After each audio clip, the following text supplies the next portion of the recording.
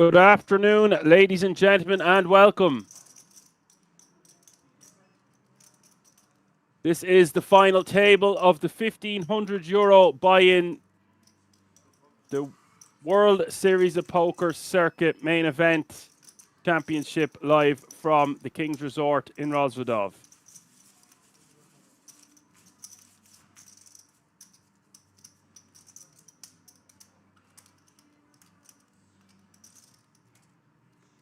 Hope you're all very well on this Tuesday afternoon for a bonus day of coverage brought to you by myself, Action Man Dan.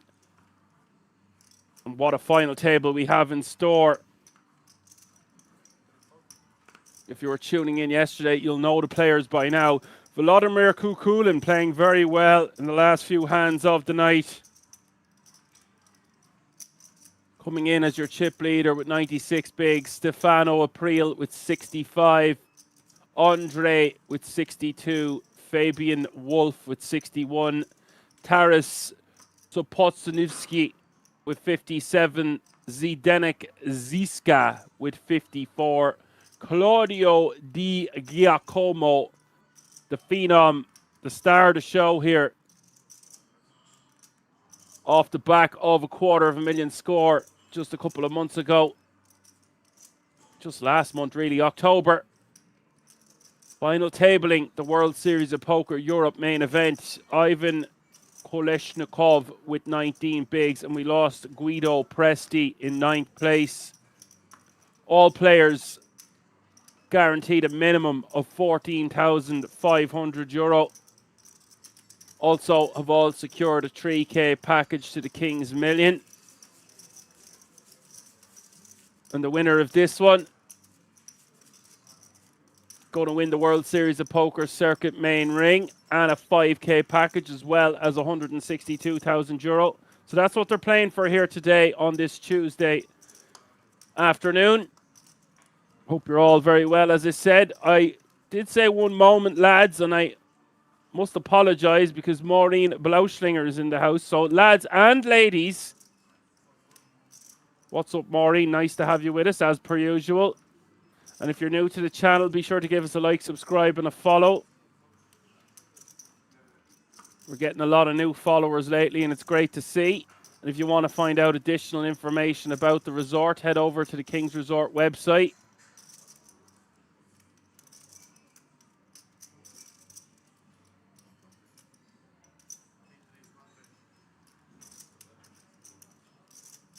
Graphics are looking amazing. I hope the players have had loads of extra time to replenish, rest, and recover for what is set to be an explosive day of poker action, playing for so much money up top.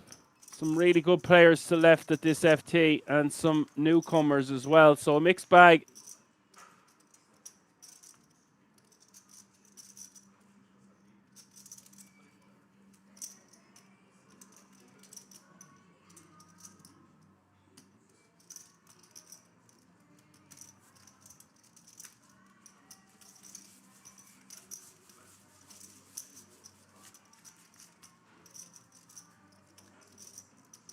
And let me know who you're rooting for, who you'd like to see take down this title.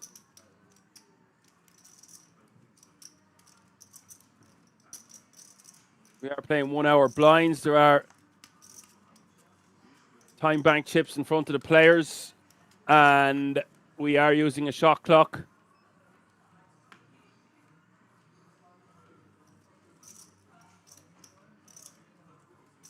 I thought I was in putting my shopping through with all that beeping. Unexpected item in the bagging area.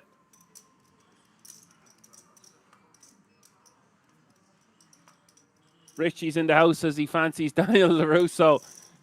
Daniel LaRusso today is Stefano April, and I'll hear no more about it. No more wax on, wax off. Daniel-san, Misa Miyagi.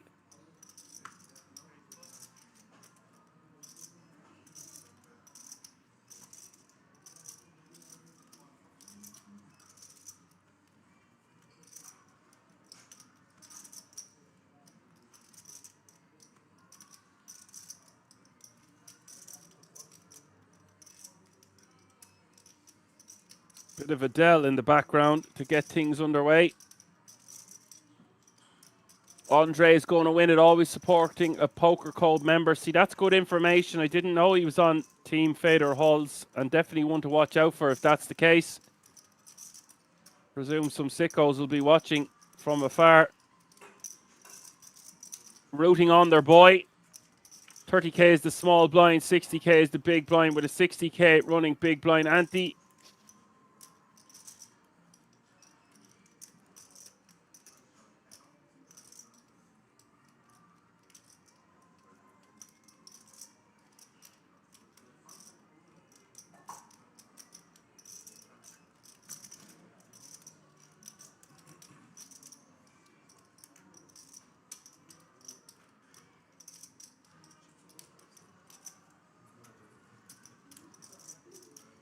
Told to watch out for this guy, the hometown hero here from the Czech Republic, Zdeněk Ziska. Taras checking over to him with the pocket sevens. Not really his board on the king, queen, queen. And Zdeněk wants to fire something small here. See where he's at. Also deny equity. Small bet of somewhere around quarter pot. Goes for 80k.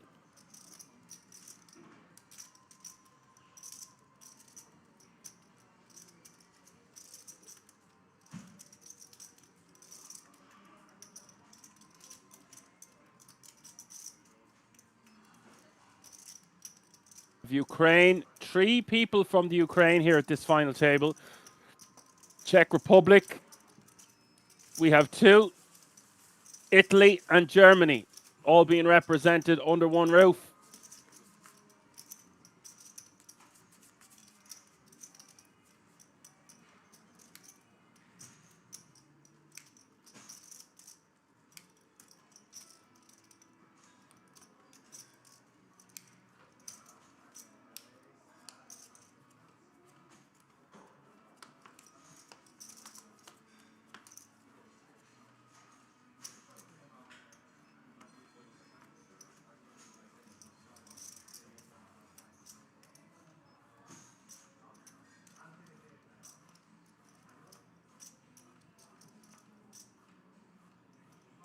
Every pot mattering so much. I was actually doing, because we finished so early yesterday, I was doing a little bit of studying on stack sizes of final tables on Ben CB's pair. To shout out to that tool, it's amazing. I was watching his final table. He's breaking down all his hands as he launched himself to win 3.9 million.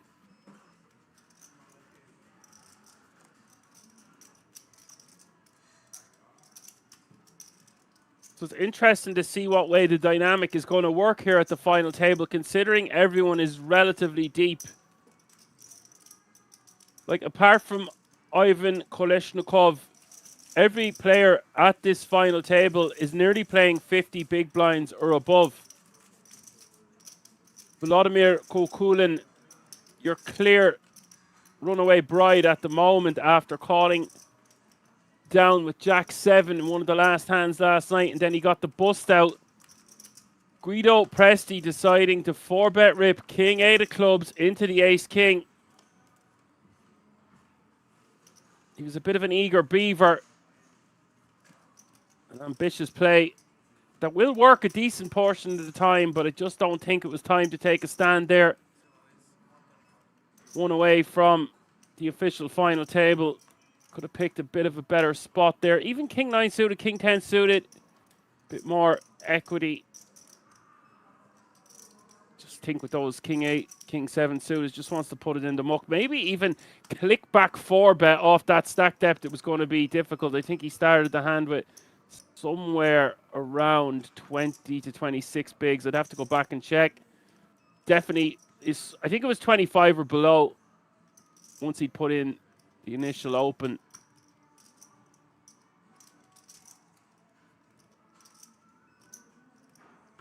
Hey, you live by the sword, you die by it sometimes.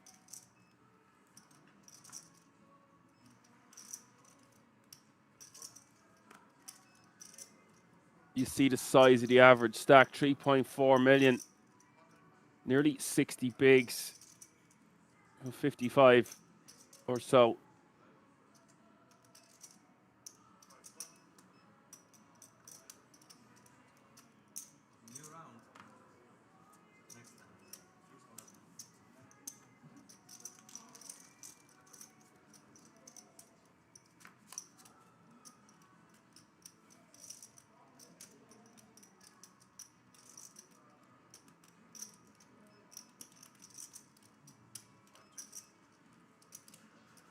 Top pair for Wolf.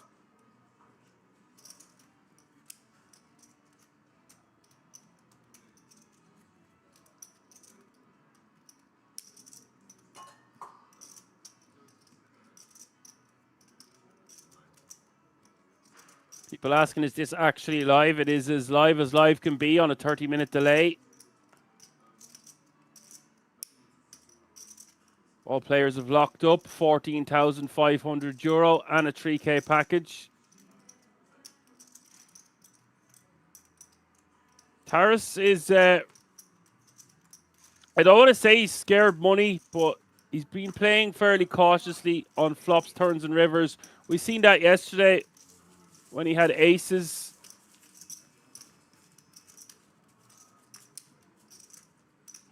I think that aces hand was exactly against Fabian Wolf. We've no further info on Zdenek Ziska, but I've been told he is one to watch. He is live reg. Maybe it's cash games. He's friends with Martin Cabrel, I think someone said yesterday. He's a professional backgammon player and coach. Well, there you go. That's some really interesting information. Thank you for that. Andre is only got a total live earnings. Oh, sorry, his best live cash is 100K. His total live earnings of 440,000. Nice.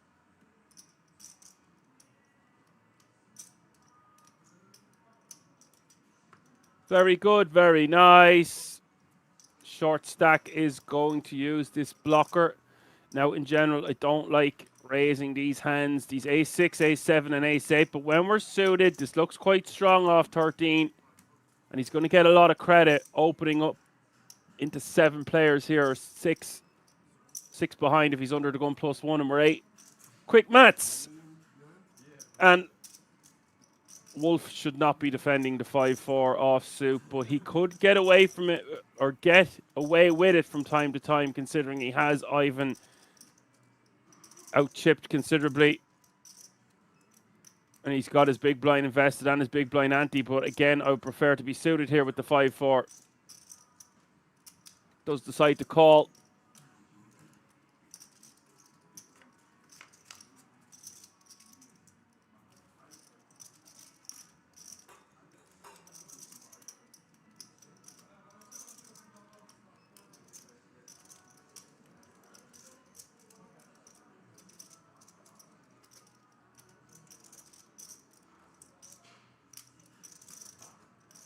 He does call.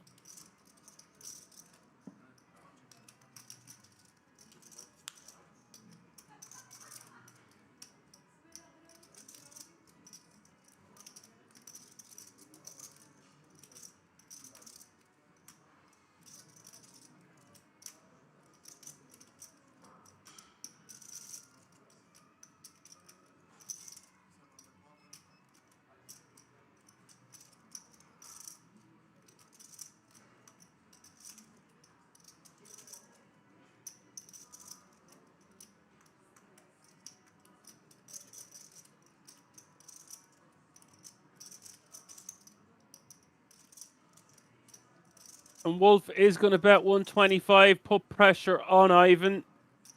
I just don't think this is the hand to do it with at all.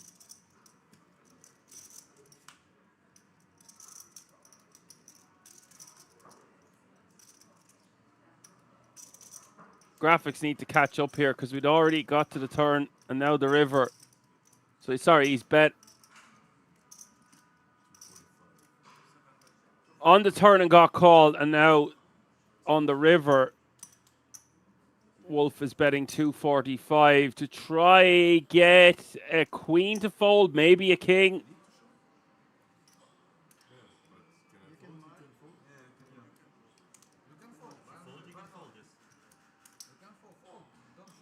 He doesn't have to show his hand. He has been called. Wolf getting caught with his hand in the cookie jar in a big pot last night. Didn't bet enough on the river, in my opinion, and now getting caught again. I was a little confused, waiting for the graphics to catch up there. But Ivan does navigate his way to the river nicely and gets the additional $250,000 bet from his opponent. That's going to be a really big pickup.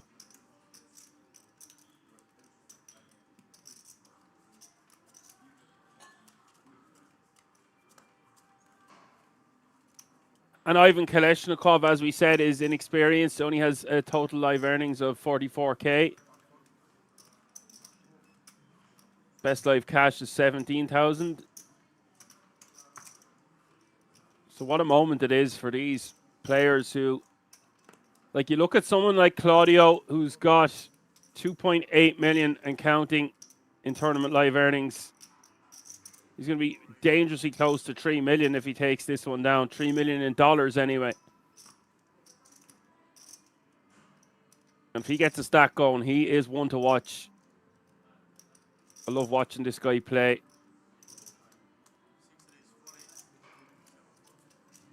He doesn't be messing around. Great at putting pressure on his opponents. Really good intuition.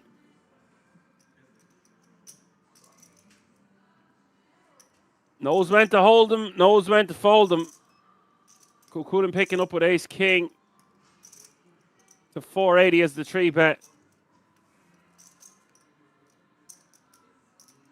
Nothing Claudio can do here. Just going to have to muck the fours.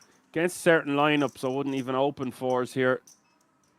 And get away with it if you're Claudio. From time to time. I don't expect him to continue here for 320k more, but you wouldn't know.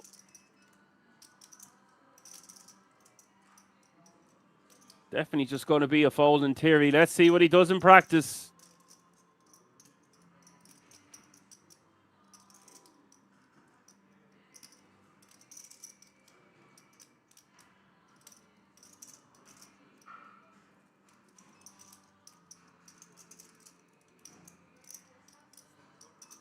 There you have it. Wants to see a flop out of position with the baby pair.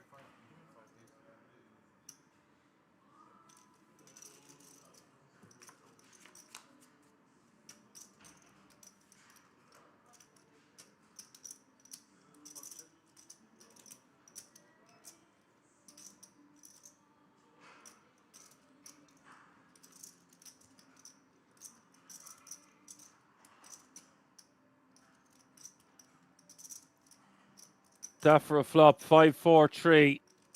This is the stuff of dreams here for Claudio.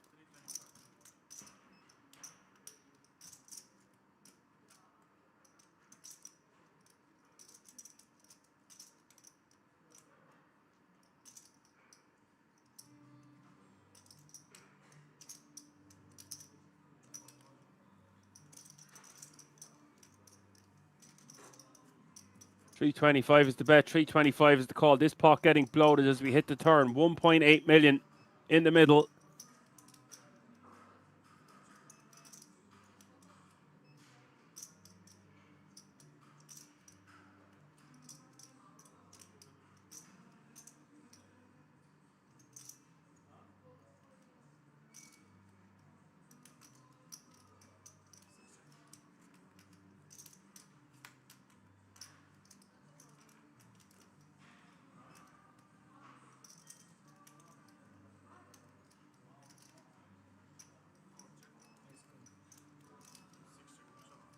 Claudio can't get any additional value.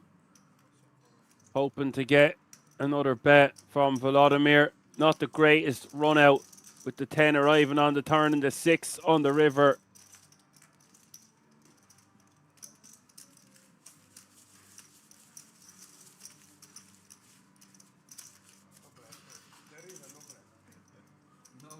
Johan, the main man, says good afternoon. What's up, Johan?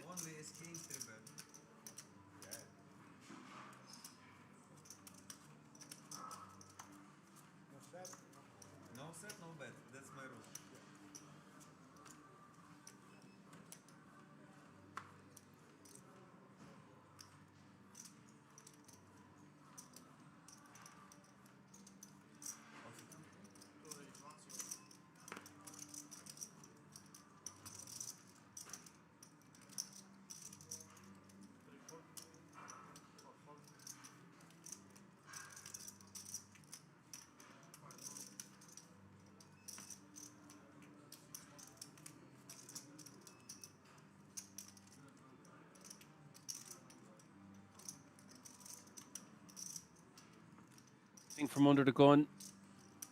Definitely got to be keeping my eye on everyone at this table. But Andre, now that I know he plays for Poker Code, is on my radar. It is the one and only Action Man Dan, indeed, Johan. Wouldn't let you down on a Tuesday.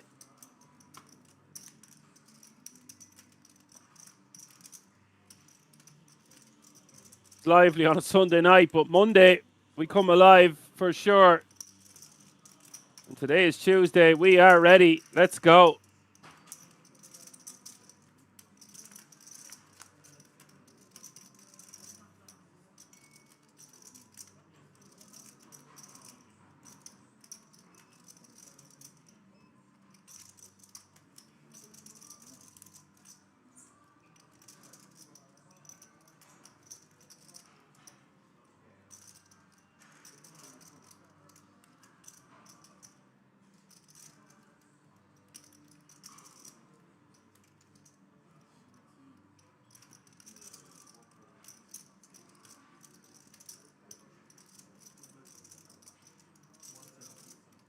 Andre checking over. Not really his board.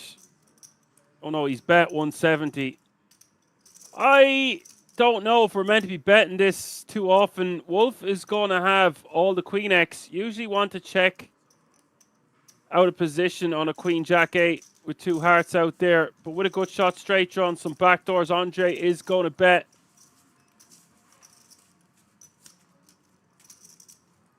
And he will take it down. He probably thinks Wolf in particular is going to be flatting fairly wide on the button. As we've seen, he's been playing quite aggro.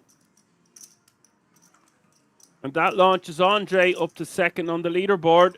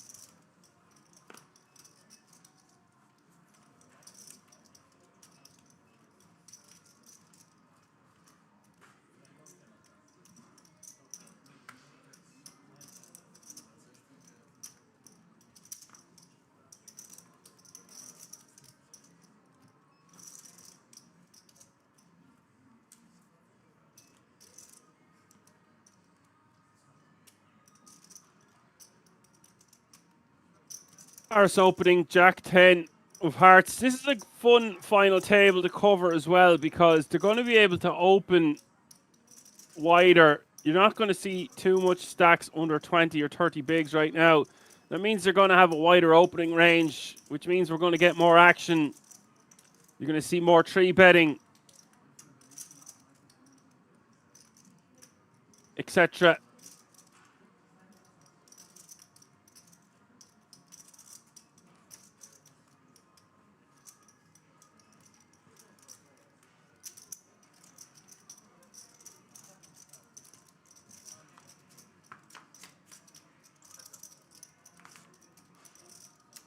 Johan's on a three stream streak. I don't think that tells the full story for Johan. Ace 6-4. Andre is going to defend in the big blind with the Queen 9 offsuit. Probably somewhere around the bottom of his defending range against Taras. Nice flop for Taras to continue. Should bet something around quarter pot here. About 125. Does go for 125.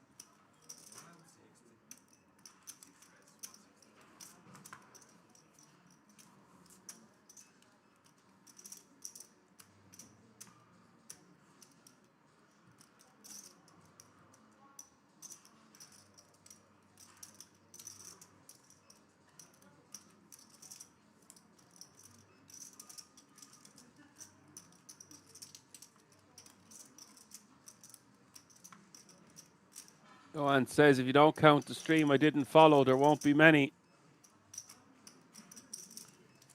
And if you weren't there for a stream, you always had a very good reason. You are one of the truest fans we have.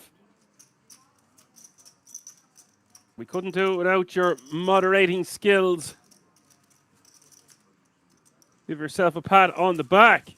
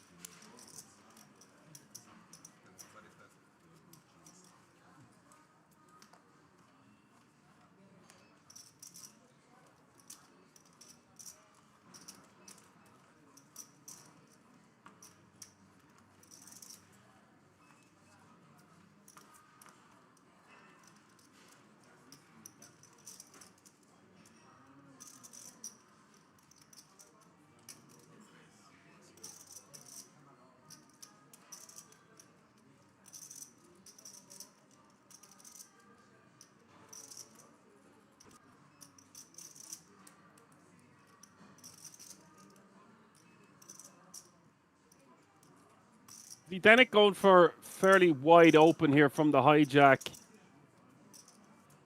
Don't know if Queen 3 suited creeps in here in the raising range. Want to be a little bit tighter than this. Especially into Claudio's big blind. Ivan wants to call with 10-9 suited. It seems like a fine call. However, when we are sub 20 bigs, we've got to be careful here. Just about 20 bigs to start the hand. 19 and change.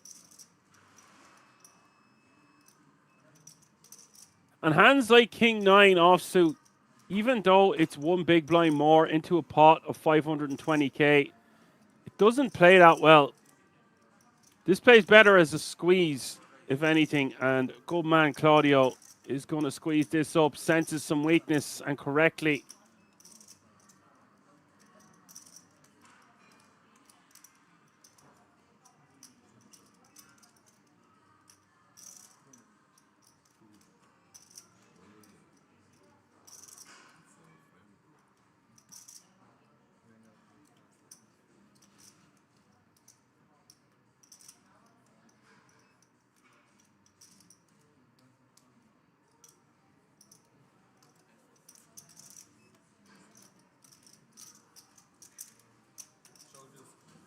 Because Ivan's not going to have too many strong hands here.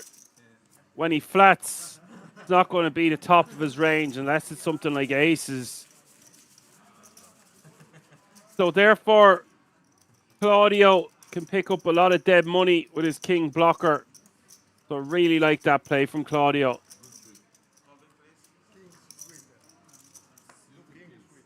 I way prefer it than flatting with the king 9 offsuit there. Claudio showing his experience once again.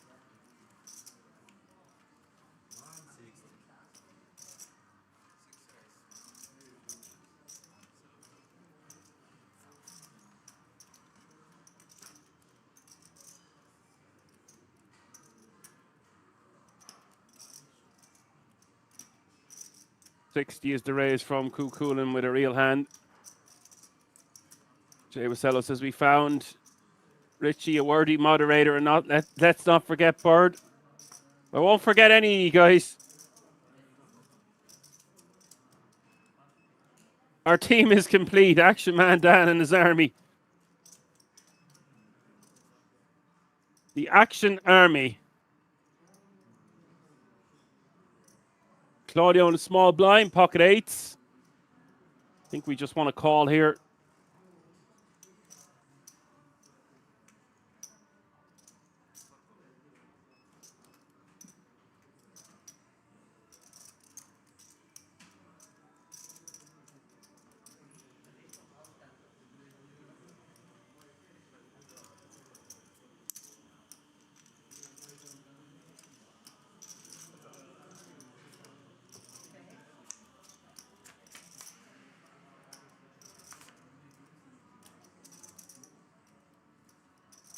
Flop is Jack 6 deuce.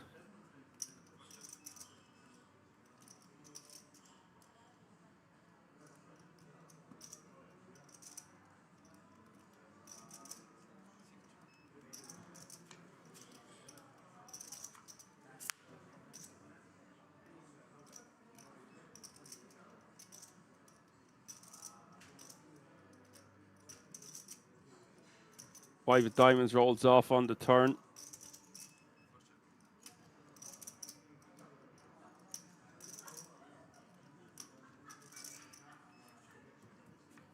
Turn goes check, check. After the flop goes check, check.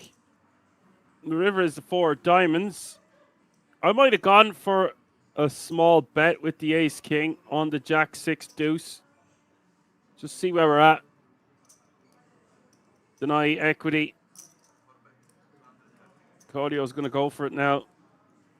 This is just a terrible run out for ace king. I think we just fold, honestly, but he decides to call. Really can't beat much unless it's a big boy bluff, and I just don't see it on that run out. Claudio wins another one and now has 4.5 million chips. Really gaining traction nicely from 30 big blinds not so long ago, all the way up to 56, which I reckon is right around his age.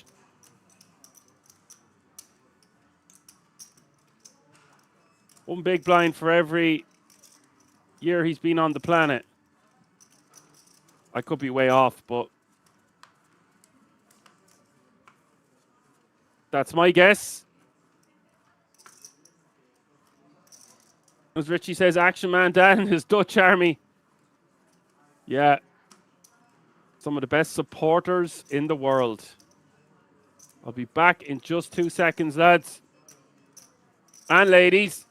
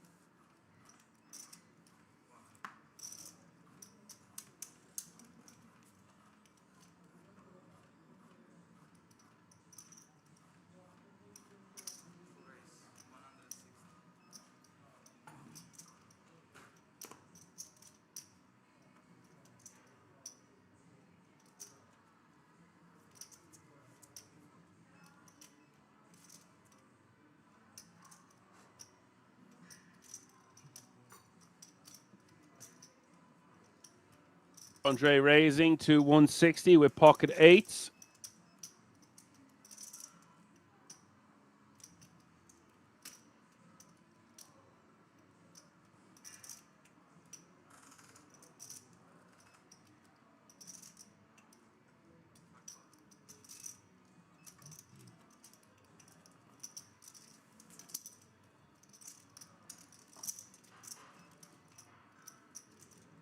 Two red Jabracadas for Taras is going to call on the button, and Wolf getting a great price in the big blind.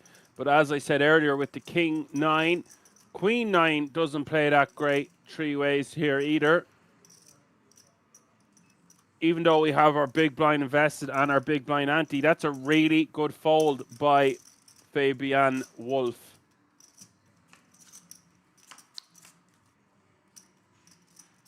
A lot of players will just call there.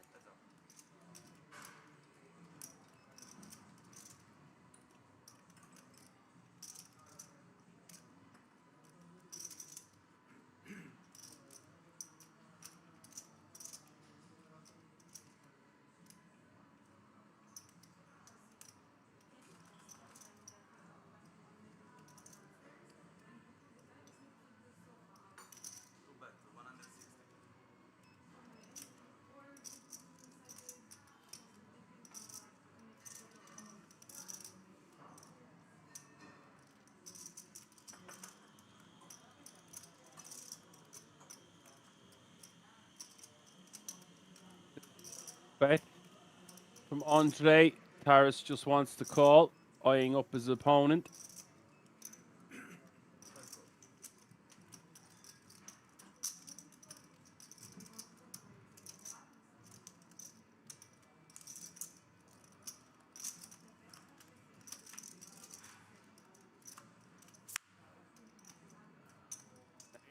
Action killer for both players.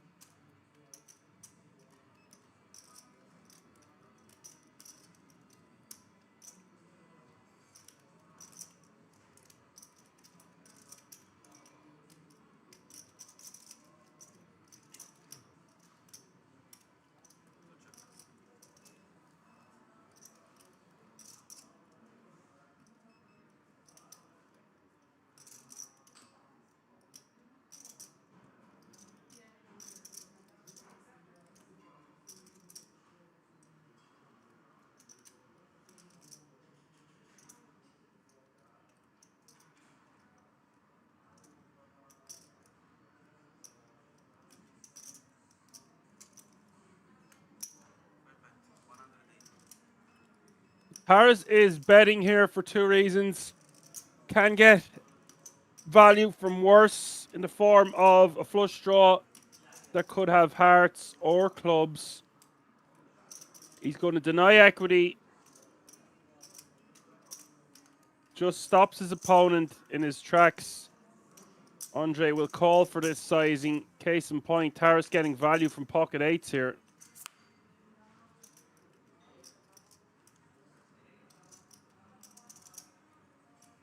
And it makes it so easy for us to just check back on the river now, unless he's trying to get paid by eights, nines, tens.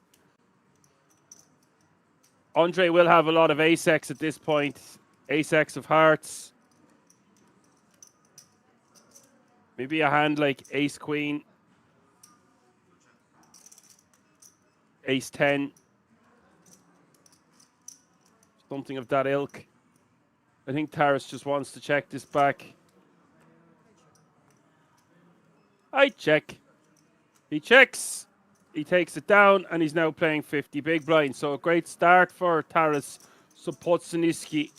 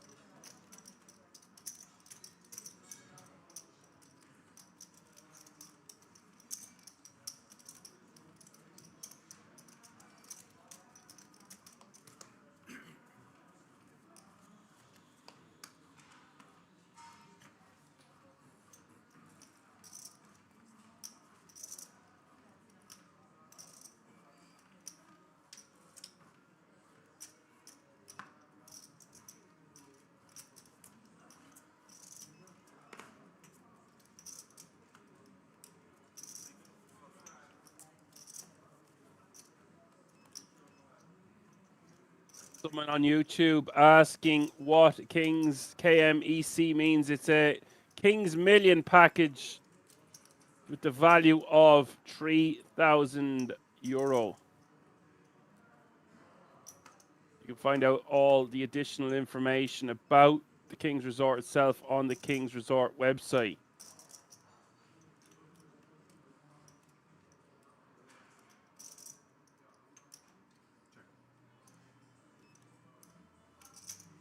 We are playing 1 hour blinds today. That is correct and right.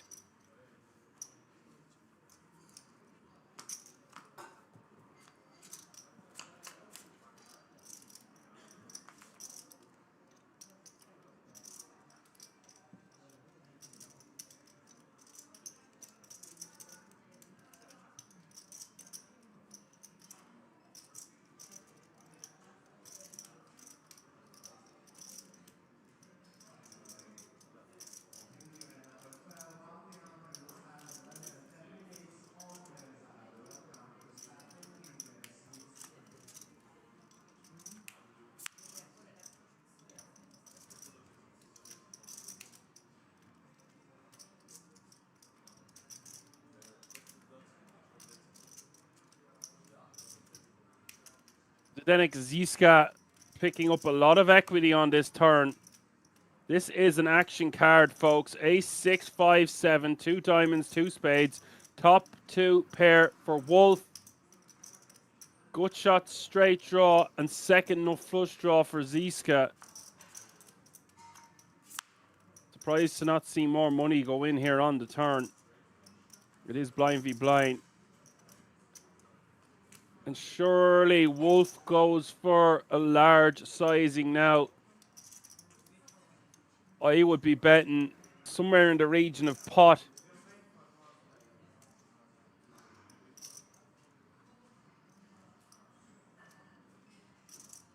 Maybe 125% pot. 300k. And yes, he agrees with me, going somewhere close to pot. 205 into 240. Maybe 125% was just too greedy. I like this sizing from Wolf.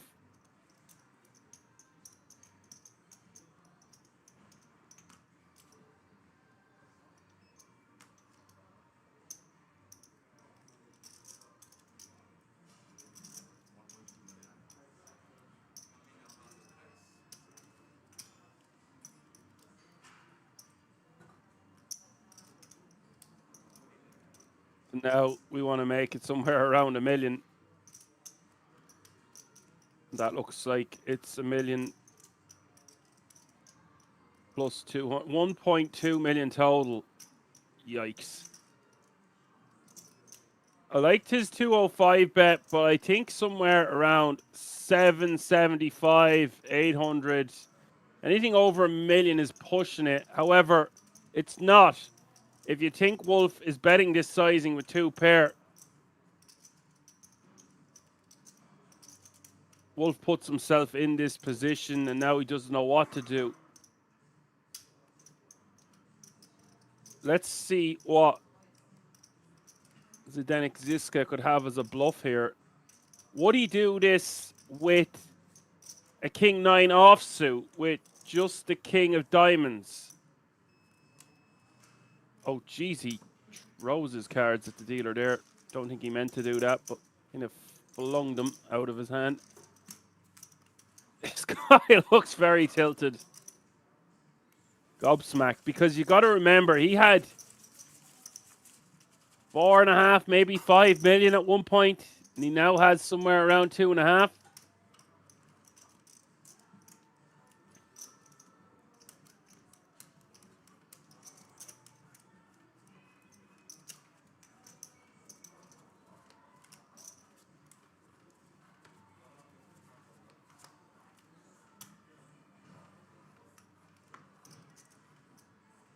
That was a fun hand. I think we can get paid there if we make it somewhere around 650, 675, maybe 700. Making it 1.2 million really pushing the boat out.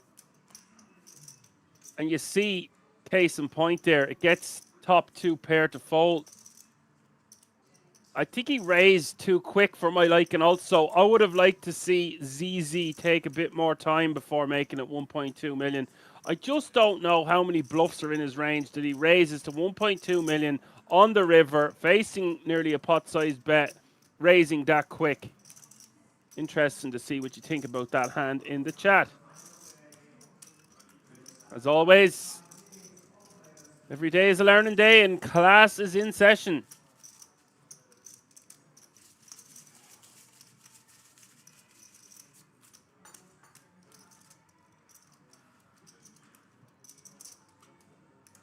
The King's Million European Poker Championship Super Main Event. €1,150 and 5 million guaranteed starts on the 1st of the 10th. So the 10th of January.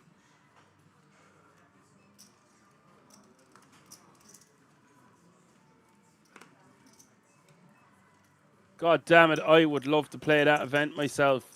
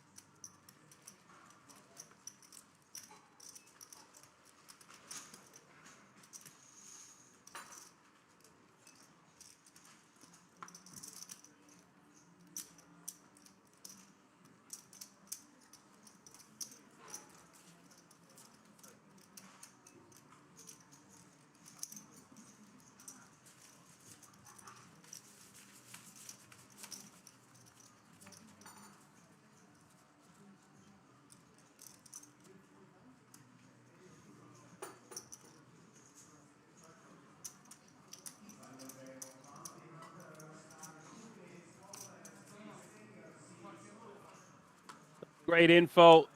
Jay Wasello, thanks. Yeah, just click that link and you can check it all out on the website. We even have a merchandise store. Don't forget about that. Get your loved ones or yourself some nice items for Christmas. 40k small blind now, 80k big blind with an 80k running big blind ante.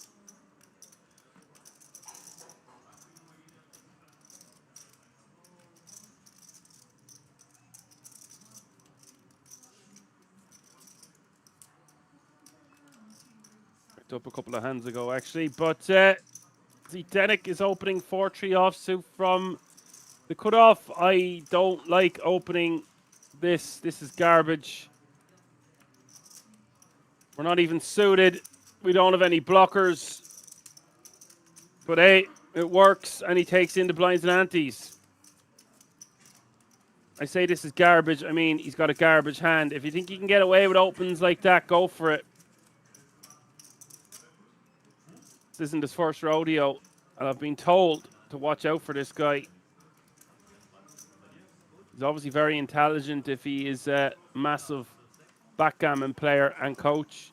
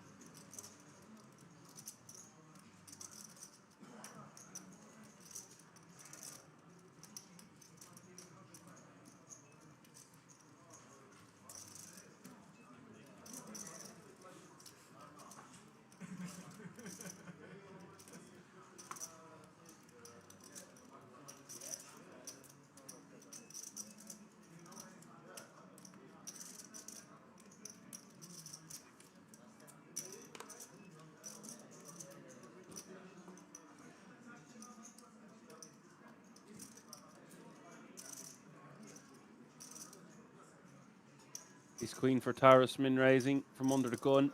Round to Claudio in the big blind with ace nine of hearts. Will call.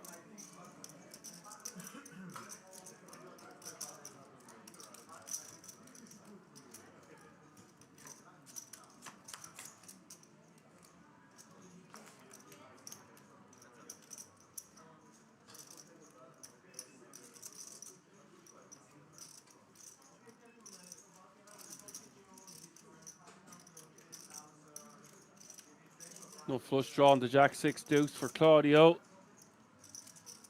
Harris with range advantage will fire a C bet somewhere around quarter pot again. 125, 130.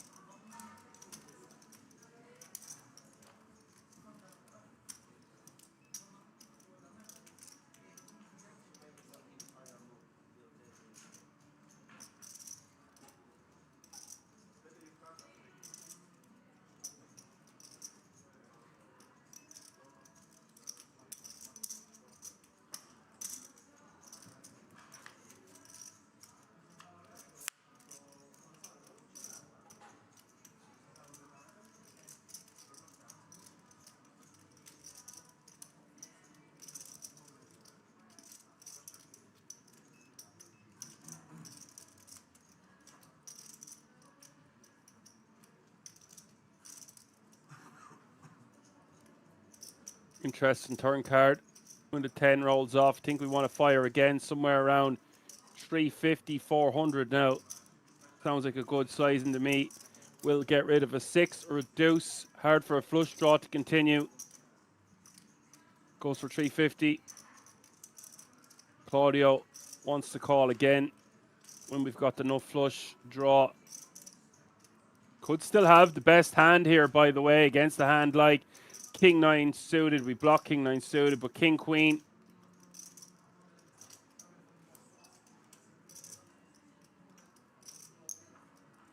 Queen 9 less likely as well. We block that. All those combos of King Queen keep firing on this turn as far as I'm aware. Claudio gets there on the river, 1.4 million in the pot. Now, if Claudio checks, Taras probably just checks back. So I wouldn't be shocked to see Claudio make a bet here just to make sure he gets paid by a jack. Maybe some 10x that didn't check the turn decided to bet. So just wants to bet something around half pot. Does go for exactly half pot here. Just under it.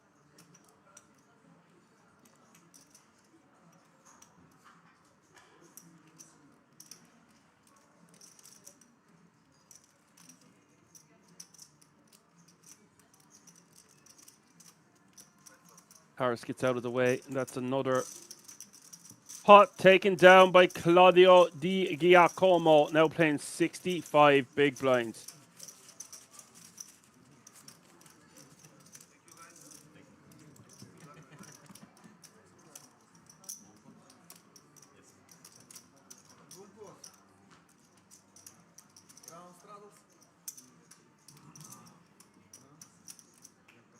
That's how they're looking at the moment on the leaderboard. Claudio is now the chip leader.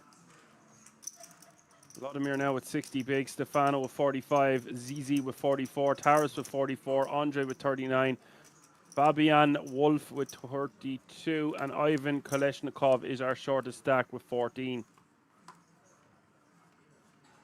A nice feeling out period in the opening frame of this final table. If you're just tuning in on this Tuesday afternoon, that's what you're watching.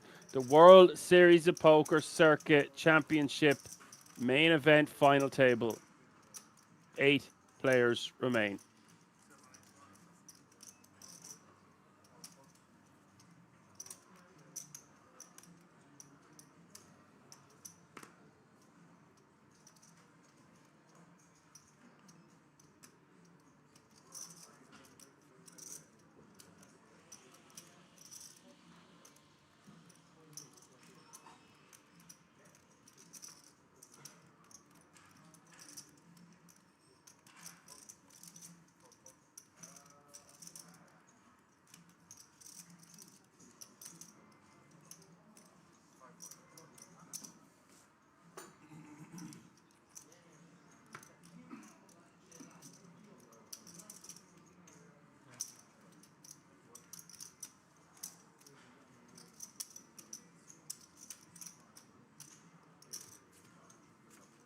180 is the call from Andre with pocket sixes. Ace Queen, the initial opener.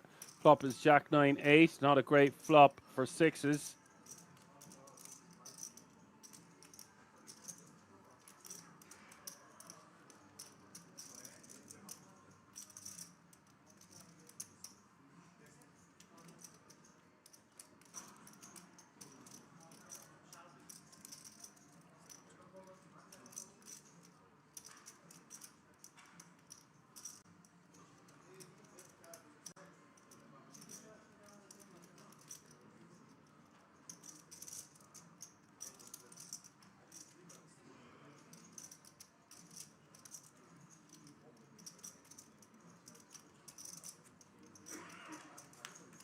We'll go check, check. Turn is great for Wolf. Has a straight.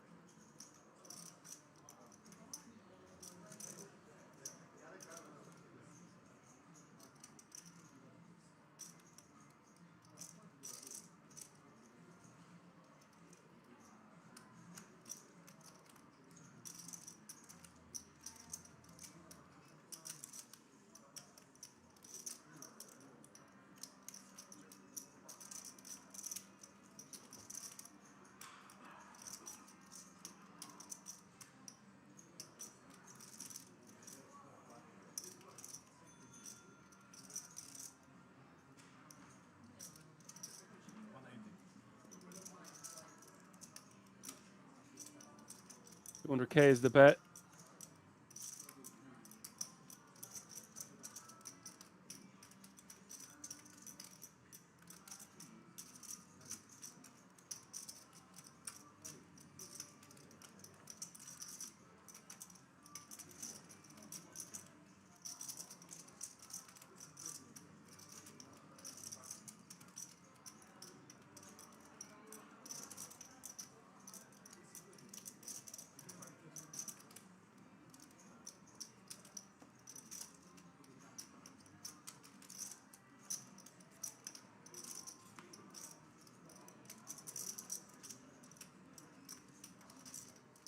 Six is deciding to hang around here on the turn. Not the biggest fan of that from Andre.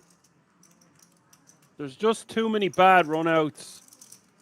It's just the worst board ever for us. Not a fan, but continuing here with the sixes. Wolf with the straight and the check mark, of course.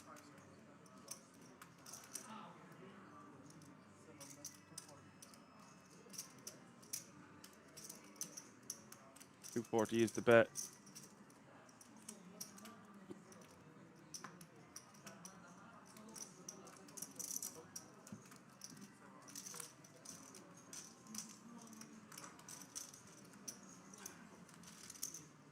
Wolf takes in another pot, playing close to 40 big blinds. Again, I see KM who's joined us on YouTube. Says, always a surprise around the corner of Kings. There is indeed.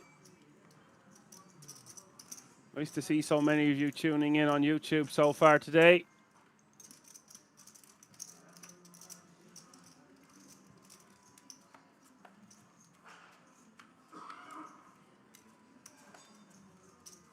Oh, sorry, I had the action slightly wrong there on the turn. He wasn't hanging around. That makes a lot more sense. My apology. Wolf checked Andre on the turn. I didn't think Wolf had checked. I thought it was the other way around. And that makes a lot of sense because Andre knows exactly what he's doing, and that's why I was surprised to see that he made that bet, but I had the action the wrong way around.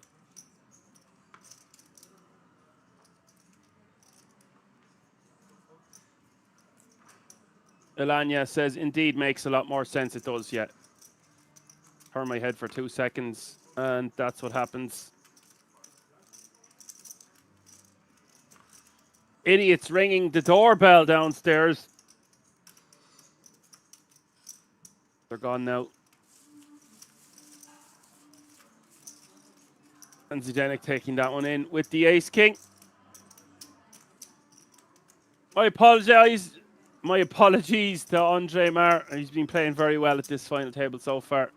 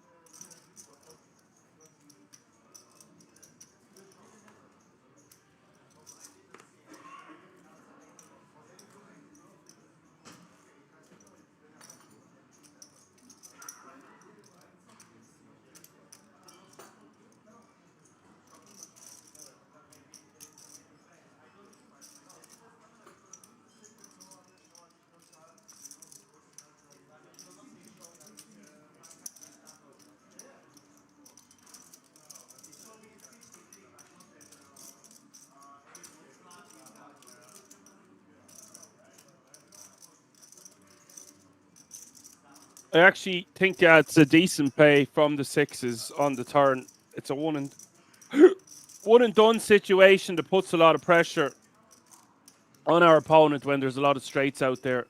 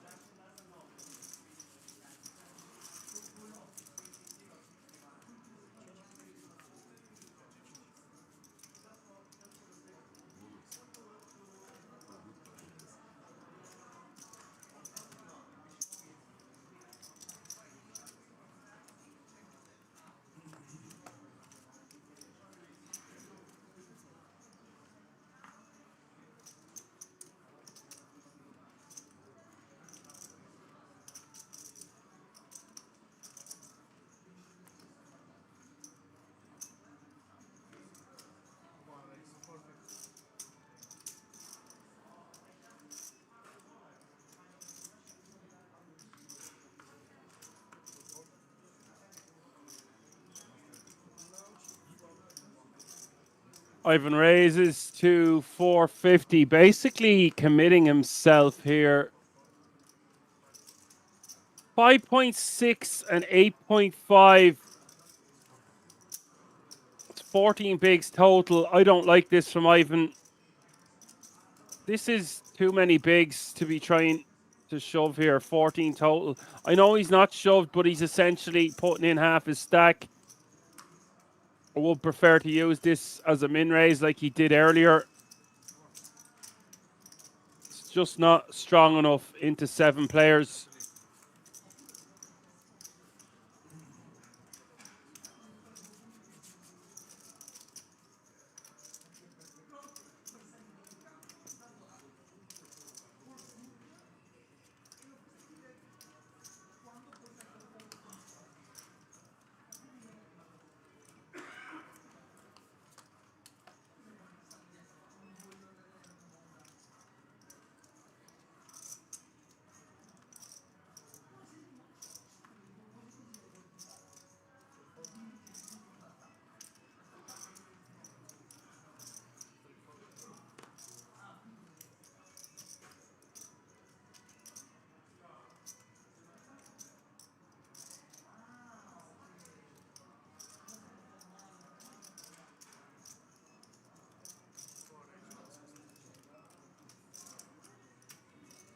GGE says, petting my chihuahua, watching from Annapolis, USA.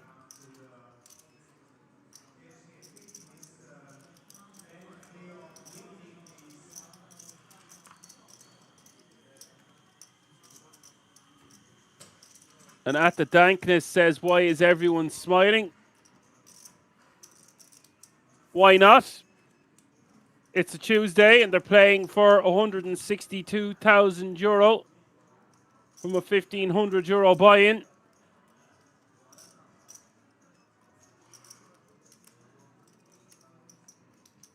Will be a really nice payday driving home for Christmas.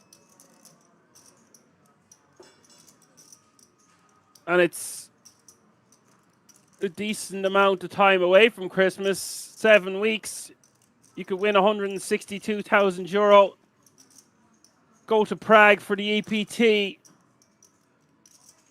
And then decide between the WPT or the GG Paradise in the Bahamas. Actually, you'd be going to the GG Paradise because you'd have a 5K package. Nearly enough time to lose €162,000 before Christmas. Thank you for your comment.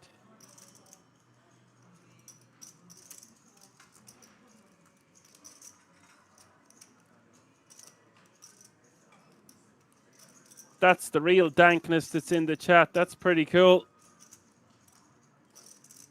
I like this guy on Twitter.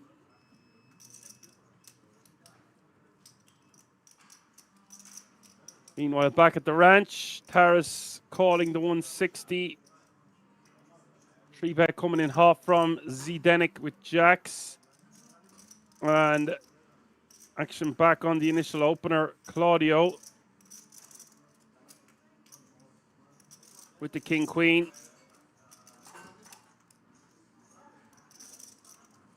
These are the kind of hands that we want to use as 4-bet bluffs, but I just don't know if this is the spot. Would prefer to see him let it go, and he does do just that.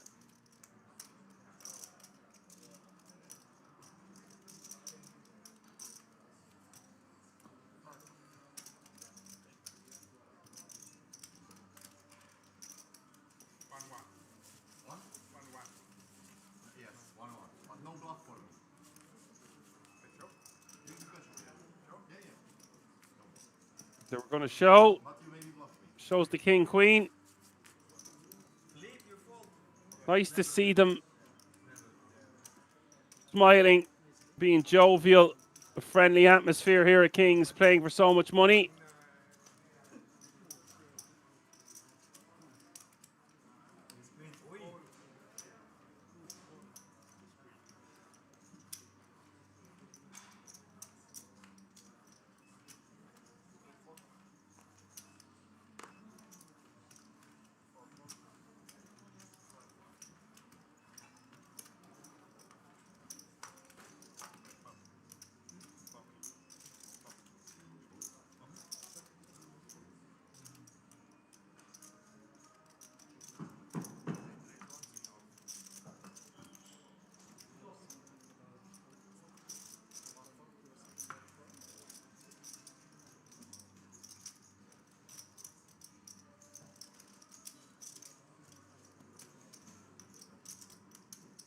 ZZ opens the 10-8 offsuit.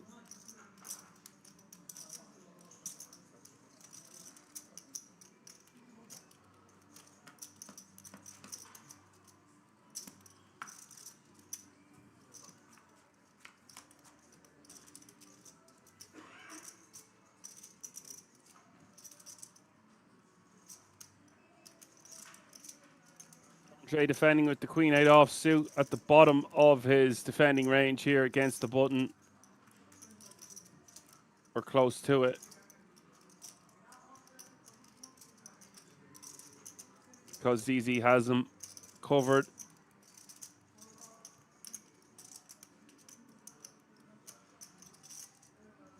ZZ can bet or check here. I think checking is better on this board with the 10-8.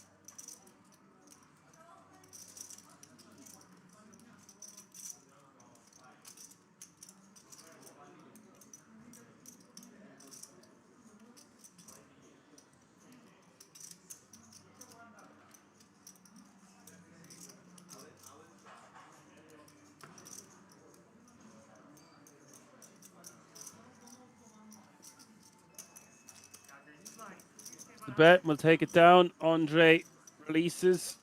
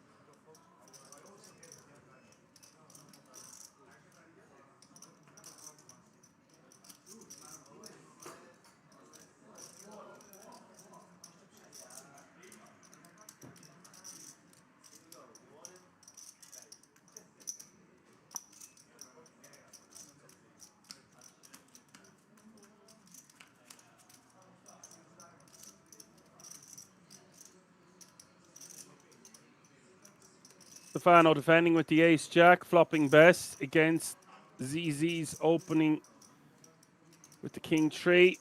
I think ZZ is just opening a bit too wide for my liking.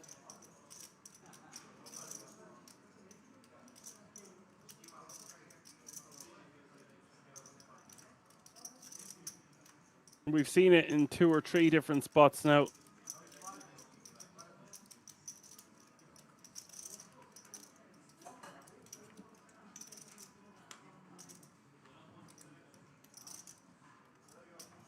It is ace 9 6 5.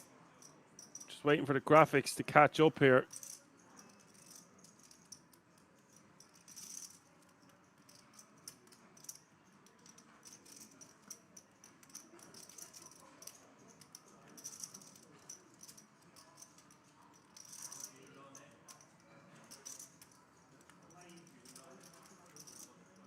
Sees easy bet on the ace 9 6. Repping an ace the majority of the time here. Doesn't have to bet too big, like 150.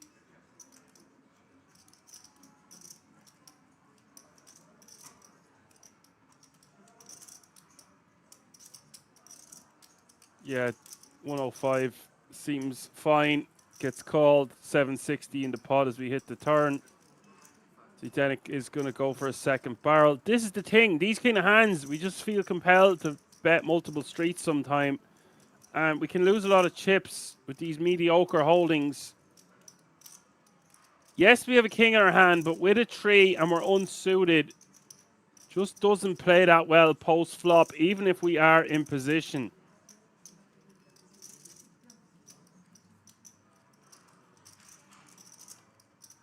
You're not just going to be able to steamroll with these opens against this lineup. This isn't a 150 buy-in or a 300 or even a 500. It's the main. It's 1500 buy-in. And there's a lot of good players still remaining at this FT. 5 of hearts rolling off on the river, and surely this is give up time for ZZ. Flush is out there, the straight is out there, the board is now paired. Pretty sick if ZZ found a third barrel here, because Stefano doesn't even have that great of a hand anymore. Just one pair, no diamond blocker, no straight blocker. ZZ, yeah, he just gives it up, and that's wise. Stefano wins a nice pot there. Mr. LaRusso up to 4.2 million, and that puts ZZ down to 3.7.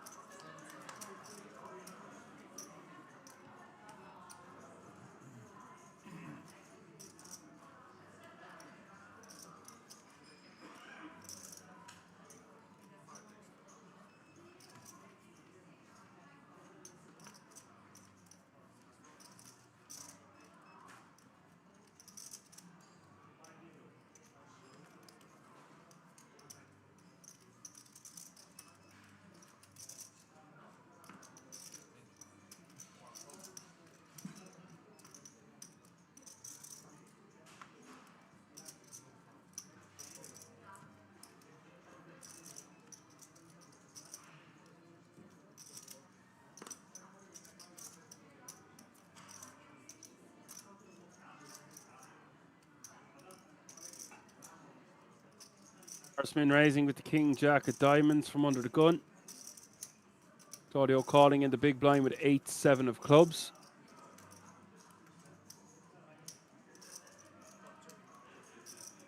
That's a pretty good flop for 8-7 of clubs.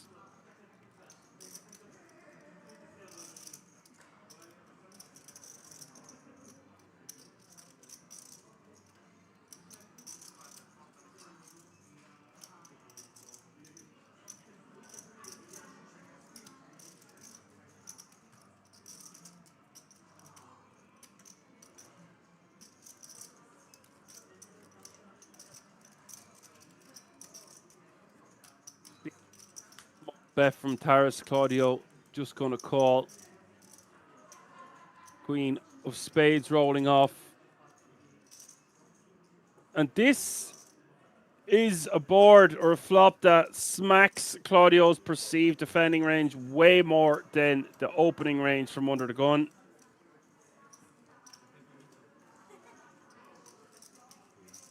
I would just be giving up at this point with the king jack of diamonds, no club in hand.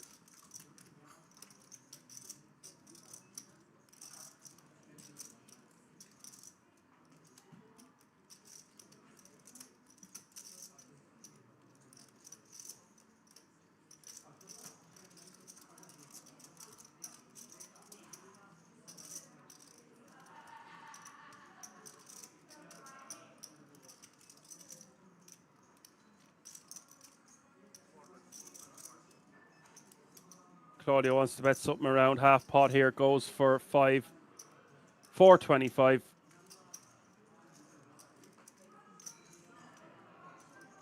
That's going to be the end of this.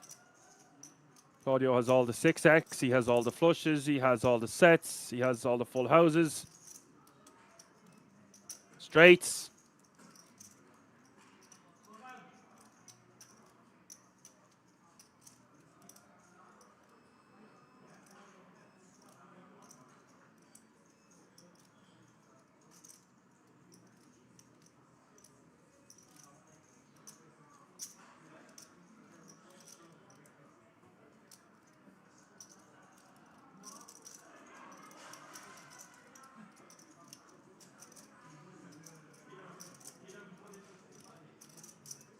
$25 is the bet, and he's smiling at Taras.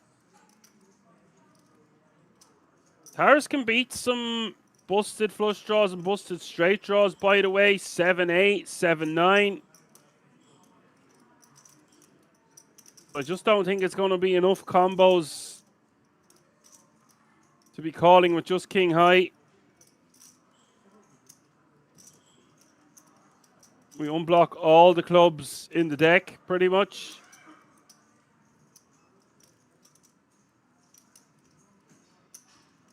Taras looks like he is going to pay Claudio off. And this is Claudio's image and who he is as a beast at Kings, getting paid by just king high, and Claudio well and truly is the chip leader of this main event final table. Close to 6 million now.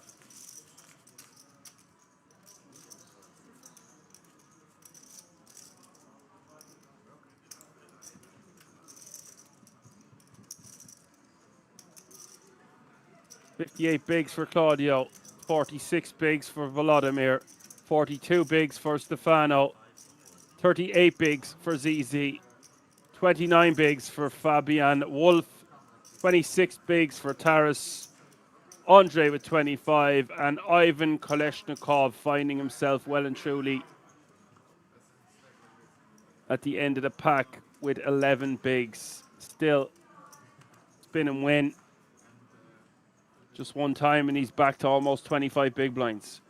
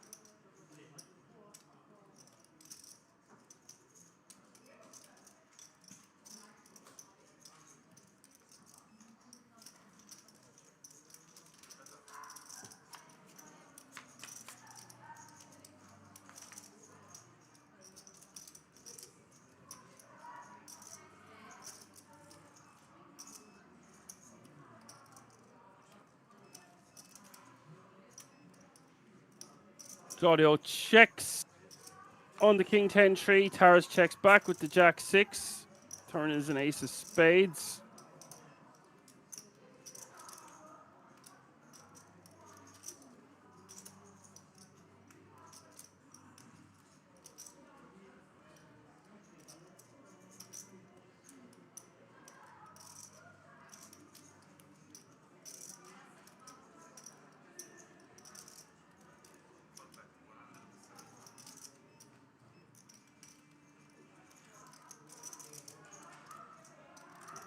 $75 is the bet from Claudio.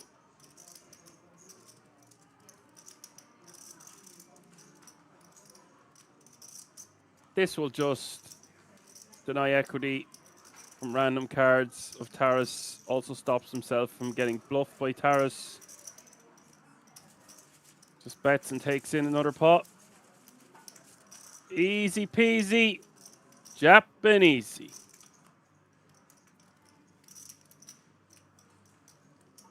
Gajpo agrees with me and says this calls with the high card are crazy. With the king high, I'm presuming you're on about on the river. Nice to have you with us, Skajpo.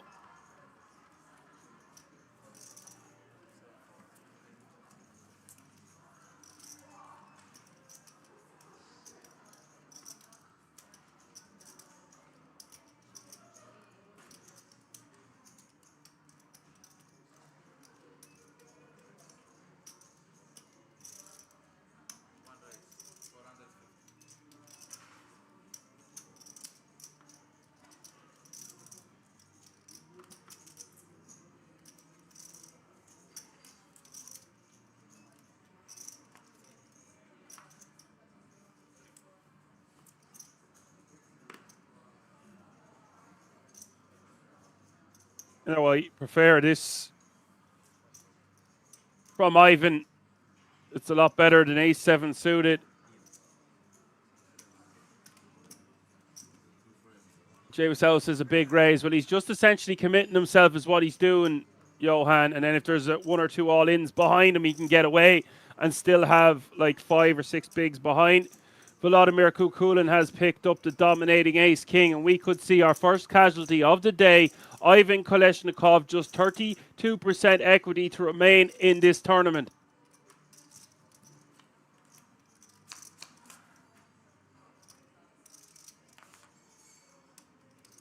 Seven, 5, 3.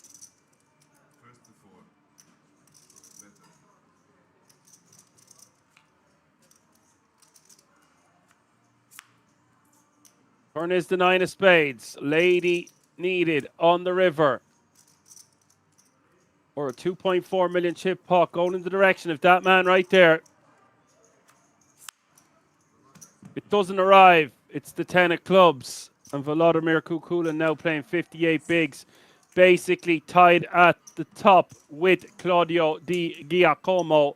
And Ivan Kolesnikov is out in 8th place and 7 players remaining now. Congratulations to Ivan Kolesnikov, taking home €14,500 for his efforts and a 3K Kings Million package. And with 7 players remaining now, they're all guaranteed a minimum of €19,000.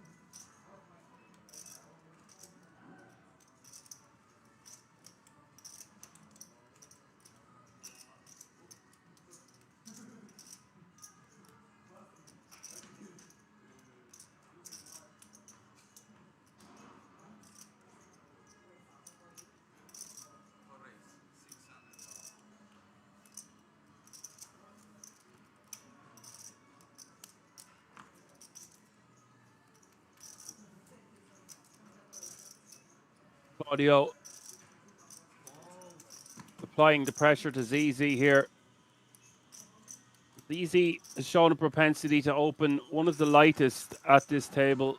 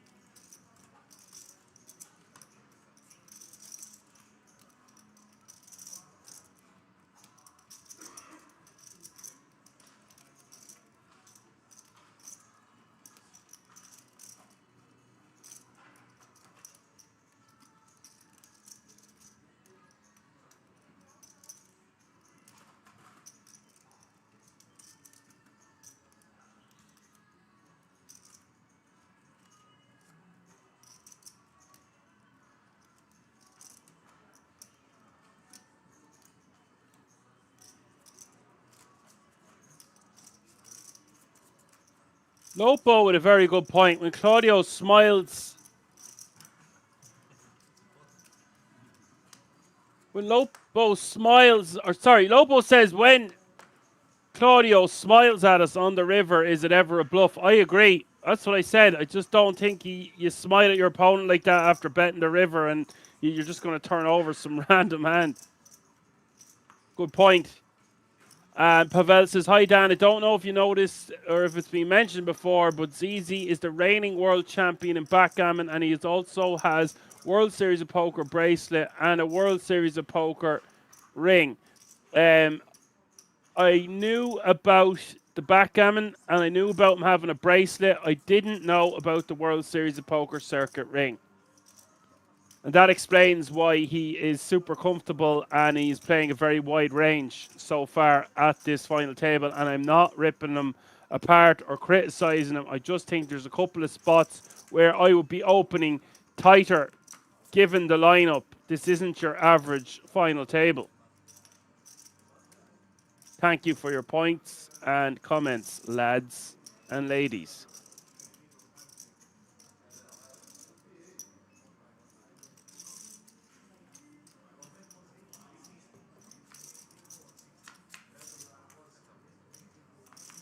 Again, I wouldn't even like really defending here with the ace-6 offsuit. Just plays poorly. Now it is against a cut-off open, and we do have Taras covered.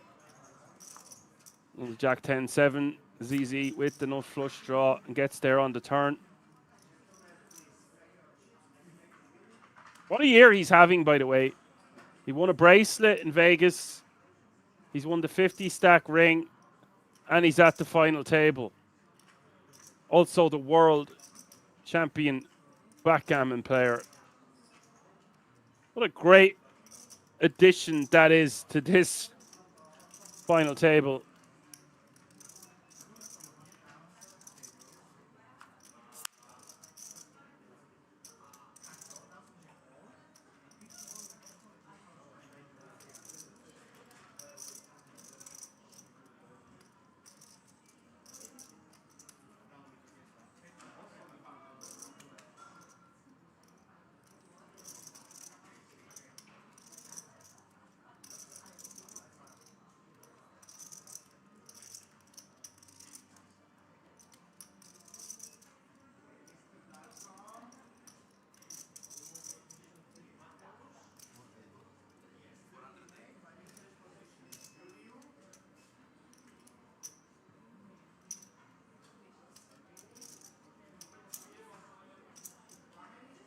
Got a 480k here from ZZ.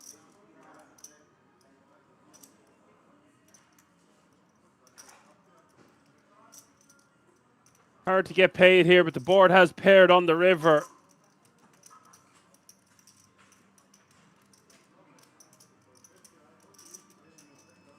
Dean Taras makes some light calls already, but this would be a bit of a stretch, to say the least.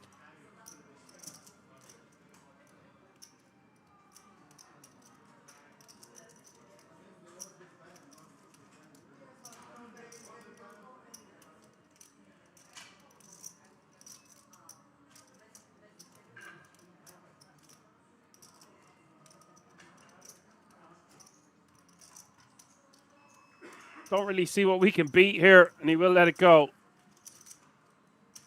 Easy would have to be really running an outrageous bluff there to make that a profitable call on the river.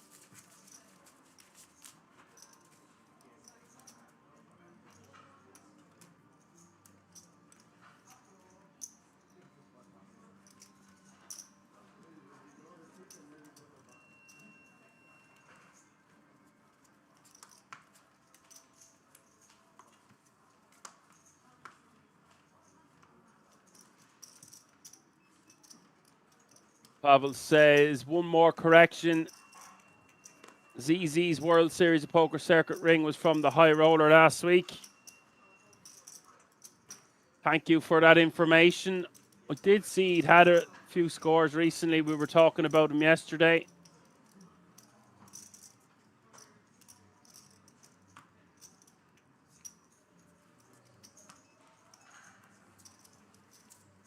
Cost of confrontation is another reason to play a stronger range of hands. Yes, that is a great way of putting it. Like I said, this isn't your average 150 buy-in with like less than 50k up top or in or around, and a lot of the opposition are recreationals, etc. There's guys here who are fearless at this FT, and we got to pick our spots wisely.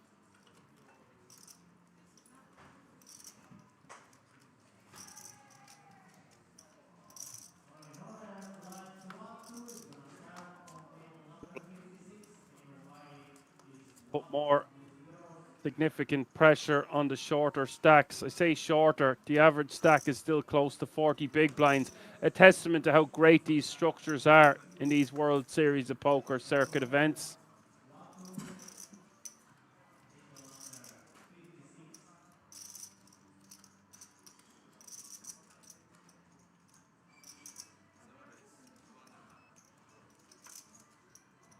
A few months ago, I just wasn't aware of the high roller last week.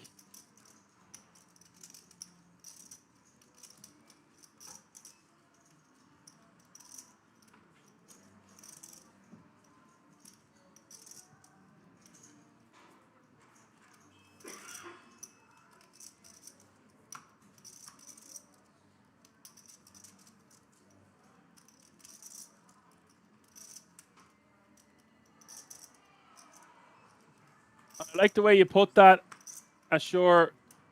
The cost of confrontation.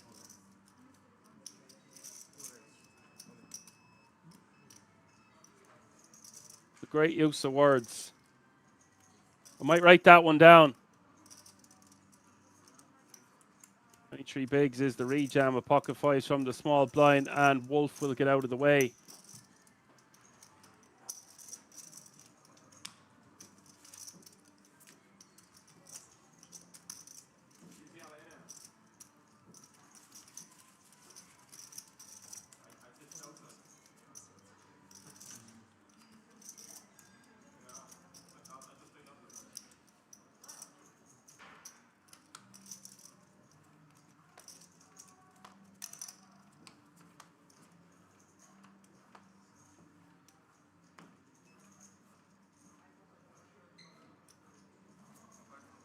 A nice pick up there for the pocket fives, uncontested.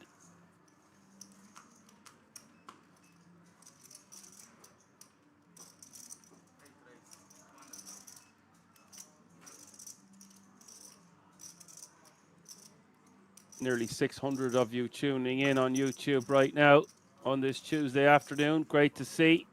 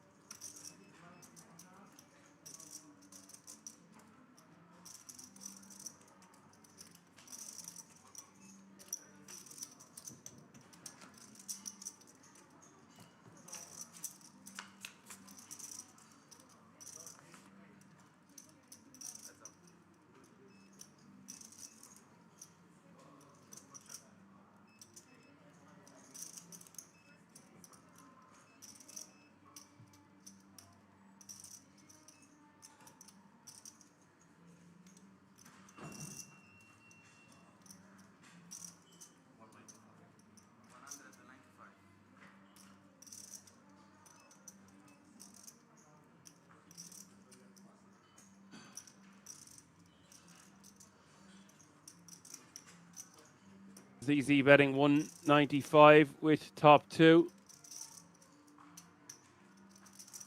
It is embarrassing to say that I didn't recognize ZZ yesterday. I already came out clean about that. It wasn't that I didn't know who he was. I just didn't recognize him at first at the table because he wasn't playing under the name Zdenek Ziska. He was playing under the name 2121.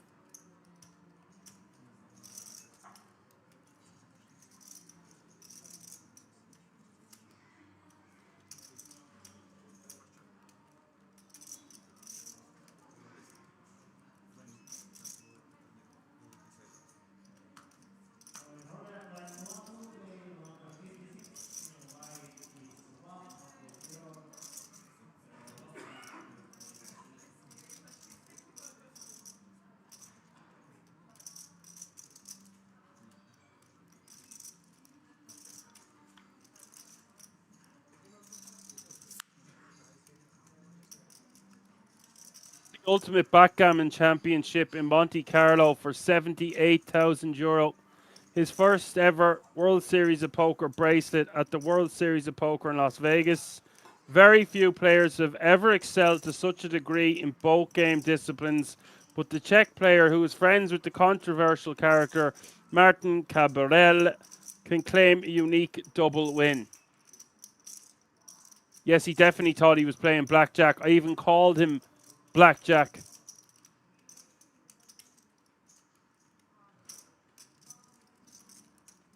Picking up the action here. Speaking of blackjack, ace jack is blackjack. An ace and a jack out there.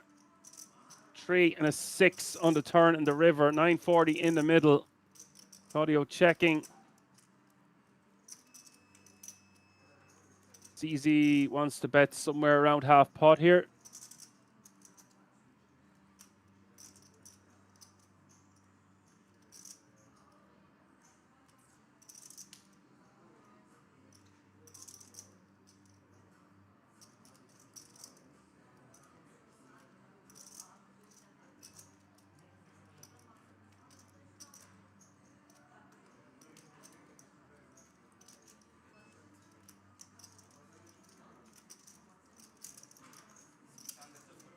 About 2/3 pot. That looks like 645.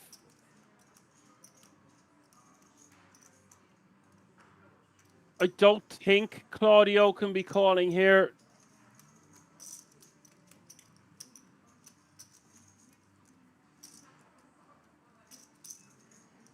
Does unblock any spade draw that kept firing or is now firing on the river. Can beat hands like Queen 10.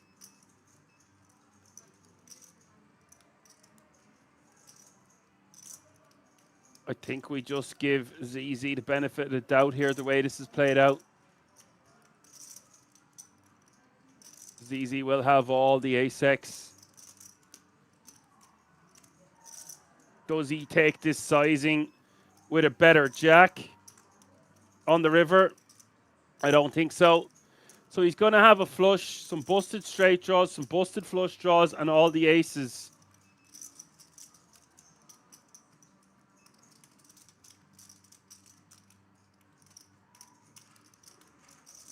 That's why you're going to see Claudio give this careful consideration.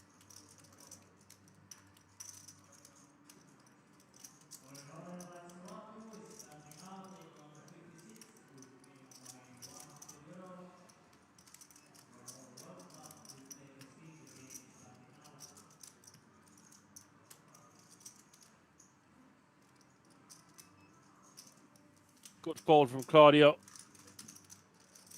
I like that he took his time, thought about the decision,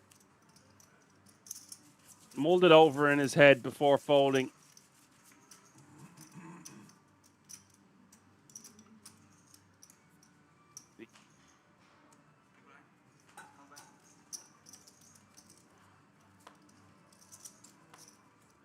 Got Andre from Poker Code, ZZ, who is pals with Martin Cabrel.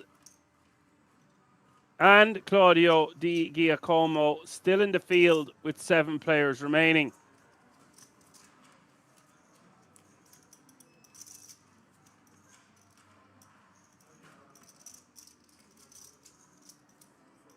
I wouldn't write off anyone else, but they have a lot less experience than those 3 aforementioned players.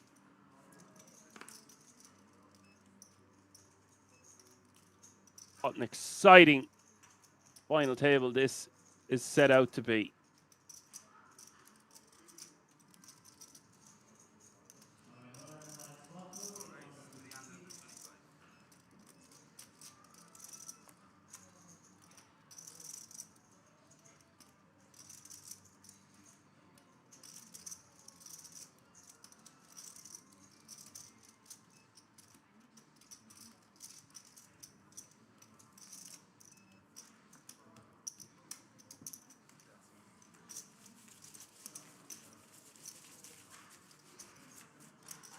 Yes, I am getting some clarification on why he was calling himself 2121. It wasn't like me doing a mic test 1 2 1 2 2 1 2 2 1.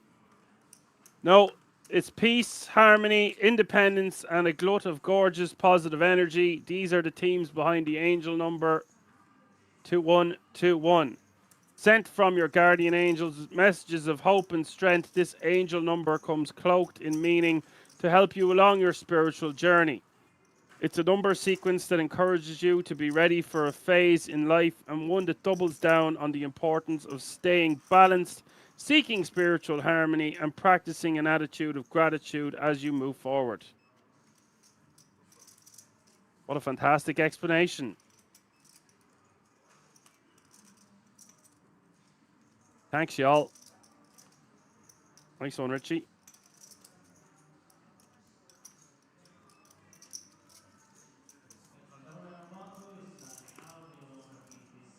Stefano min raising with 5-4 suited. Now, see, this isn't too bad. Oh, 40 bigs, but opening hands like 3-4 offsuit and 5-4 offsuit.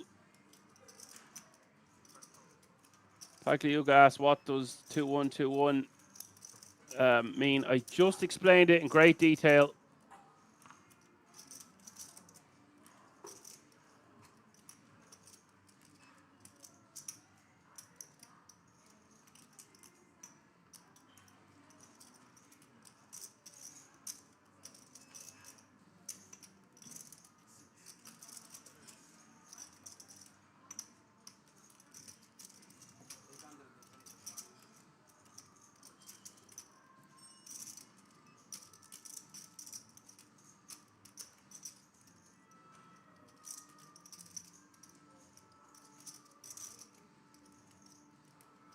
Again, Ace King seems to be this guy's hand.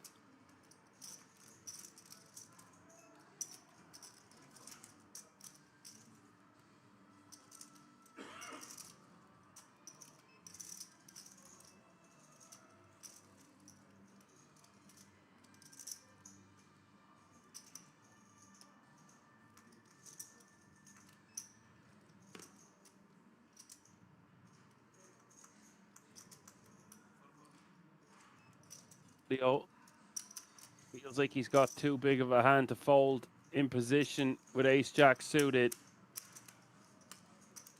Look at the size of this pot already. 20 big blinds in the middle, and we haven't even seen the flop. Big boy and big pot poker. Claudio out flopping Volodymyr. The Jack 8-7. Such a bad flop for Ace King, even if we do have the Ace of Clubs.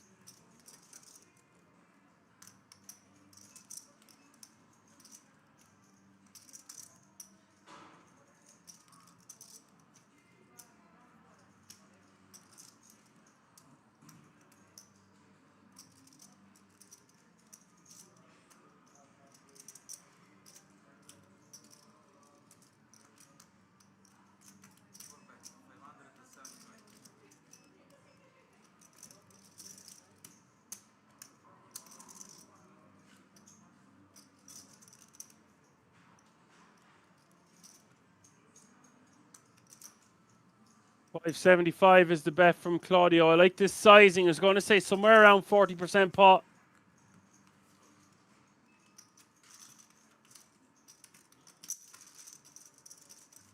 Look at this. Claudio suddenly playing 76 big blinds, a force of nature to be reckoned with. 7.5 million.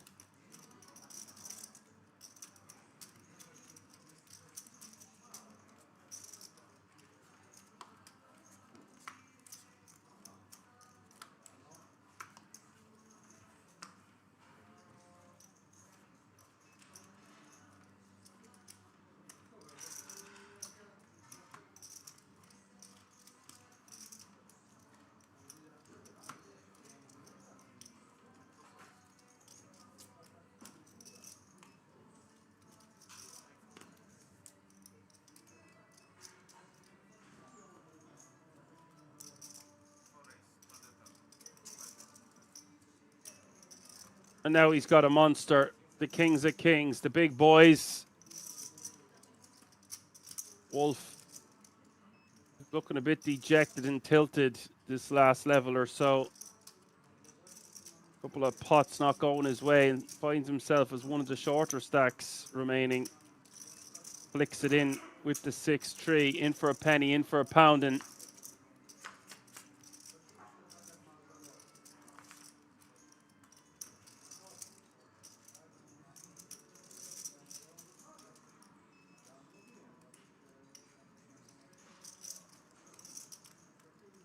eight, 7, 4, 2 diamonds.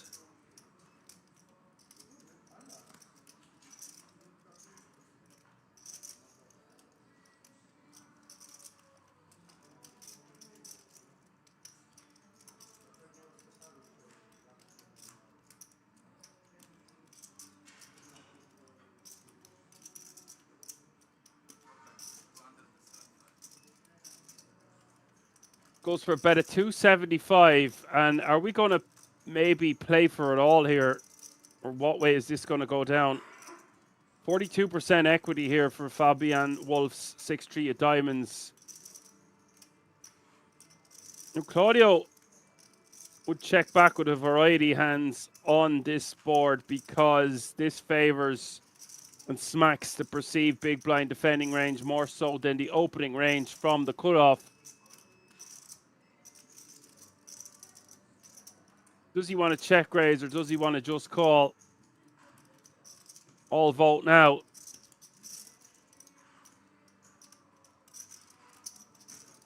If he raises, he's going to have to play for it all, so he decides to just call.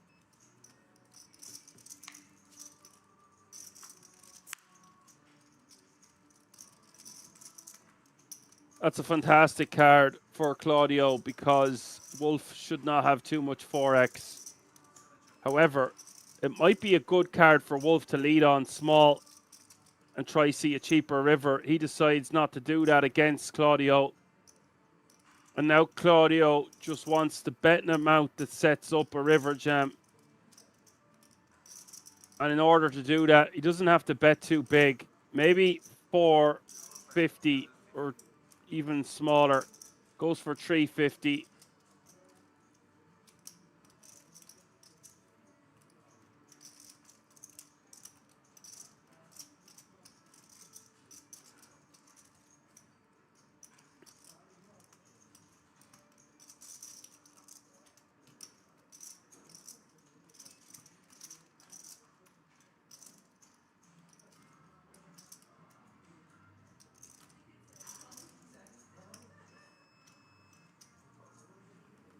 This sizing should get called from Wolf, and he does call. Claudio knowing his customer. Big river coming up. 1.8 million in the pot. Oh, what a brick for Claudio. So many cards. He's not going to like a diamond, a 5. That is such a brick.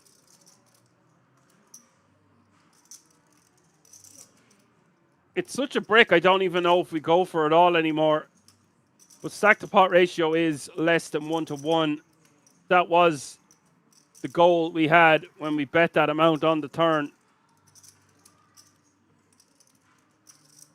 Now, does Wolf decide that he can't win by checking? No, he just thinks Claudio's going to be too high up in his range. I'm going to say, does Wolf try to take this away with a bet of 675 or something like that?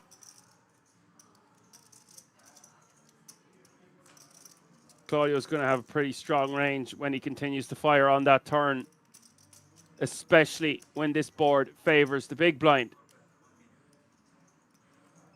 So he doesn't try to go for it all. $1 million is the bet. And it would leave Wolf with 5.4 bigs. Claudio knows exactly what he's doing and is now playing 85 big blinds, 8.5 million. Who is this man? He's playing phenomenally well. Granted, the deck has been in his favor. 85 bigs for Claudio, 48 bigs for Volodymyr, 43 bigs for ZZ, Stefano with 38 bigs, Andre with 27 bigs, Taras with 19, and Fabian Wolf now with 15. So 2 players under 20 bigs.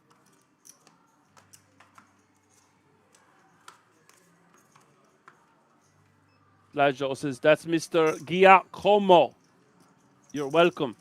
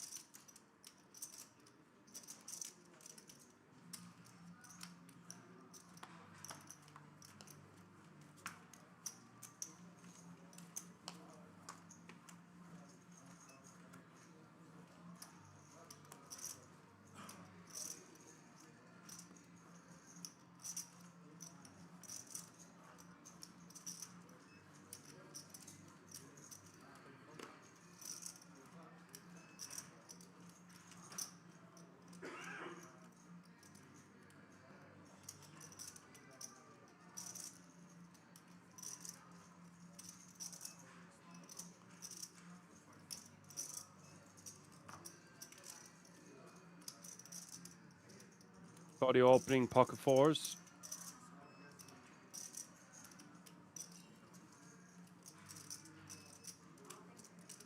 Calls with Queen Jack of diamonds.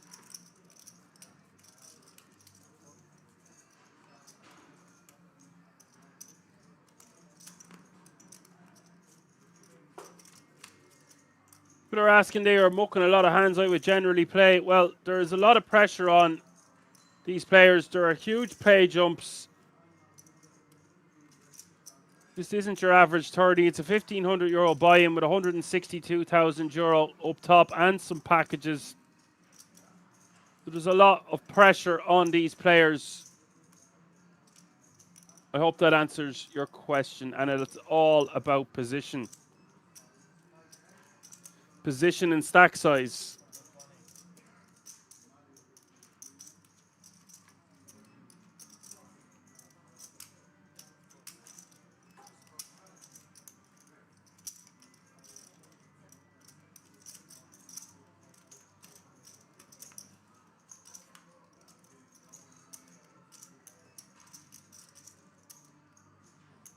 Ace of diamonds rolls off, and that might be a card that Claudio will continue firing on.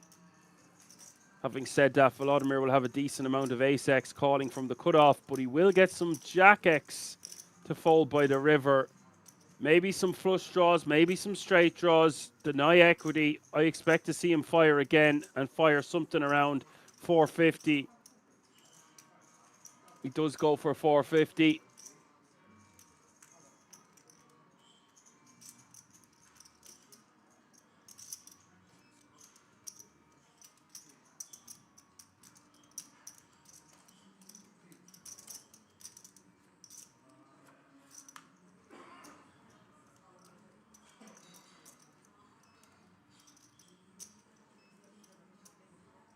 Get called twice, and now the 5 of diamonds rolls off on the river, and this might be a spot where Claudio just has to give up because Volodymyr is going to have a lot of ace-x at this point.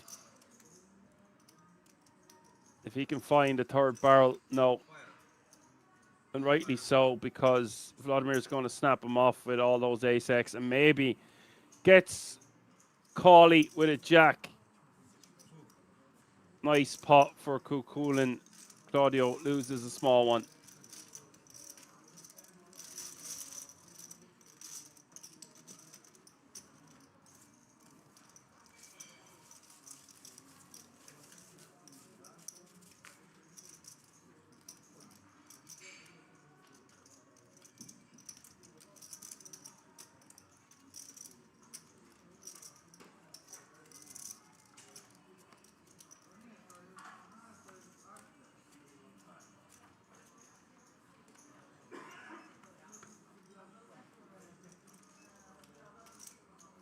Getting information that we will have 3 hands before the first break of this final table.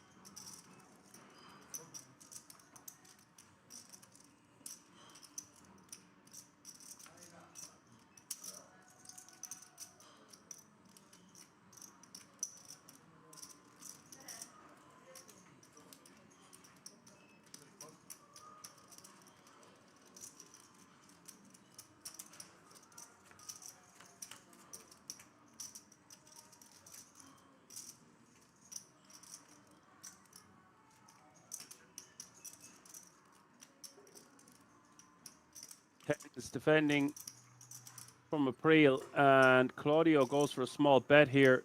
Could be one and done. So bet somewhere like 125. Stefano might get sticky. There is 2 overcards to his pair. That 10 of clubs isn't great. If we had red 10s, I would prefer this because we block some flush draws or straight draws that would contain a 10 that we would want Claudio to have as a semi-bluff.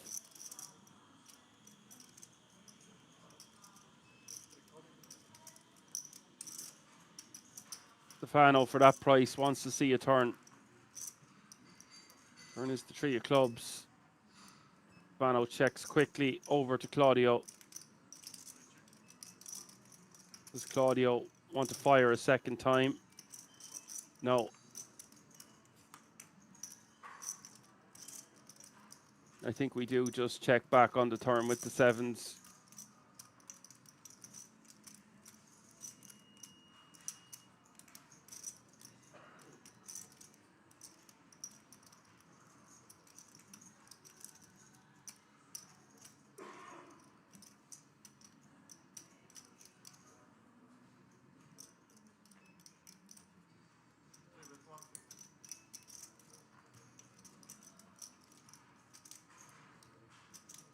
Stefano blocking, Claudio folding. 2 hands remaining before the break.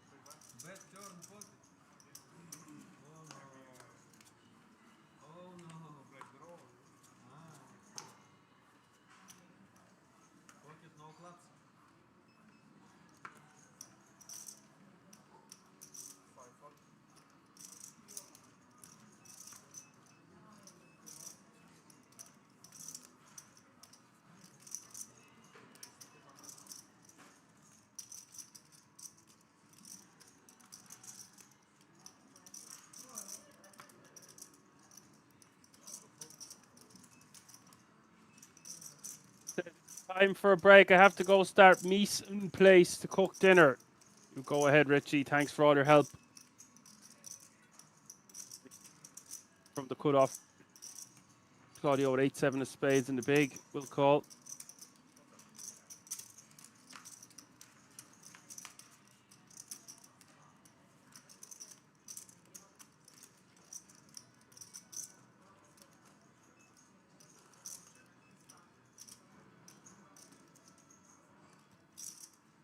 Ace 8-6. Nice flop for Claudio. Pair and a flush draw. ZZ going to start with a bet. Repping an ace.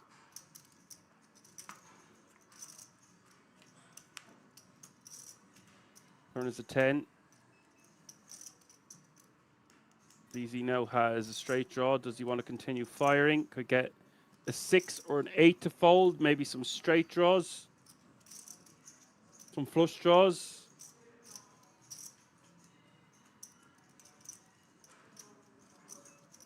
Decides to just check back.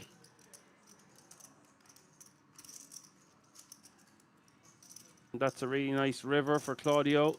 Even though he was ahead already, he now has a straight.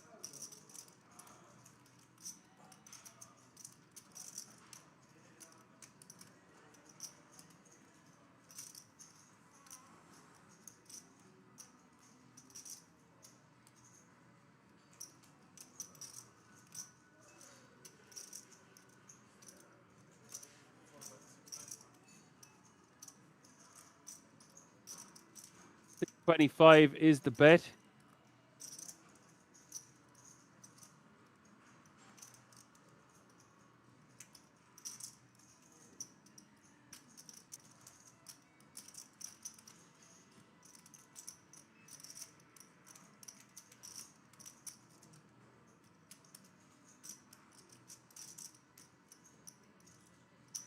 CZ has a straight blocker that he might try to rep Queen Jack with. He would have to raise to make this work. But he's obviously thinking about something.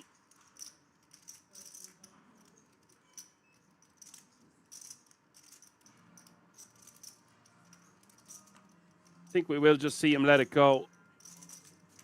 Doesn't want Claudio to think he's just going to auto fold.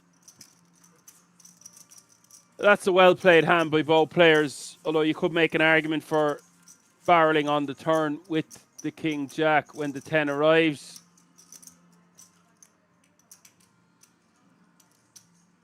Checking back and betting, both fine. Richie says, I'm going to make a nice risotto for me and the missus. Very nice. I'm going to have venison and eggs.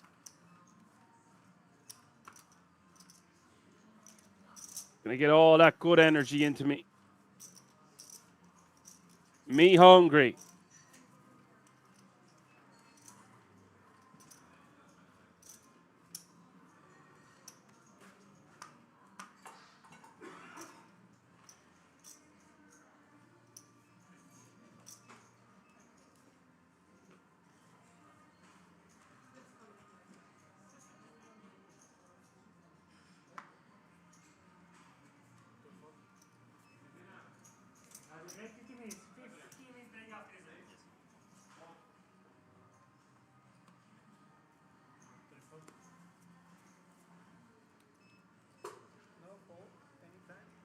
Claudio on the small blind with King, Queen of Hearts. 325 is the raise. Putting pressure on Taras in the big with 5 deuce of hearts. Don't see Taras defending here. And he will let it go. And that's going to bring us to our first break of the day. What an exciting few hours in the opening frames. Claudio well and truly in pole position, but a long way to go yet. Still 7 players remain in the World Series of Poker Circuit main event. The No Limit Hold'em Championship. We're going on a break for the guts of 15 minutes. Don't go anywhere. We're going to keep it right here. See you all in a few moments.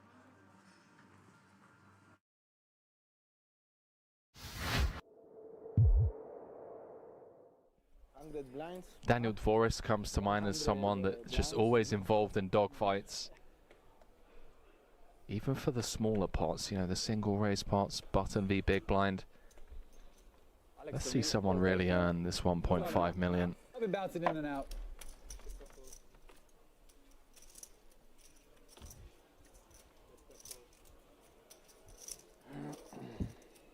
Twitch chat, by the way, speculating that perhaps we got some vowels jumbled up with respect to Benitez's online screen name, because if it is indeed Temato, as opposed to Tomate, Temato is I kill you. And that would seem to be a little bit more. Yeah, I don't think it's... If it isn't, you know, but I could see Temato, you know what I mean? If you're a boss out there, kind of an aggressive warning to those brave souls that would seek to take him on. As Shilko showing bravery, this time with King 10 offsuit in the cutoff. Getting 3-bet. How much is this? 60? 60 by Volkov. Up to 165. Now the Ducklings losing flight feathers.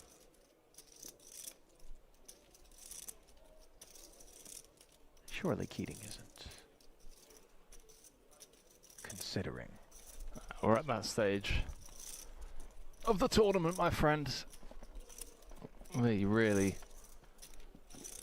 earn your money. I think we can expect to see a bit of a dogfight. We've got the right lineup for it. Deep stacks. A lot of ego, testosterone, competitiveness amongst these players. Oh, hello. Hello, cold 4-bet. Quack, quack. Up to 440 in total. Ladies and gentlemen, we give you Alex Keating.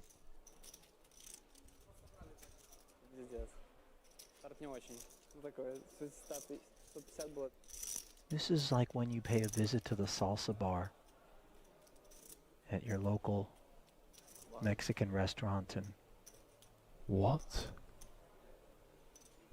What have we walked into? I thought Najat? that the ghost chilies were going to be delivered by Keating, and yet all of a sudden Volkov flexes with a 5-bet up to 1 million. This is a Carolina Reaper here with Ace-Jack.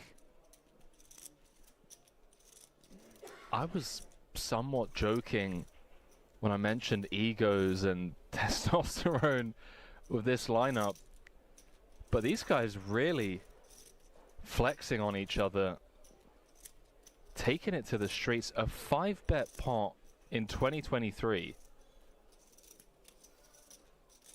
and Keating hasn't mucked yet.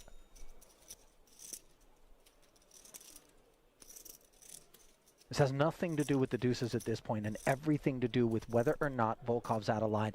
Ultimately, the fold does come in. Bit of an exhale, of course, from Volkov, who has to believe the ace-jack is always beat in that spot, but perhaps not as marginally as it was.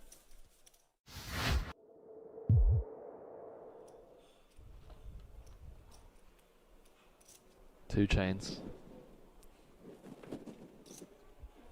Not playing Yo's game site. Mucking the 8-3. Yo Viral's game, that is. Yeah, you guys covered 4 days of those cash game streams from right here in Rozvadov. Massive pots were exchanged, by the way, right here on this channel.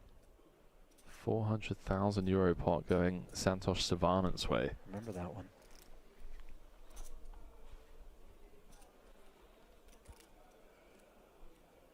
Well, as impressive as 400,000 K or 400,000 euro pots may be, how about the 1.5 million euros that one of these remaining 70 players will be claiming in a 10K buy-in, no less. Ladder secured. Everyone guaranteed 22,000 for their efforts. Speaking of efforts, Leslie's trying to get this through here. I don't think it's going to work.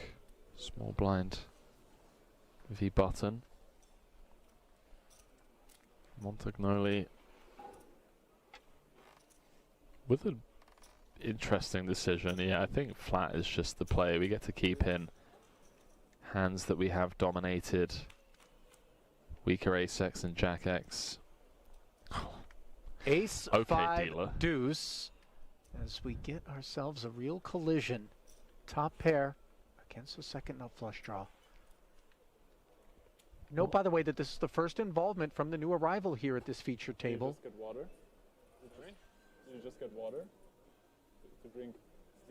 An insane flop. 330 in the middle. We play here 2 level, 1 level. 2 levels. 2 levels. Okay. Can I get the 1 still water and 1 sparkling Early. water, please? Thank you. Fresh to the feature table. Unaware of most of these players, how they've been playing. We obviously just have a very clear-cut call here and make the tougher decisions across turn and river. 110,000 does get called. 220 more into the middle. Pot growing to over 500,000. And now we add a gut shot to the equation for Klezis. Yeah, Klez is now probably recognizing that this is a genuinely strong range. 6s, 7s, 8s, I think we can remove. I think we hear from 10s and jacks pre-flop. Ace Queen O, a concern. Ace Jack O. Ace King we also hear from.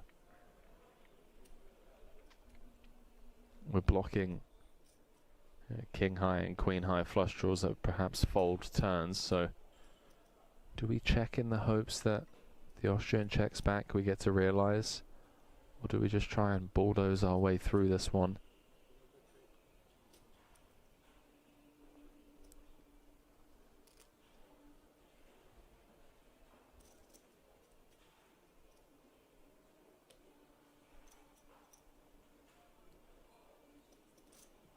You see Montagnoli mulling it over here.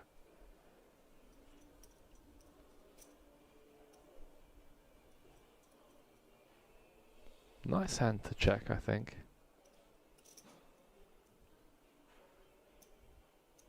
Looks like he's reaching for a small bet. Yeah, 1/3 pot. Just kind of setting the price for himself to just always be able to check behind.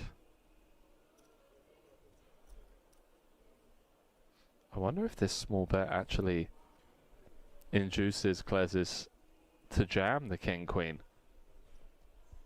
All options on the table. If he thinks the Austrian has fold equity.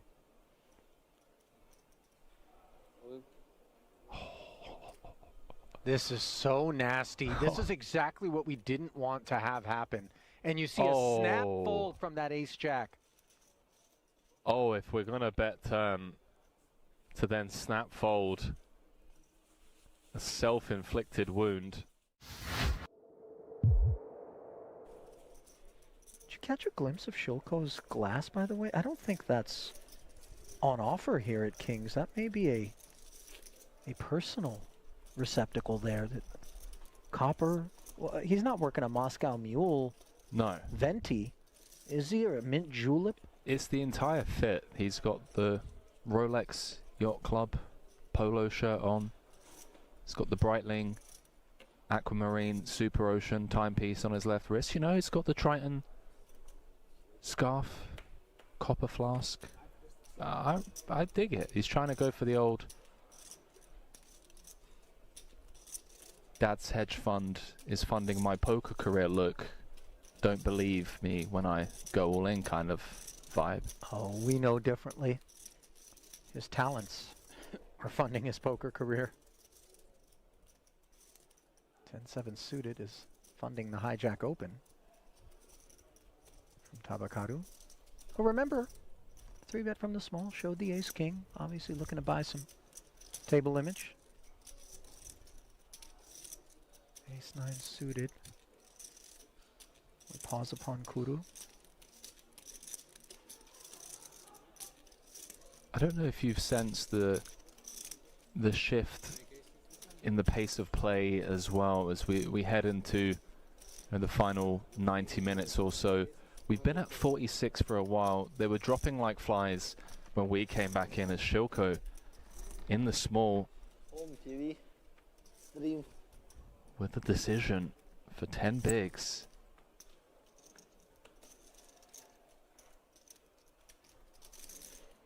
Oh, here we go.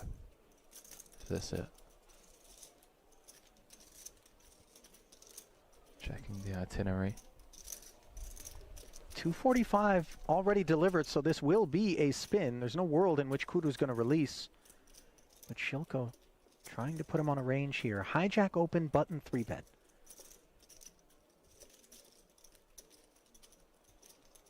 When you have the ace-queen, you're focused more upon the 3-betters holding than the opener, correct? Yes and no. I mean, the 3-better is on the button, playing around the same stack as the opener. Going to just be leaning into the perceived lighter open from the hijack. I think it's evenly split in terms of how worried we are about both players. Not an easy spot. Not an easy spot. I mean, he knows he has no fold equity, so he's always going to be spinning the wheel. It's whether he wants to go for it or not. Everybody playing so slow.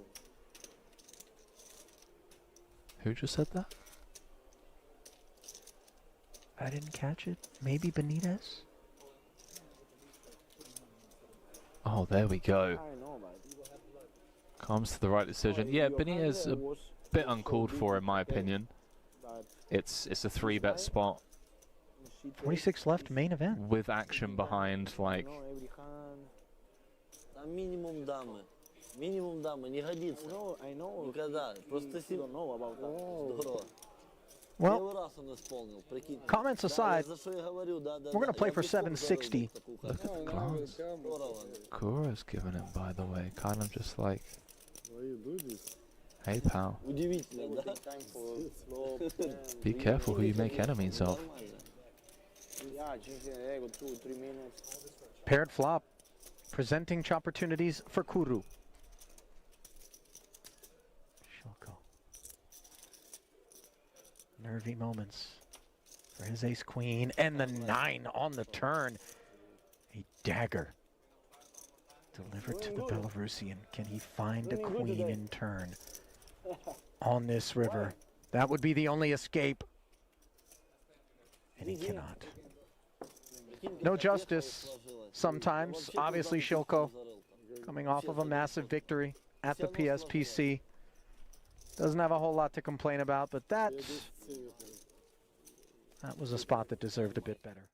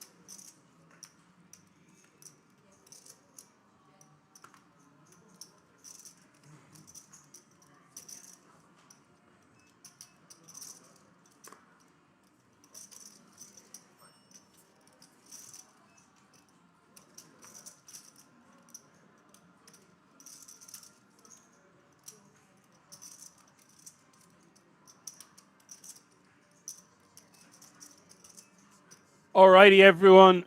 At the risk of having severe indigestion, we are back. We are live. We see Claudio taking down a very nice pot. Runner flush there. Blinds are now 60, 120, 120. Hope you enjoyed your break. If you're just tuning in, it's the final table. The World Series of Poker Circuit main event. Live from the King's Resort in Rosvadov. 7 players remaining now. Let's go.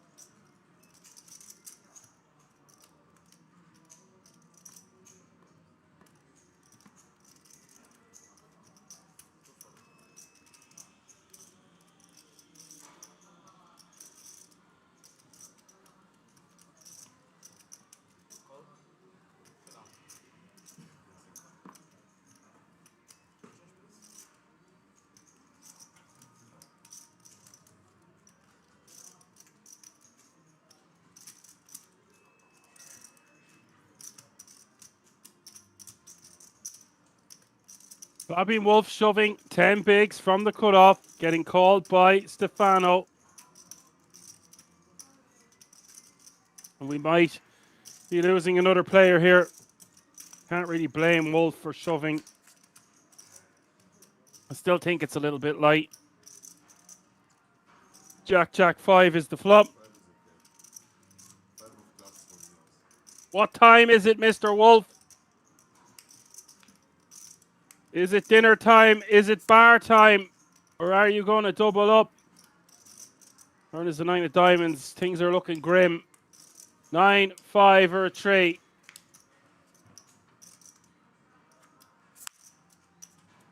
It's a 6. We lose Fabian Wolf in 7th place. Disappointing finish considering he had the guts of 5 million at one stage yesterday.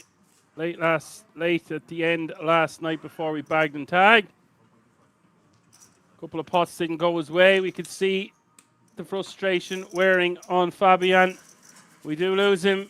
He does take home €19,000 for his efforts, and that means we are now 6-handed, 6 max. €26,000 is the current payout.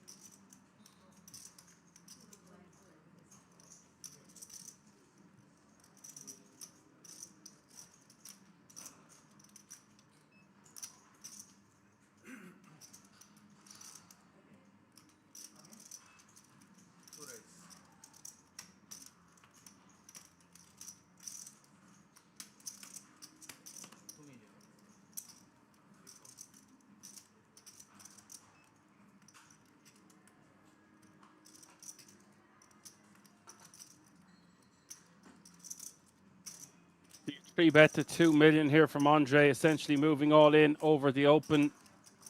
I again think that this is too light of an open from ZZ with the 8-7 off suit.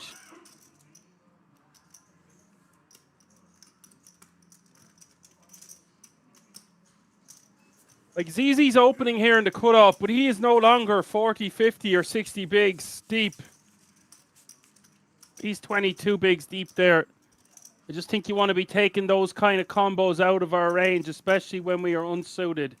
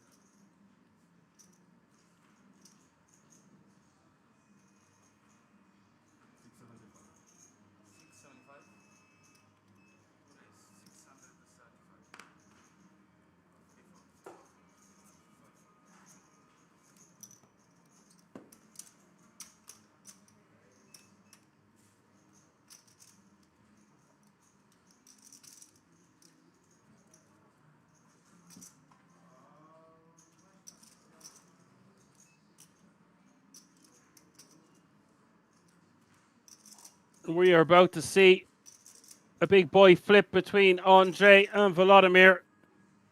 Ace King shoves on Andre. Andre with the queens. Big moment for both players involved.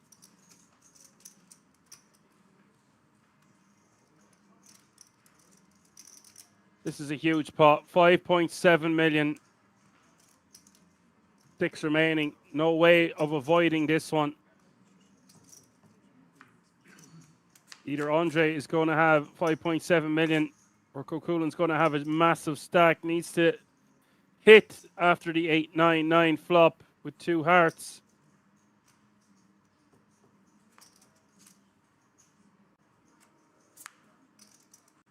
And is the 5 of spades. He is directing the cards. Is it to be? It's not.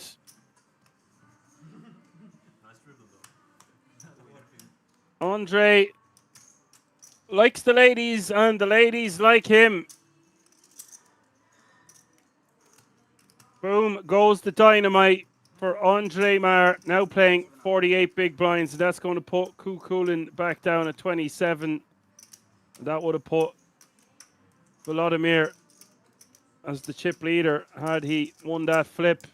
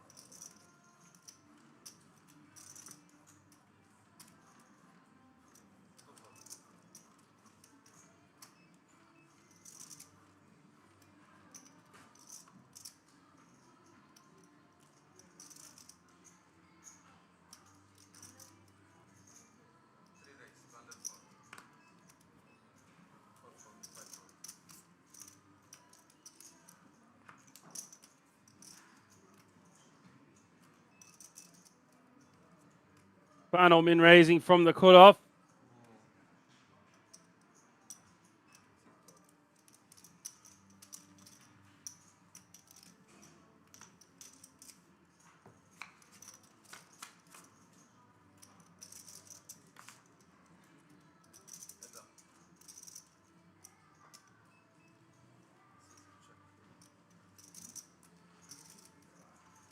Ace King had been Volodymyr's hand, by the way. He'd won some nice pots with it. But it stabbed him in the back on that occasion. And Stefano.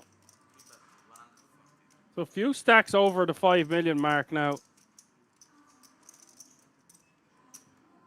Still so many big blinds in play. Average stack 4.5 million.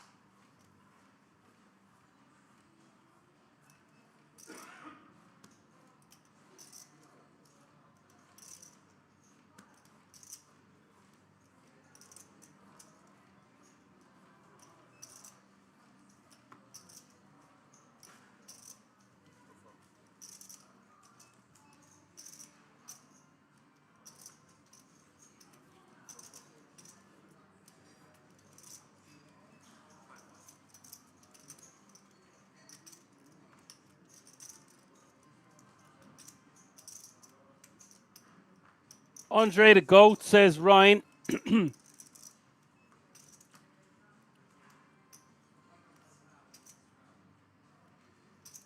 What sort of a goat is he? Is he a mountain goat?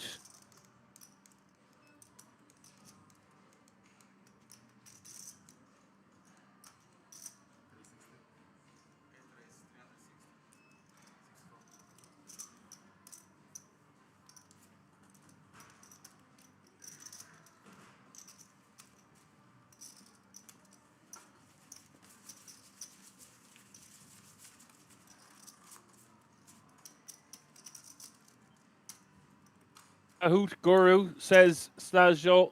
Among other things, he is.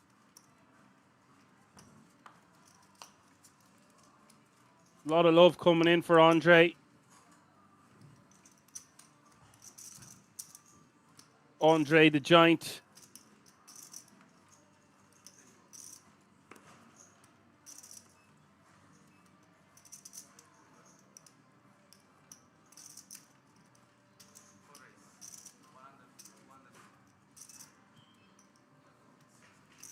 $700 viewers on YouTube right now. Great to see. And a few more hundred on Twitch.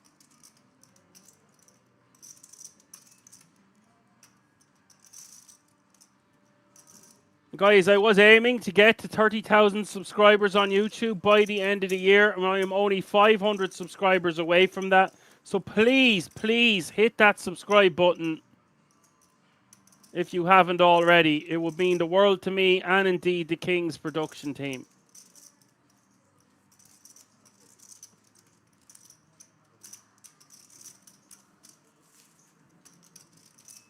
And Claudio, as much as we would have been down to 5 players, it's not the end of the world that those queens held up against the ace-king, because it means that he's still the chip leader.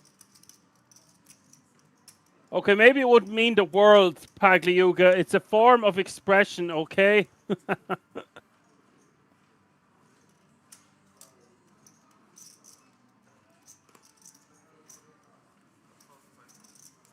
Try change my expression the next time. I would be very grateful. How about that?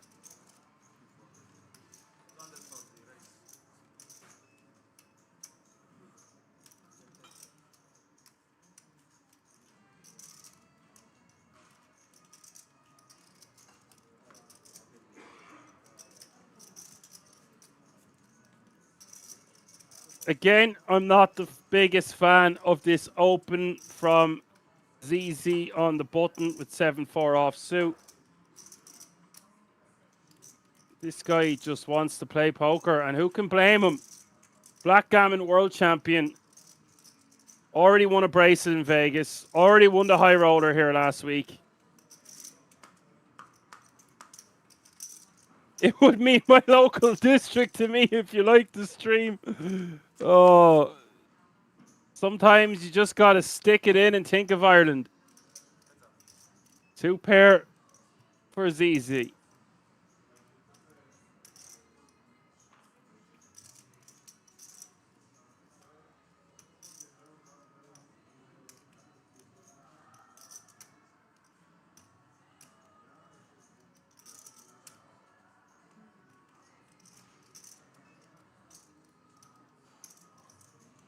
Thank you to anyone that hit that subscribe button. You do realize it's free.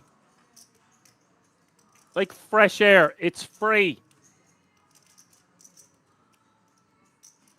Doesn't cost you a goddamn dime to hit that subscribe button.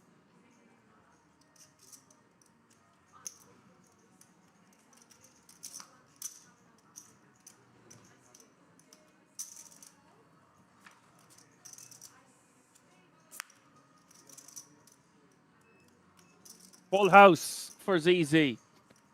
His bold open is paying off on this occasion. 17 bigs behind. Stefano should have rage advantage on this board, but we can clearly see that that is not the case. Richard has subbed. Thank you very much.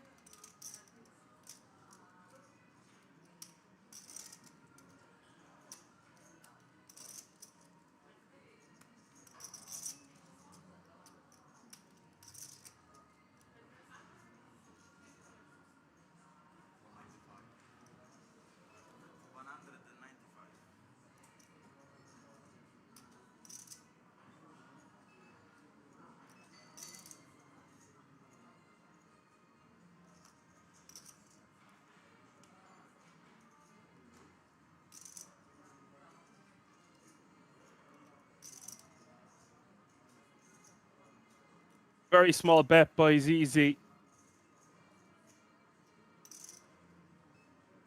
Wants to keep in a 4, all the 5x, 6x. It's unlikely his opponent has a 4, but can have all the 6x. Hands like 8, 9 are going to continue for this sizing. Even 5, 9 might continue here.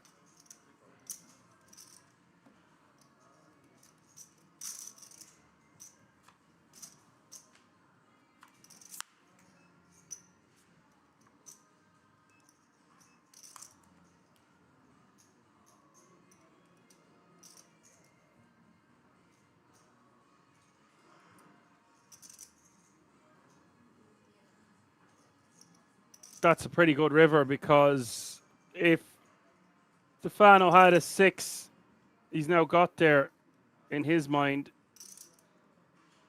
Does he want to rep the 6?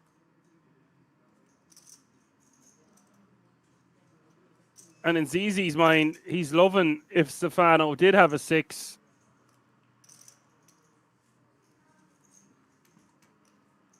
With the stack to pot ratio close to 1-to-1.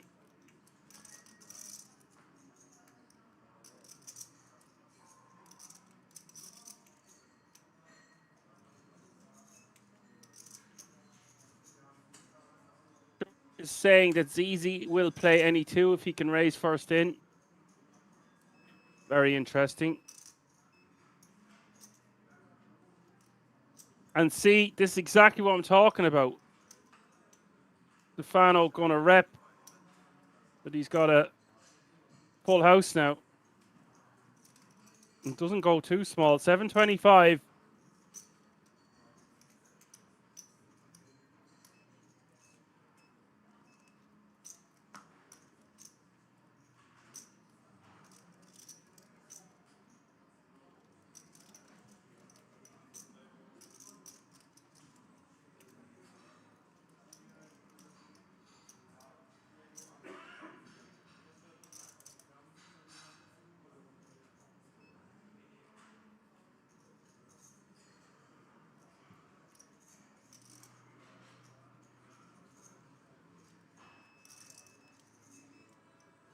ZZ's going to make it look like he's got a really difficult decision before jamming.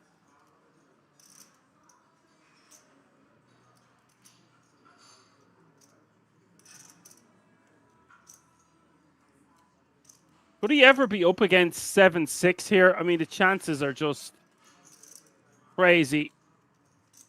6-7 and 6-6. Quads always makes sense in Hold'em.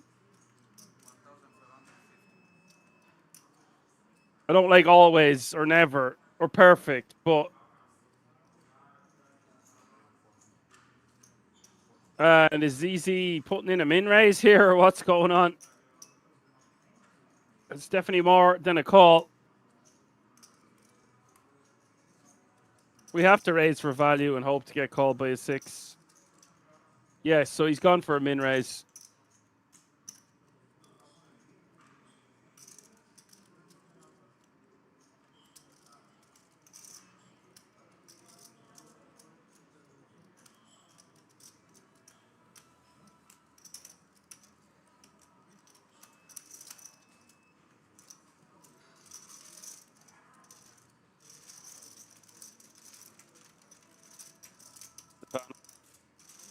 Decent amount of chips there. I'm not the biggest fan of even defending 10-4 suited. Claudio with 75 bigs, Andre with 45, Stefano 37, ZZ 33, Volodymyr 21, and Taras now short stack with 15 bigs, still not in trouble.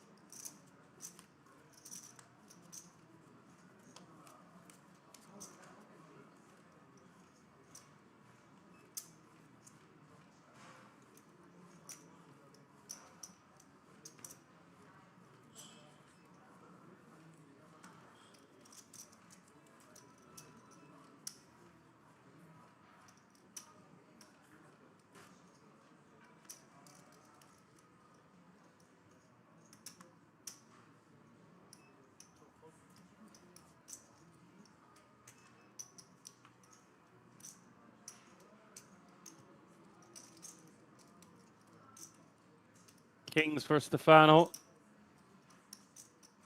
Stefano LaRusso.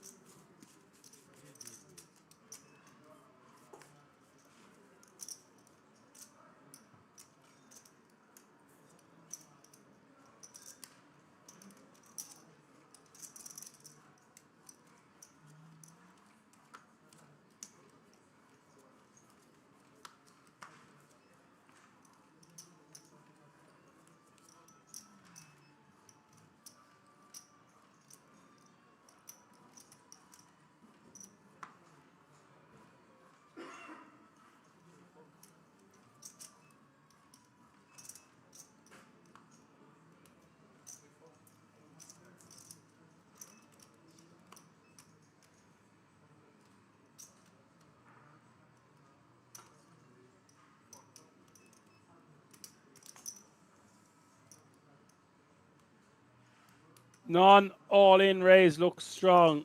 Well, he's just leaving himself a 350 behind. Claudio shoves on Taras. Taras is going to fold pocket fives. Sorry, Claudio's folding. Taras shoving. Just waiting for the graphics to catch up there.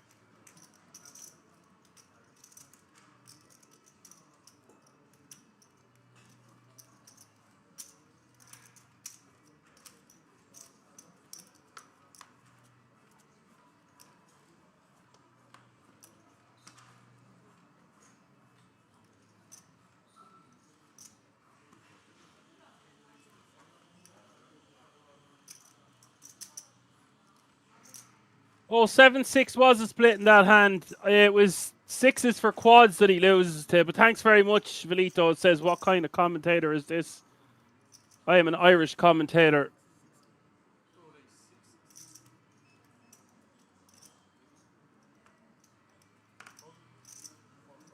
Nice to have you with us.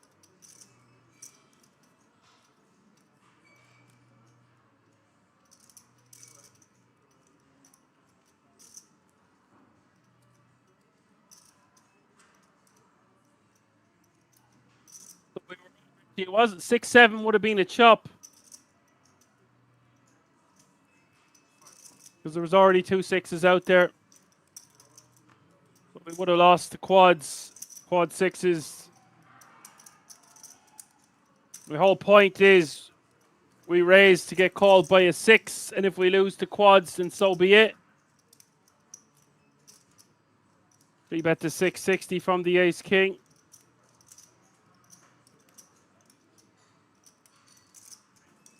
ZZ gets out of the way.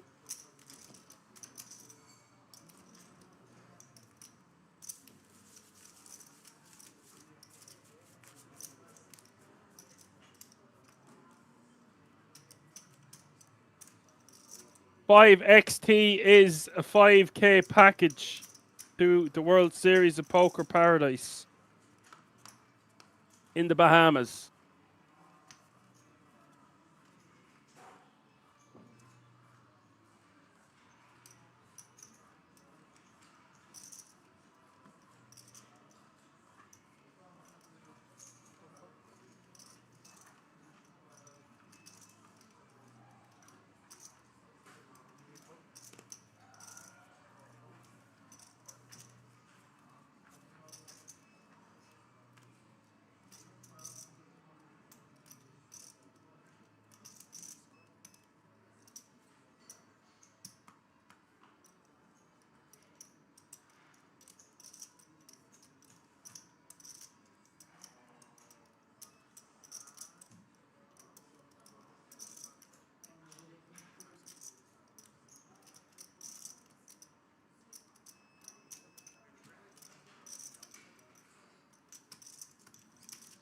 And ZZ's just going to check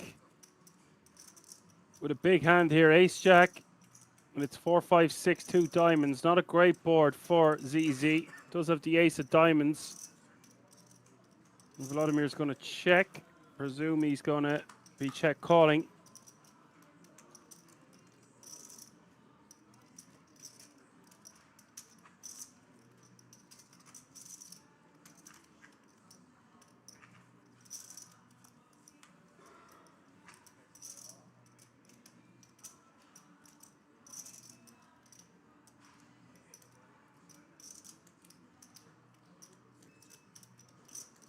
We do see the flop go check, check, and Vlad is going to check the turn.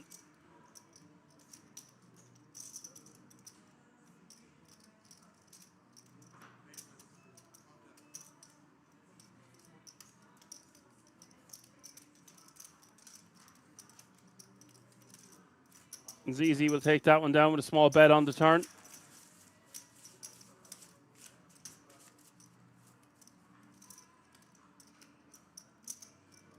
ZZ would have at least a 30% VPIP at this final table so far.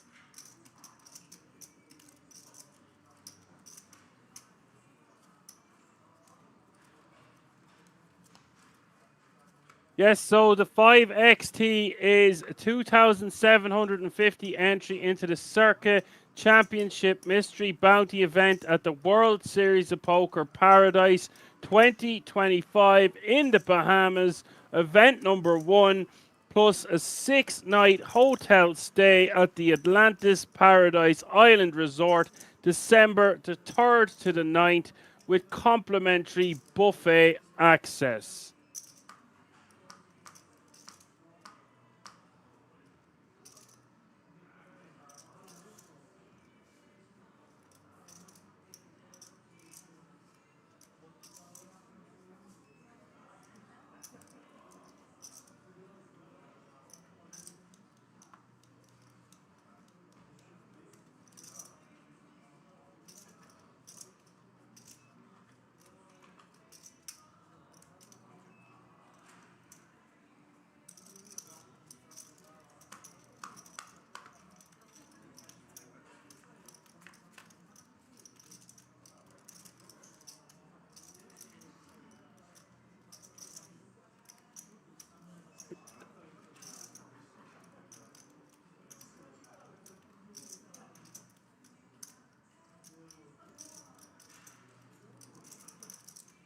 Easy. 2 overs and a good shot straight draw. Andre with ace-5 of hearts and Volodymyr with king-queen. Button against small, against big. I don't really like the call by ZZ Prey here. I'd prefer to be suited, but he is good at bet. 185.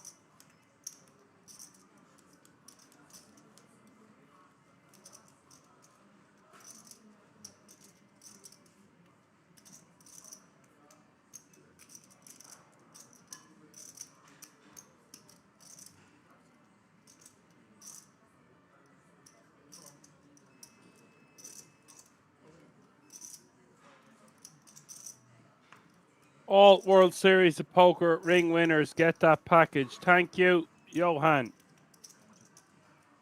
I don't know why Volodymyr is shoving Jack 8 off suit. No, that's not what's happening. It's Taras shoving. Waiting for the graphics to catch up here, so I don't get corrected for making another mistake.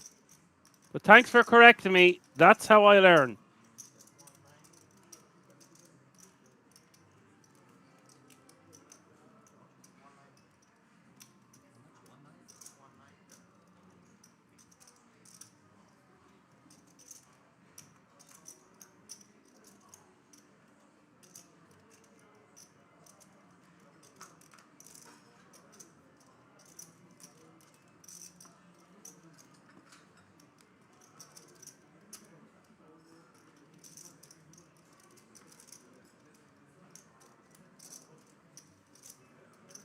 Hole 16.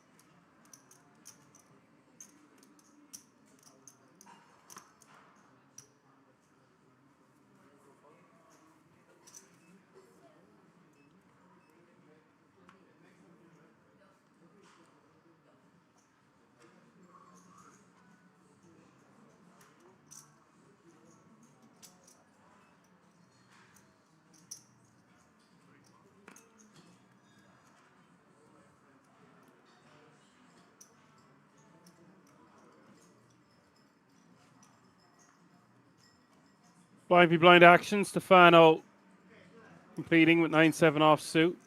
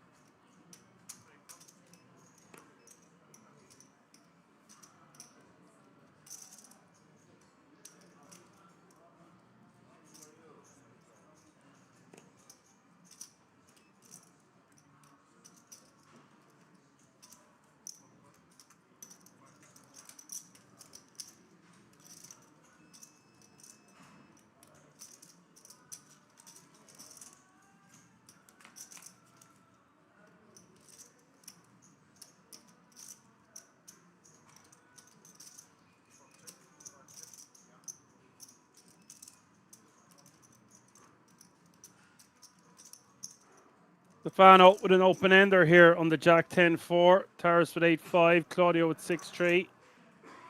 8-5 and 6-3 not connecting.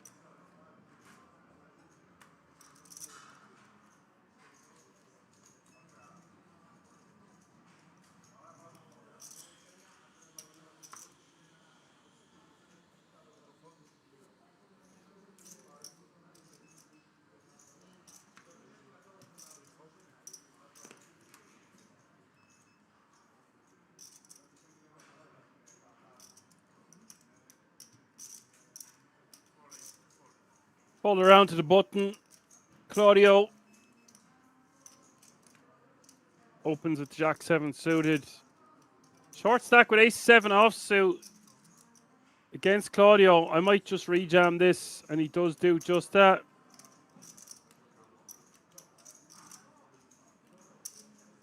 Way prefer rejamming this than just calling from the big. Claudio just wants to take this one down. He's like, really? I wanted to see a flop here, bud. And he will let it go. Goes the ass.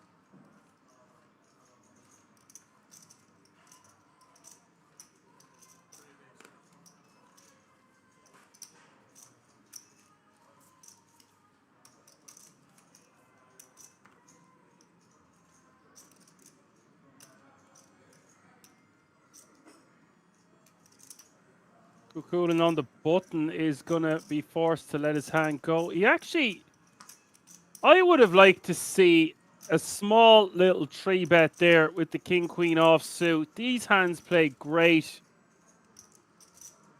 as a 3-bet fold off that stack depth, especially when we have the button with those blockers.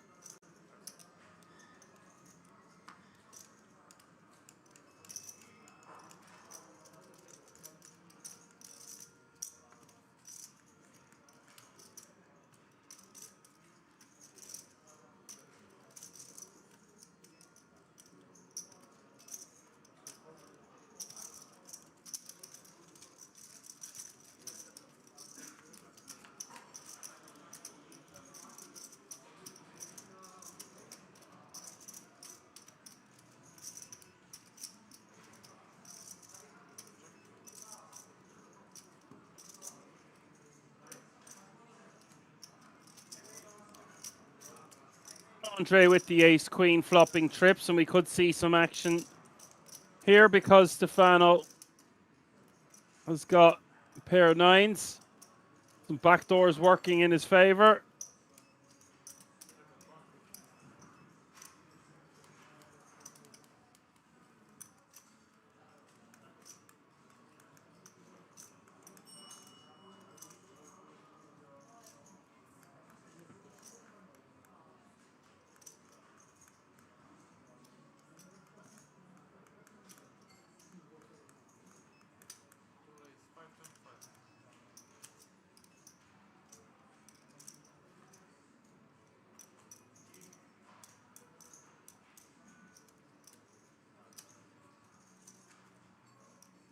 To 525 from the trips from Andre. Putting the pressure back on Stefano. A lot of draws out there. Does Stefano want to continue, or is he just going to let it go? Remember, the big blind is check raising and under the gun open. Granted, we are six-handed now. Stefano making a good disciplined laydown.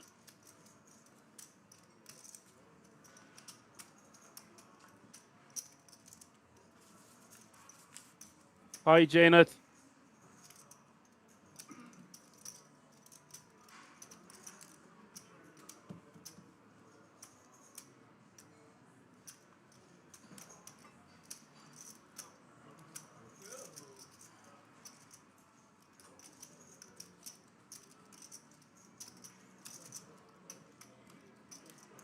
$70 bigs for Claudio, 51 for Andre, 36 for Stefano, 35 for ZZ, Volodymyr with 19 and Taras with 16, fighting it out at the bottom of the pack, but still pretty healthy.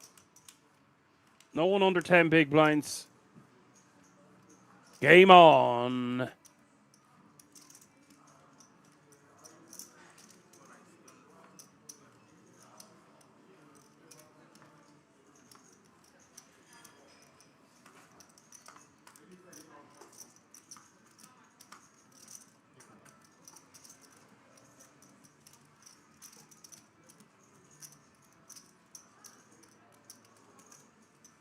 Audio opening with King 10 of spades.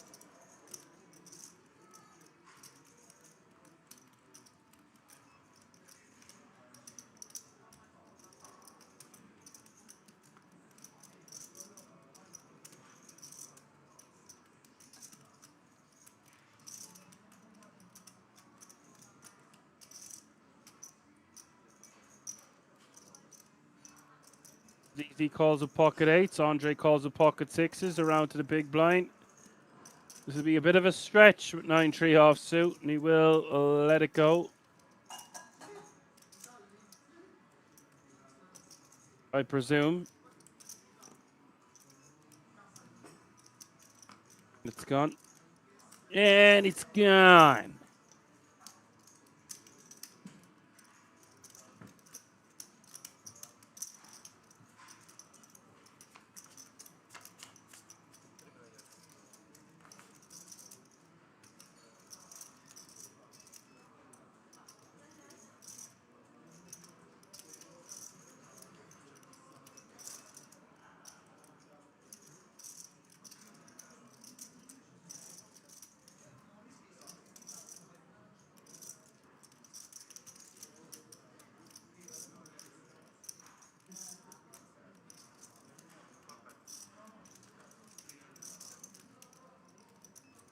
Just one over a card to ZZ's pocket eights. This is an action flop. Claudio with 2 overs and a second nut flush draw. And a set for Andre. We have action.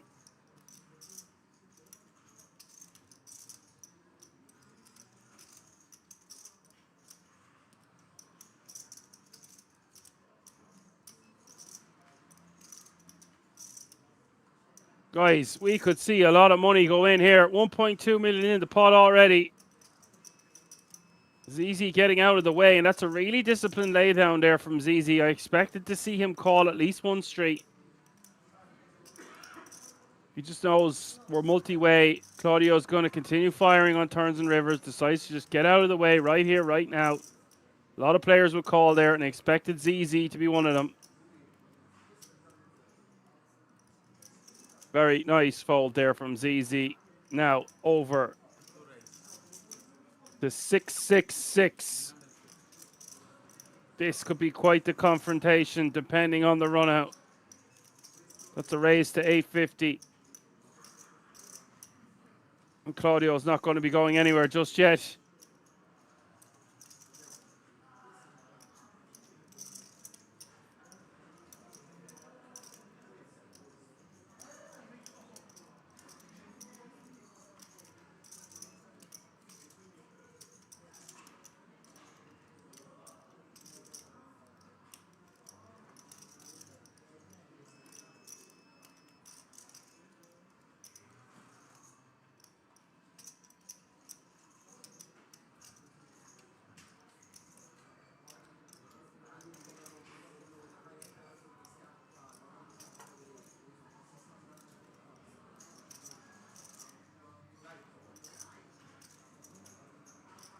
Don't. Oh, wow. Whoa, whoa. Call the cops. It looks like he is going to put in a chunky raise here. Holy moly. I would have expected when we are this deep, the go-to strategy is to just call. Claudio puts in some more money. When he puts in this kind of raise, oh, he's basically saying, look, buddy, we're going to play for it all.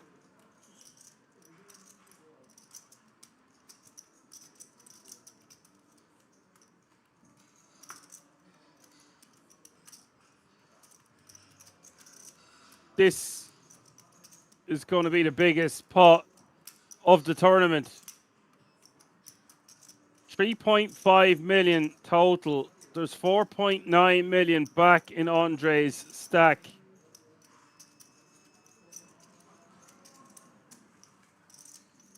Boy, a landslide, the biggest hand we've seen all day at this final table with 6 players remaining. Whoever wins it is going to be the overwhelming chip leader. Claudio repping an overpair, really. Pretty sick that he's up against a set. It's unbelievable. Fireworks are in store. 12.66 million. And Claudio, who has been steamrolling at this FT, will be down to sub 20 bigs if he doesn't connect with his 29% equity. Oh my God, he's hit the flush on the turn. Andre, in the history of pair to board, it's a jack of diamonds. Andre Marr from Poker Code has played really, really well at this final table. He's done nothing wrong. He's got all the money in. He's got it all in with 70% equity there. But trying to beat Claudio Di Giacomo today. Good luck. All in. Sometimes you just got to stick it in and think of Ireland, and that's what Claudio did there. Only he was thinking of Italy. And now this guy has close to 15 million in chips. 5 players remaining now. And Andre will take home €26,000 for his efforts and a 3K package. Very unlucky, Andre. Well played, and hopefully we'll see him again at King's Resort soon. In fact, I know we will. He is one to watch. Fast approaching $500,000 in tournament live earnings. But this moment belongs to the superstar that is Claudio Di Giacomo. Small blind is now 100k. Big blind is now 150k. With 150k running big blind ante. This is very exciting stuff because if Claudio was playing pretty aggro before, he can really put the foot down on the gas whenever he feels like it.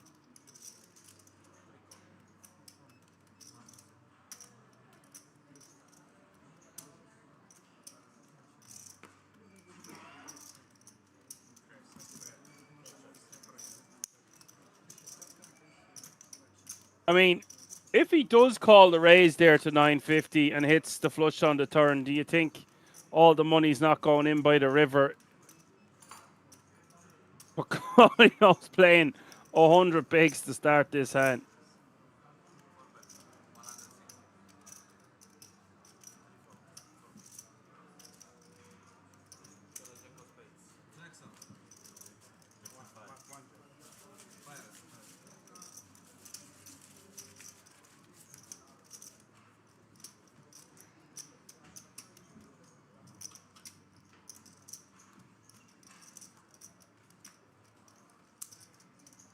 Who's going to take on Giacomo now? They're still relatively deep. A lot of chips in play. But you're going to have to pry those chips from Giacomo's dead cold fingers. He came to play today, that's for bloody sure.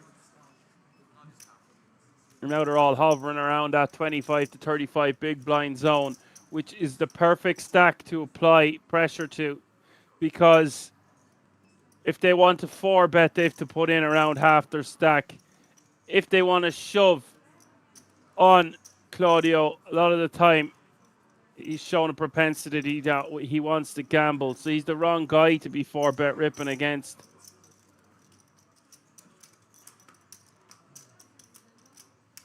Saris now one of the shortest stacks as well with 11 bigs. 5 remaining. 36,000 is the current payout.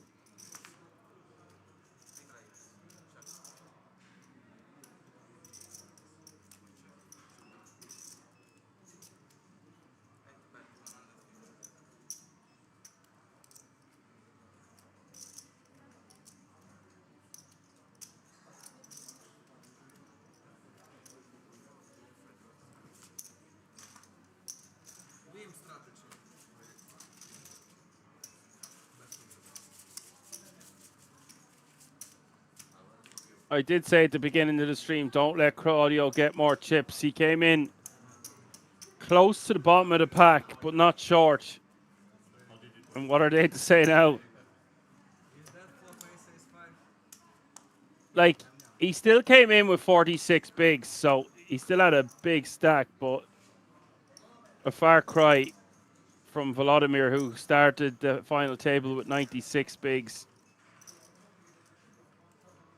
Again, just a testament to how great these structures are.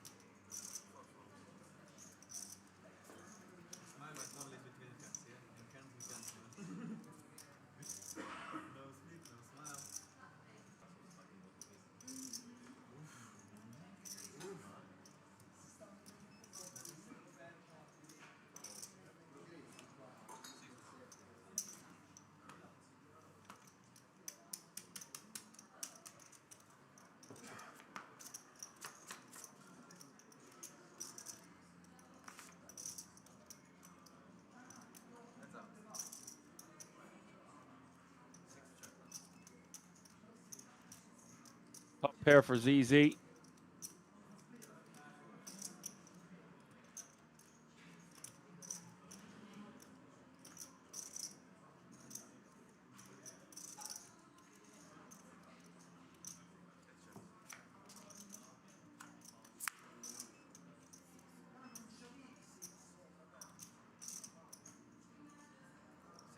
What do I think about his play with the King 10 of spades? I think it's overkill. I think it's a shitload of big blinds to be getting in with on a 9-6-4. board with 2 spades. I think we just want to call. But however, when we hit our flush, all that money's going in by the river. I don't see any way that the set of 6s doesn't just bet on turn and riv. So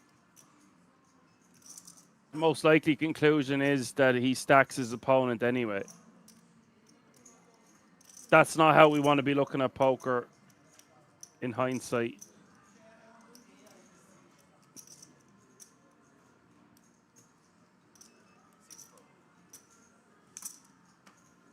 When we've won $250,000 just a month ago, we're going to be running on high and we're going to want to gamble. And he's been playing really well at this FT.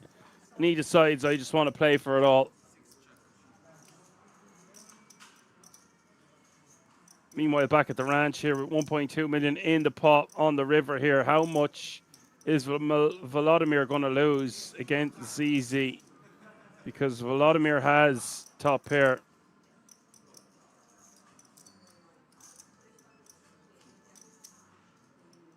I think we want to bet about 650 here.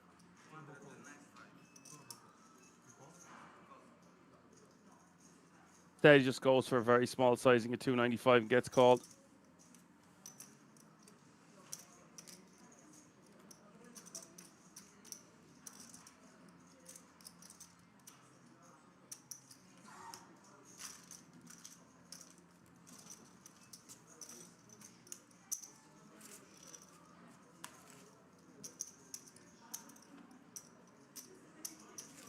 People calling him a lucky fish.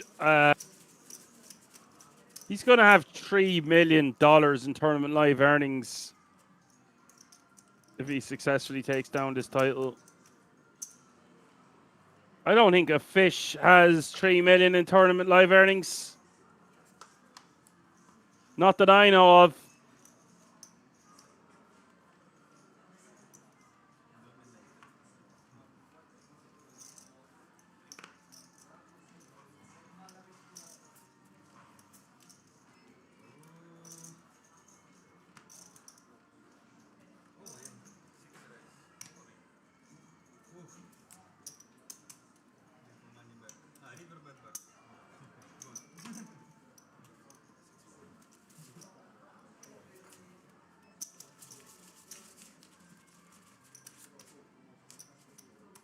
Vladimir shoving blind v blind, standard stuff, takes down the blinds and antes.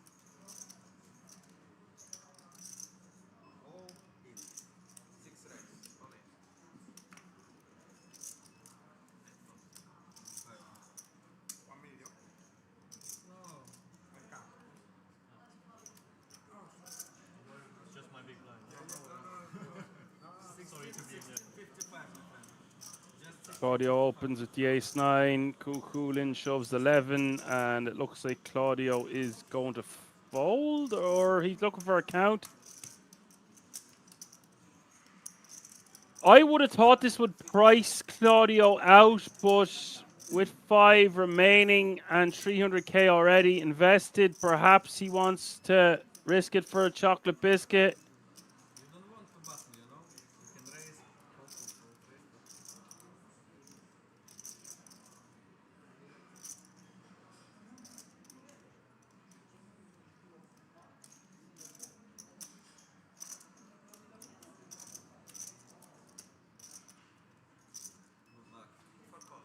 And we might lose another player here. Claudio calls. And Kukula needs help. However, it's about as close to a coin flip as you can get. I think we would see Claudio fold ace-6, ace-7, and ace-8 offsuit, ace-9 offsuit for 11, 9 more, and we're 5-handed, and we've all the chips. Can't blame the guy. King Jack Deuce. Wasn't expecting Claudio to lose this one. It's not over yet. But Kukulin off to an unbelievable start. That's a savage turn. 3.7 million in this pot. One of the two remaining aces needed for Claudio on the river. It's an 8.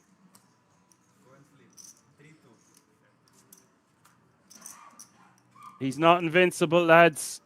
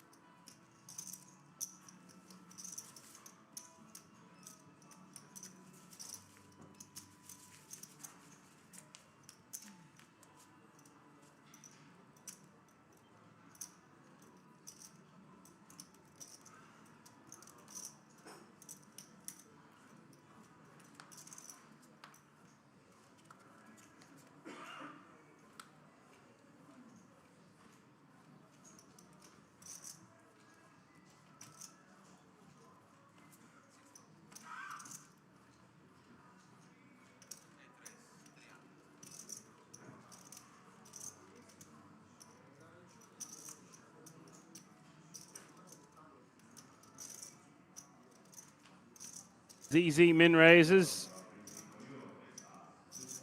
Ace 5 off suit in the cutoff button. Stefano decides to call. I actually wouldn't have minded a 3-bet there from Stefano. Claudio wants to be raisy daisy in this up now. Wants to make this somewhere around $1 million. Even 1.2. Even 1.5. This is a very large raise. 1.5. Suppose it's 5x. Was going to say he wants to make it a bit smaller, otherwise he's going to be pretty much committed to Stefano. But the chances Stefano goes all in over the top are fairly rare here.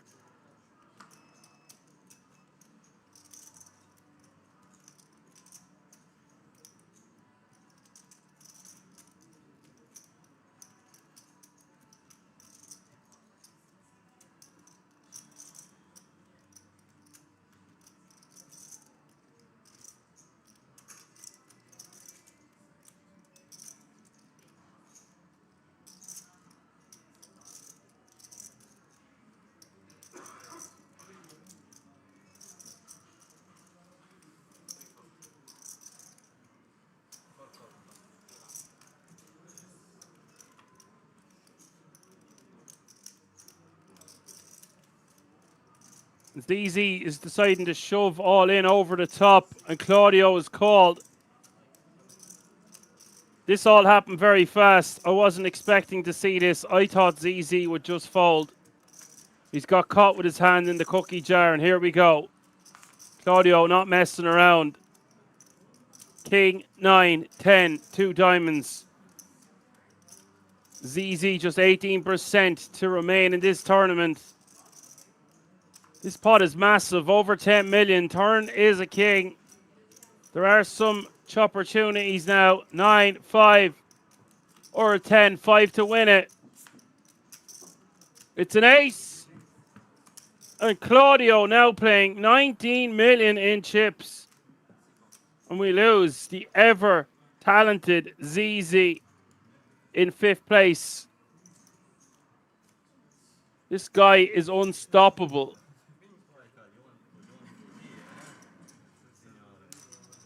He snap called him like he knew exactly what ZZ was doing. And that means when he was squeezing against the button, he was going to be calling the button as well. I'm going to have to start playing like this guy more often. Making light work of this final table. He has so much chips in front of him. Look at these mountains. What a snap call.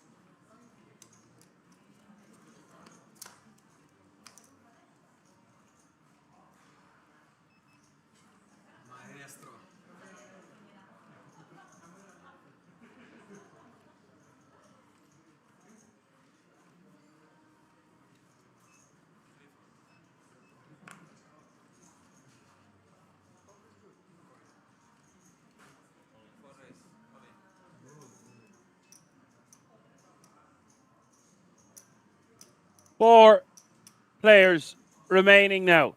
That hand happened so fast that I had to look because the graphics have been slow at certain times today. And I was like, he's hardly just shoved the ace-5. But he did. Claudio just squeezing too often. That ace-5 mightn't be the worst move in the world, but he just done it so fast. He'd made up his mind. And a very nice score. Great to see ZZ at the table after such a great year. Takes home €36,000 for his efforts and a 3K package.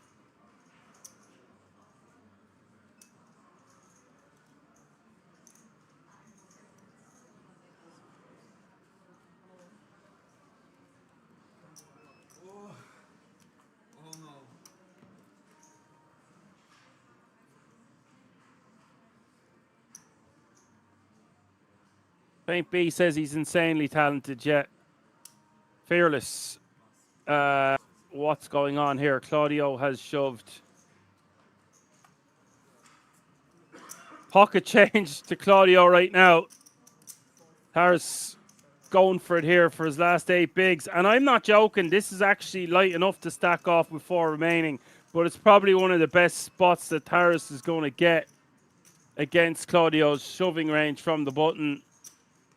So I can't be mad at it. He is the shortest stack. ICM not really a massive consideration for him anymore.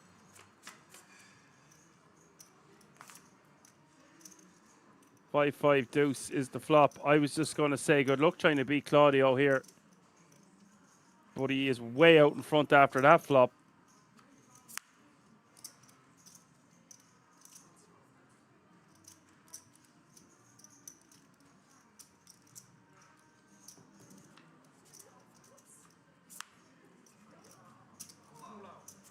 Deuce. Once again, Claudio is not invincible. The amount of chips in front of him. Oh, what a day to be alive. A Tuesday at the King's Resort. Playing for €162,000.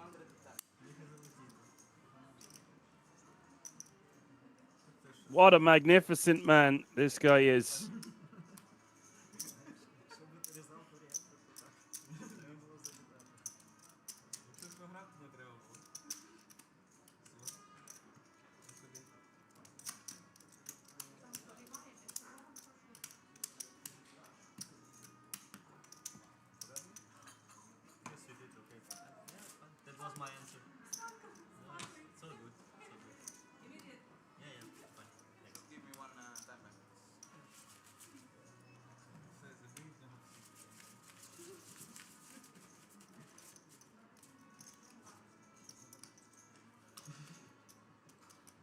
Watch this final table. What a magnificent man. Terrific. Look down. Call with the ace and the jack. A fantastic player. Playing 17.8 million. Record numbers.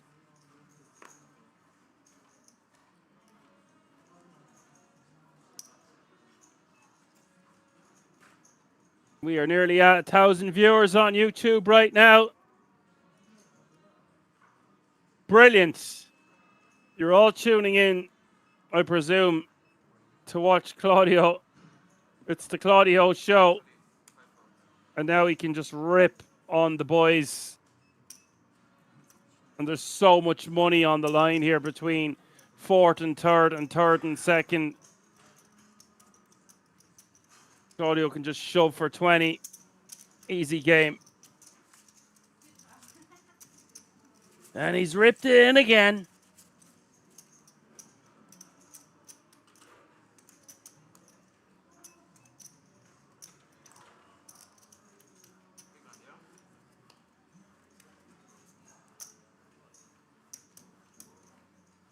What a wonderful play.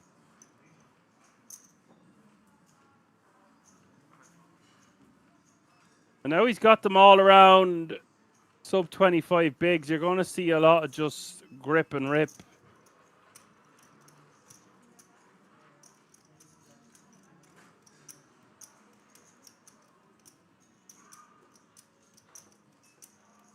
The Italian stallion.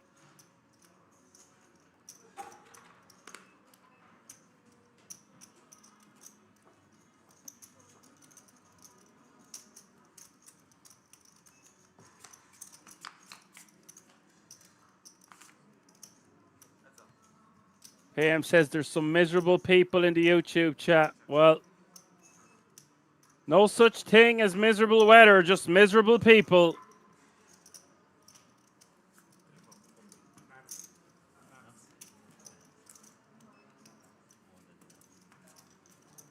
Yeah, I would agree that some of his plays have been over the top, but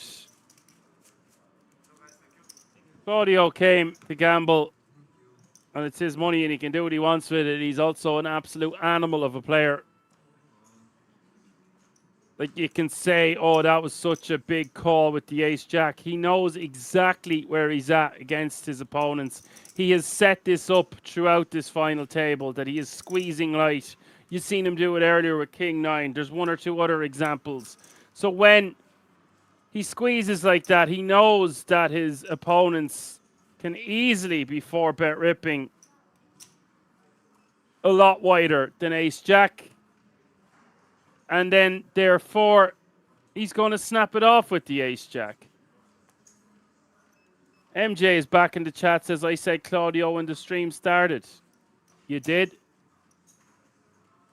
And now the other players as well, because there's so much money on the line, they're just going to start gripping and ripping hands. Like, this is a huge jam for 22 bigs with King Jack of diamonds. You just don't need to do this.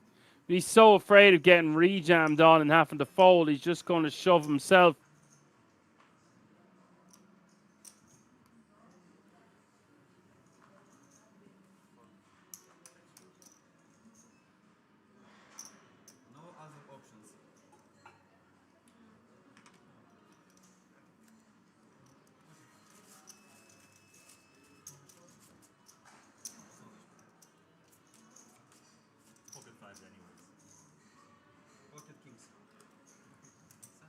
I can't play this hand if there is no king in it.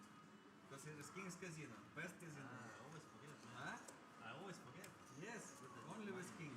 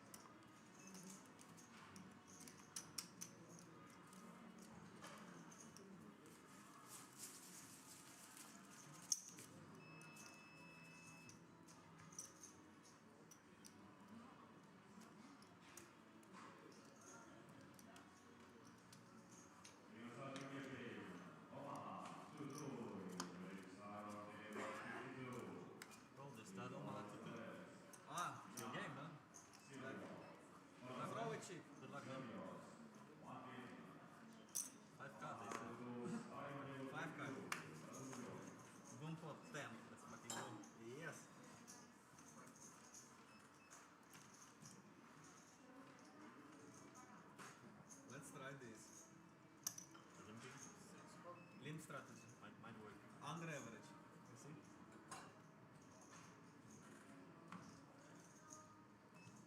Fair poker. Even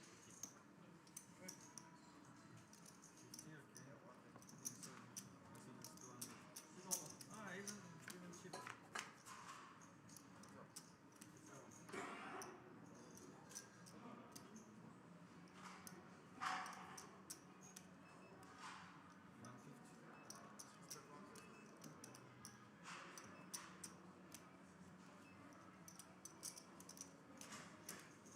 Vladimir betting 150 from the small with the Jack 9 on the ace, Jack 6, Stefano. Folds with all the outs in the world. The turn is a queen.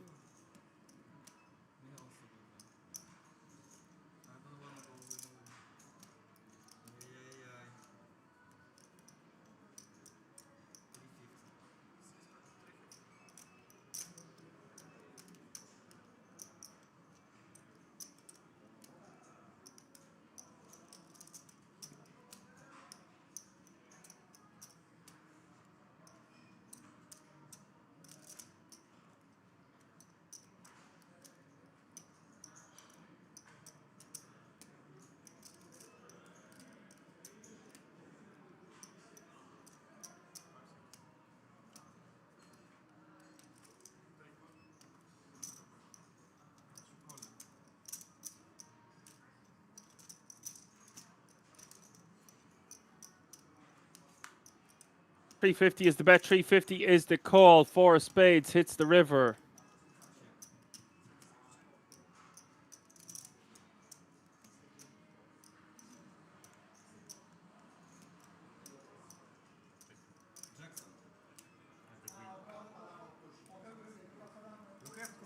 Vano's going to check it back, wins a nice pot. The pots between second, third, and fourth place right now are so costly. Matters so much, all these chips between them, because they're all very, very closely contended here in second, third, and fourth on the leaderboard. And you've got fourth place guaranteed over 50 G's, baby, and then 73 for third, 108 for second, and 162,000 for Claudio. It ain't over till it's over. Anything can happen. Always expect a surprise around the corner at Kings. However, going to be a tough man to beat today on the 4th of November. Remember, the 4th of November.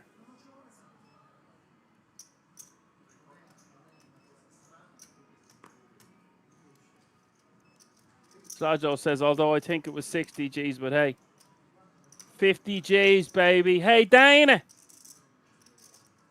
60 G's, baby. You're looking at the King of Dublin, yeah? There is no opponent. All that matters is how you see yourself. If you look in the mirror and think you are the greatest man, then that's the way it should be.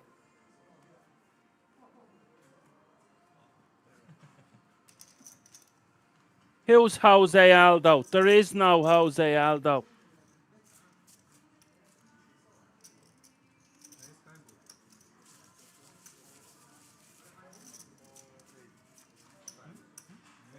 Yes, this is live on a 30-minute delay.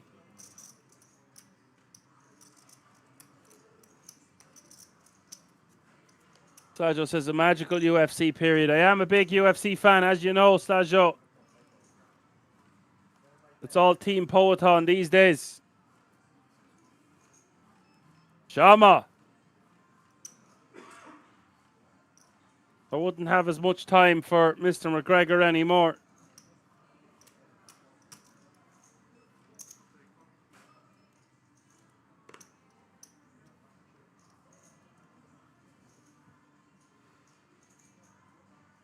Although I heard recently he is saved now. He went on a spiritual journey and I'm saved. And that's it.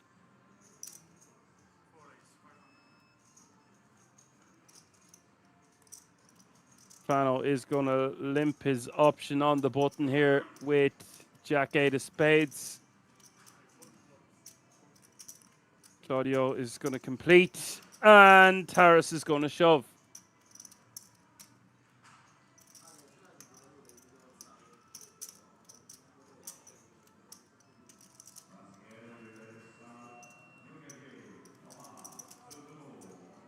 And Claudio hasn't folded yet, but should not be calling 1.62 million more with the Jack 5 of hearts.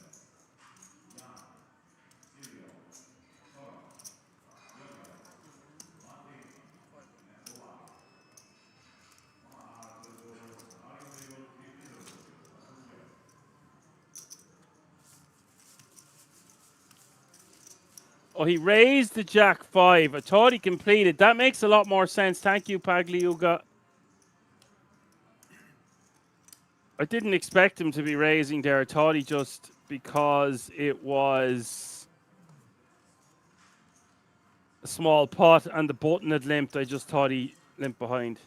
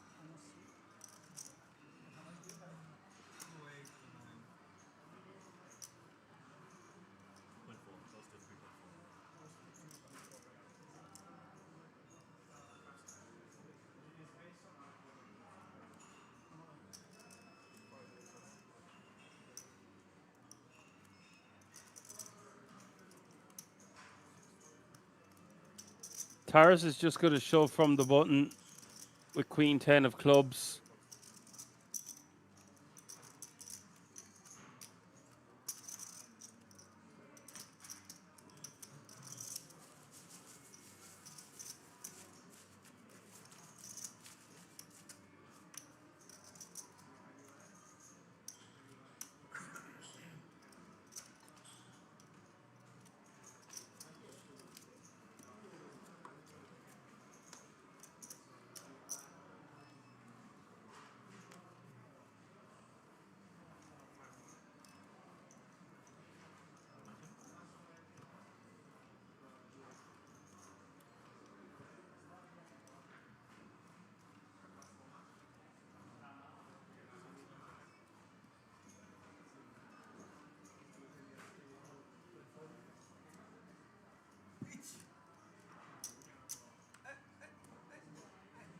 And the button's going to shove for 19 bigs. These are huge jams, guys. Even if it is into Claudio, it's seeming more and more like they're playing scared because how much chips Claudio has and the difference between fourth and third and second. I can't blame them, honestly. I get it. But at some point, we just don't want to be shoving 20 bigs and not having a different strategy. Okay, so we have to raise fold with ace-8 offsuit on the button for 20 bigs. So be it against Claudio. He can't shove any 2 in the deck. It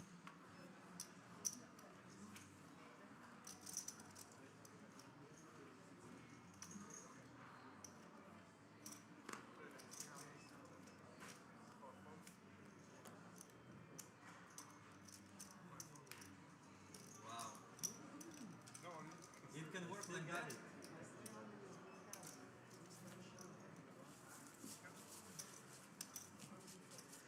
You flop, everyone is equal. Pagliuca says they don't know how to play short. Maybe the German. It's just so much money on the line.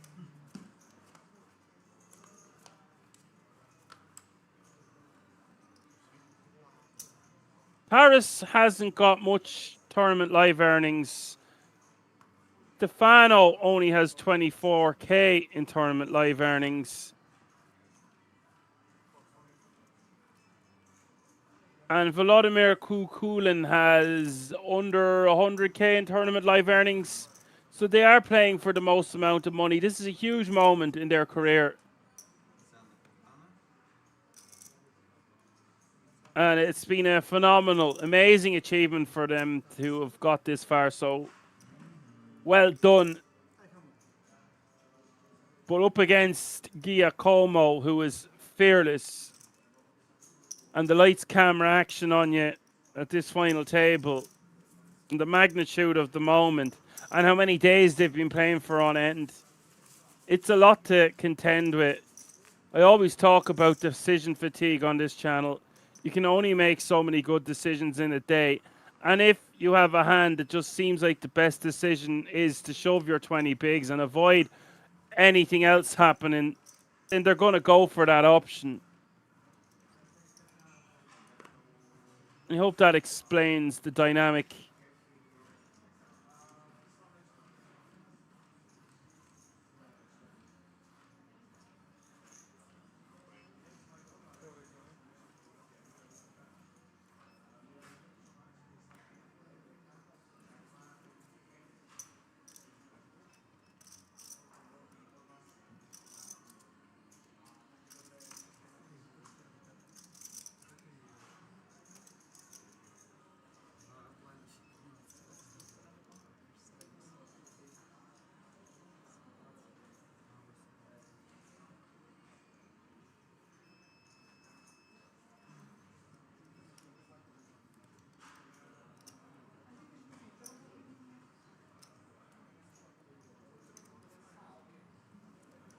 And look at this. So Claudio's shoving that amount of bigs and gets sixes to fold because Stefano doesn't want to flip.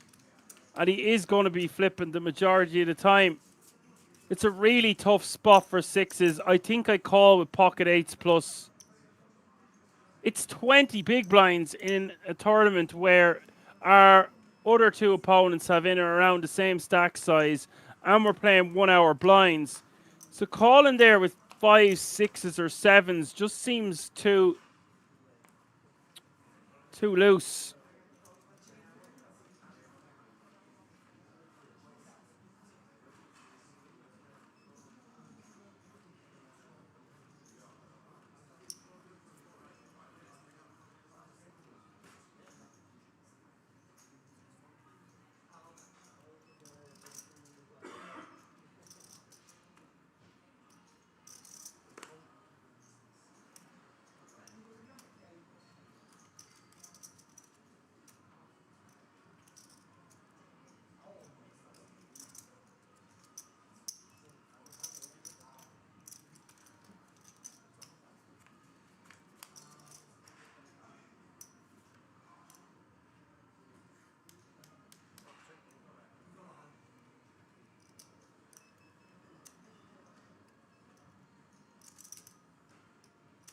Two pair for Taras.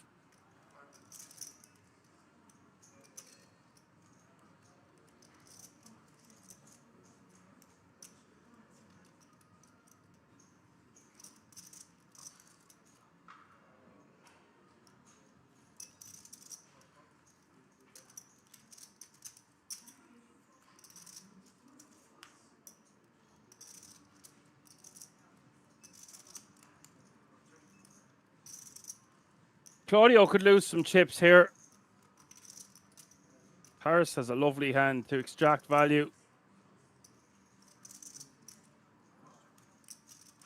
He checks back. I don't really like checking back there for Taris. I want to see him bet. Although Claudio could have a 5. Now, I want to go for large sizing. I really want to get paid here by a king. I say large sizing, somewhere around 850, 870.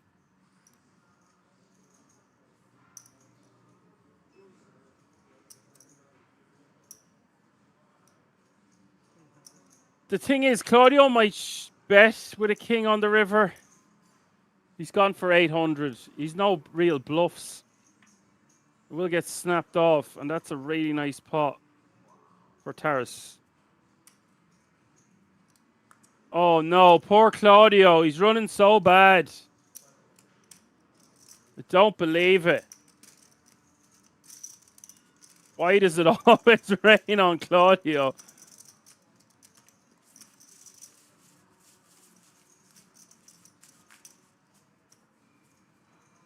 Poor little guy.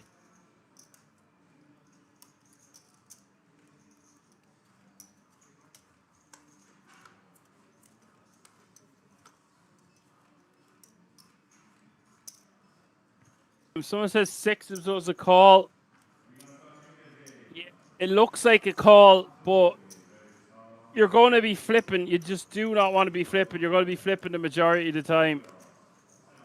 Therefore, I think we need to be calling like 7s or 8s. I think it's an 8s plus kind of a thing.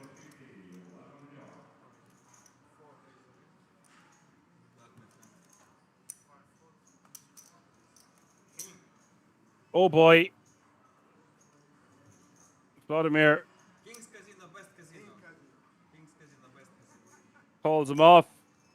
Claudio, King 10 with nearly 40% equity to go 3-handed for this title. If Claudio loses this pot, he's back down to 13 million from 19 million. It is quite a difference. It's 40 big blinds. This Queen 9-8. It's never easy. 3 diamonds on the flop. It's a post flop coin flip.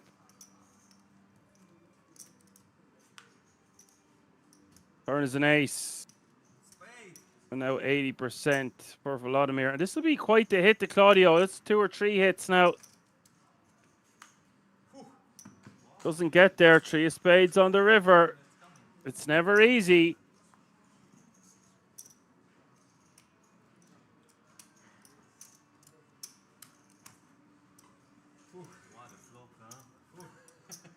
Wow Factor says at some point you also want to double up, right? You want to ladder up more. Then double up here with these guys open, shoving 20 big blinds. You better fold. It's close. Like, I don't think it's horrific calling with 6s. I do think it's not great calling with like deuces, 3s, 4s, 5s, 6s. It starts to be more difficult to fold, but I still think it's going to be like 8s plus, and I wouldn't be shocked if you put it into a calculator if it said 9s plus. Any ICM wizard want to comment about that hand, please let me know in the chat. Go run some sims or something. So that's 2 people now that have doubled up. And Tara's, sorry, taking a chunk with that King 7. Who else is going to try take a bite out of Claudio's stack? He was fast approaching 20 million, and now he's back to 13.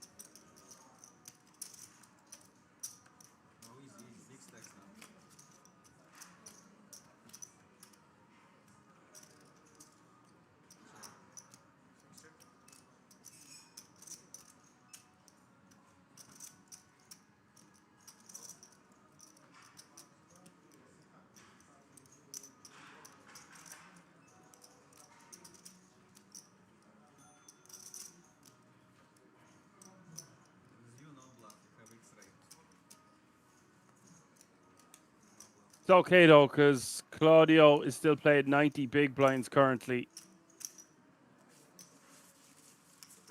But it definitely changes the dynamic. He can't just keep open ripping now. So just a few moments ago, he was able to rip because they all had like 22 bigs and below. And now there's a couple of 35 to 40 big blind stacks. He's got to be a lot more careful.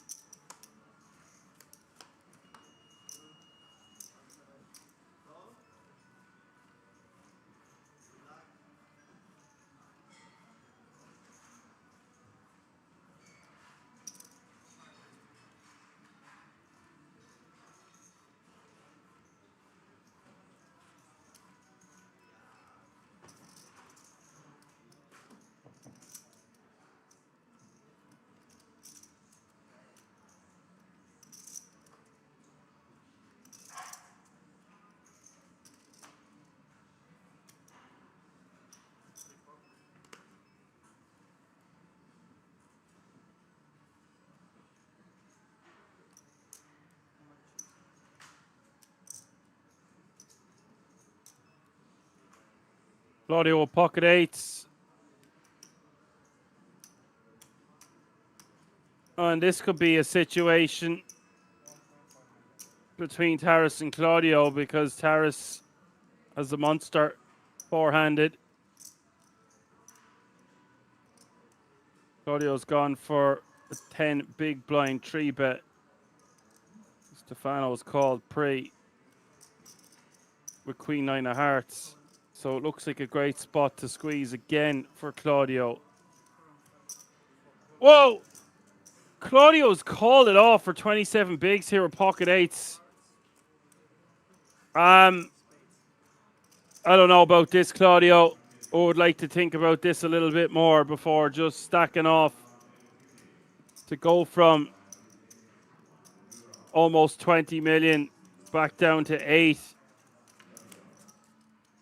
It seems a bit grim. Queen 6 deuce is the flop, and what a moment this is for Taras. Taras going to have 11.4 million.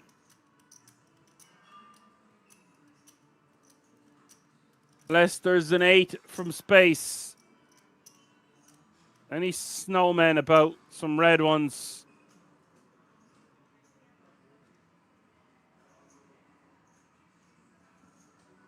This is quite a lot of money. Claudio's put over the line in a few hands now at this point.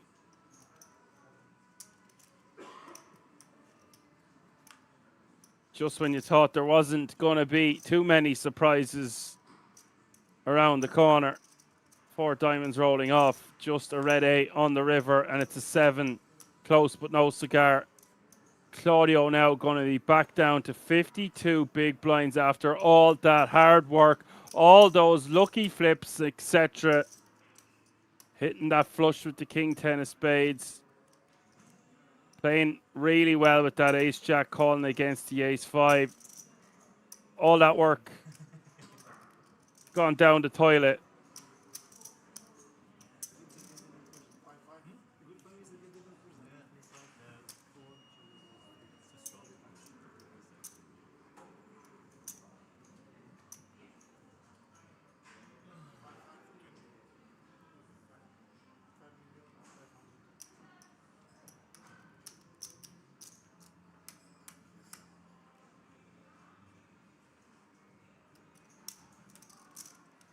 with 77 bigs now, and that is quite the difference. Never a dull moment.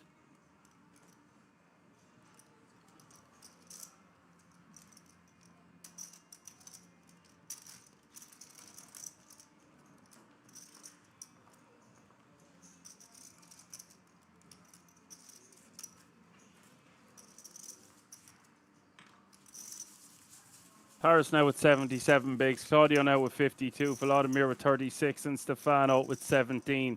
Things looking drastically different than they were about 30 minutes ago.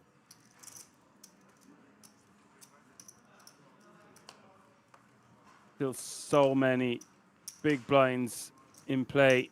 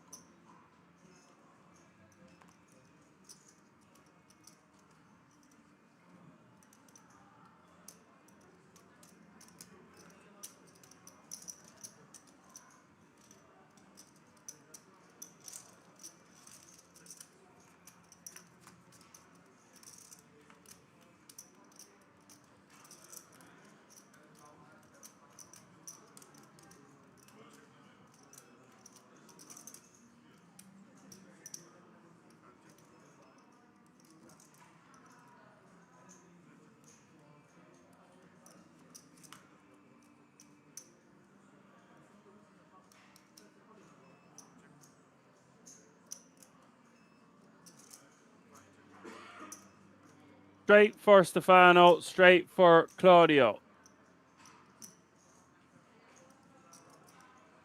Taras with just 8-4 on the king, 8, jack 7. Yes, no limit hold'em poker does not care about your feelings. You can win all the all-ins in a row all you want, all the pots. Sooner or later, the tide will turn. Stefano betting 375.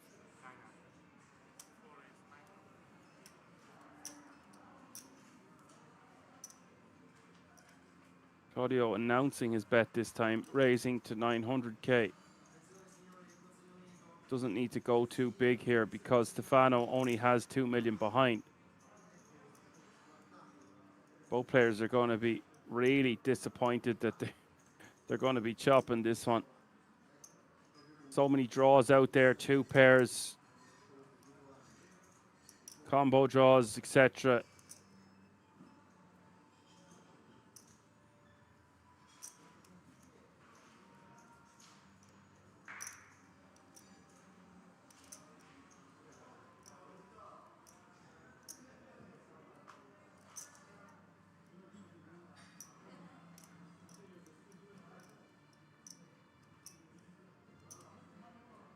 I would have thought we just want to shove here because Claudio's basically rarely ever going to fold. When he raises like this, he's shown time and time again when he raises on these kind of boards, he's just going to go with his hand.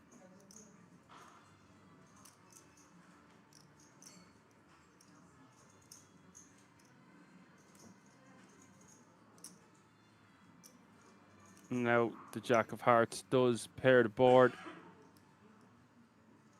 Voting against the small. I'm not sure how many full houses are out there. Obviously, 8s is a thing. King Jack can be a thing. 7s.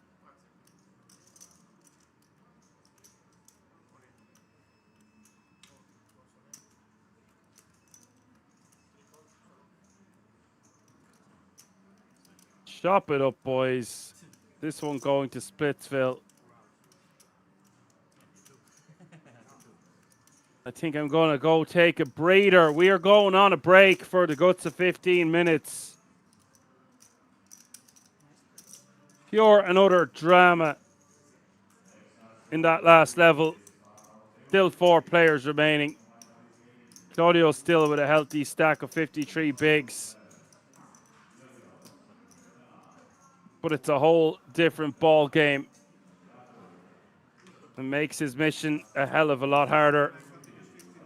Don't go anywhere. Lots more action to come. We're going to keep it right here. See you all in a few moments.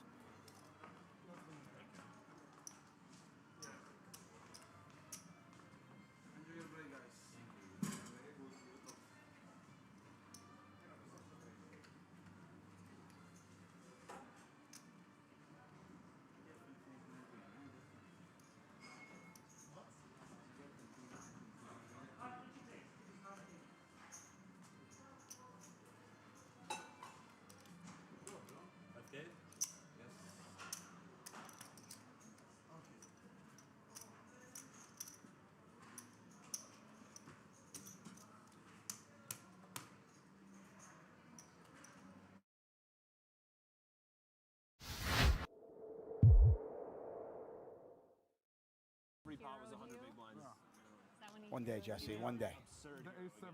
Hopefully one day soon. That thing is beautiful. That is really absolutely gorgeous. That was sick. So, done a little bit of research, didn't make it hard.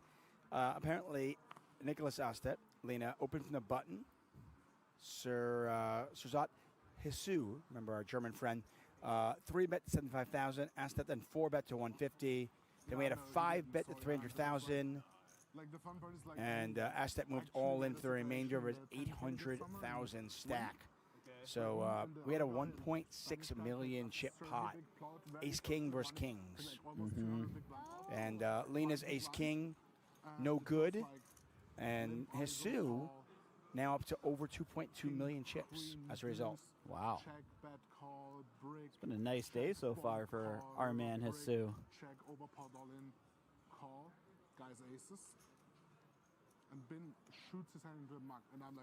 This is a very interesting flop right here. Well, you got a pair and a gut shot versus a open-ended straight draw. I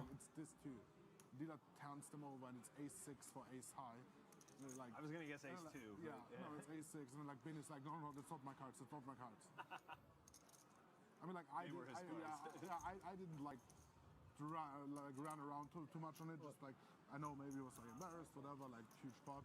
And then, like also I know he usually doesn't mux. There's a specific selection of hands that are actually happy to continue on a board like 7-5-3 two-tone, and it's somewhat rare.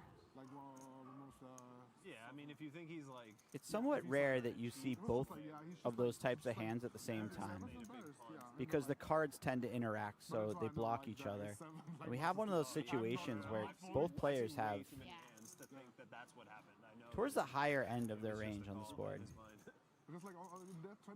Yeah, more often than not, when one player is 8-6, the other player is 7-6, the flop comes out Ace-Jack-4. Or on 7-5-3, one player has 8-6, the other player has Queen-Jack offsuit. Right. Something along those lines. So these are the kind of spots I find really fun to watch. I'm intrigued to see how Bedell plays this. He's checked. Divorce bets 120 into 148. This feels like too much hand to fold at this point. There's so many potential bluffs. Dvorak, stuff like ace-6 suited, king-6 suited, 8-9 is a double gutter, 9-10, 8-10 suited are all gut shots, and 2 overs to a 7. Oh, wow, look at this river card. Yeah, this is just ridiculous. It's absolutely gross for Bedell because he sits there on the turn, maybe concerned that he was behind. He's probably in his head thinking, okay, give me a 4, give me a 4, give me a 4. He hits the 4 that's not a spade, by the way. The non-spade 4, and Dvorak rivers the absolute stone-cold nuts. I mean, when you Dvorak talk about has coolers, 4-13 behind. This is a cooler. Yeah. You just don't even think about the 8-6 suited when your opponent raises from early position. No, I mean, Tom is, at this point, right now, he's loving life. And now he's thinking, oh. Now he's thinking, oh, that's too bad. I only get half the pot. Yeah. I played 5-10 the other day. That's wow. a better hand Yeah. than mine. Wow. Yeah.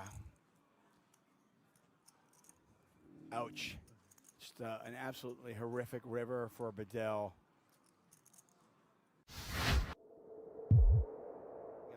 Checks back the 7-7 deuce, two-spade board. Yeah. And then the offsuit 9 comes up. What bluffs does she have there? See, that's the point I was kind of alluding to. It's difficult to find those bluffs, and this is kind of the beauty of the shot clock. Does she find them in 15, 20 seconds? I don't know. And does her opponent decipher that in 20 seconds? Yeah. I'm not saying Chrissy can't find bluffs there, but do you always give her credit for finding them very, very quickly in a somewhat unique situation? It's not a situation she's never seen before, but it's not one that she sees quite often. Hey, we're going to go old school. Oh, no, I thought we were going to go old school like ESPN, World Series of Poker coverage, and have the Jack Link's beef jerky hand of the day where you had to guess what the hand was, but they ruined it for us. I was going to really put you to the test. Ooh. Oh, this is spicy. Hello. Yeah, this could get very interesting. This is the type of hand that you want to be 4-bet bluffing with.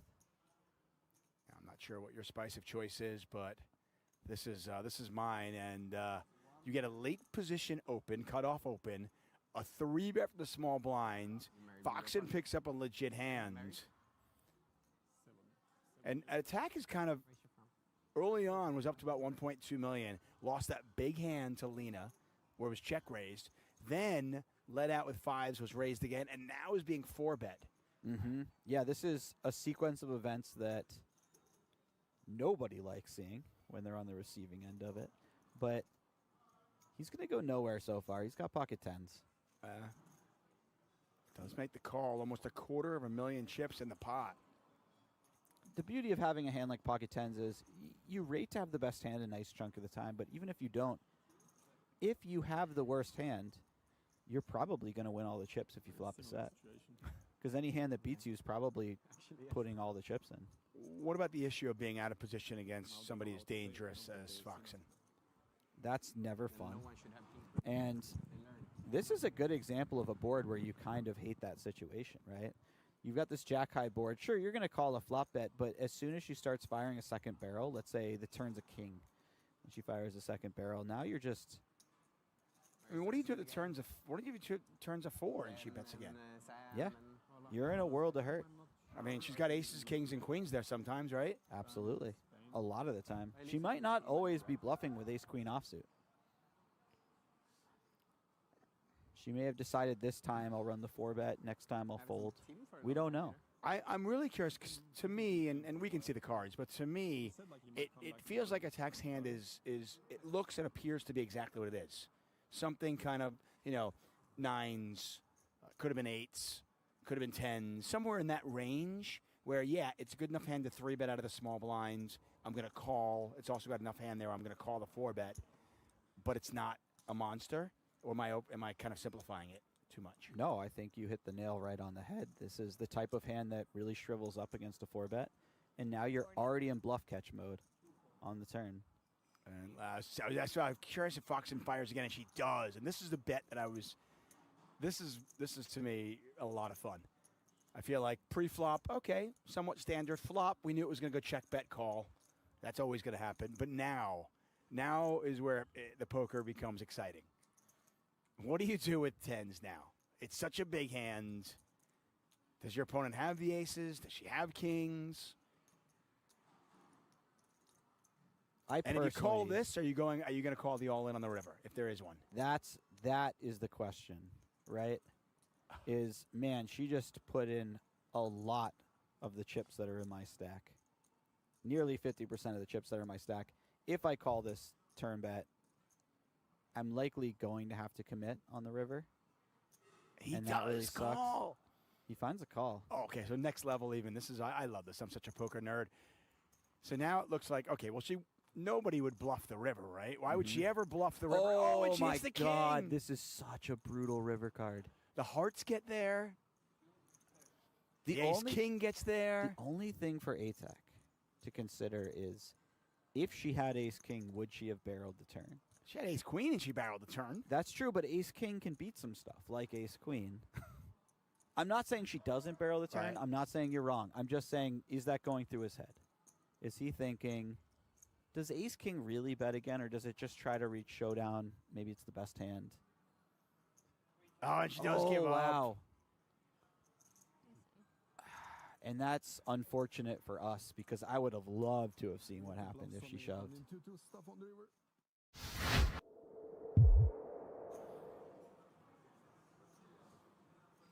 What a fun feature table.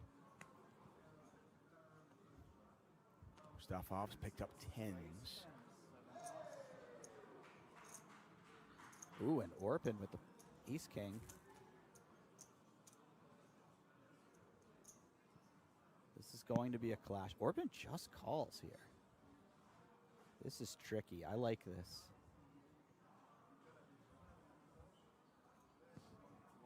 Unfortunately for him, it will allow his opponents to get in there with some speculative hands.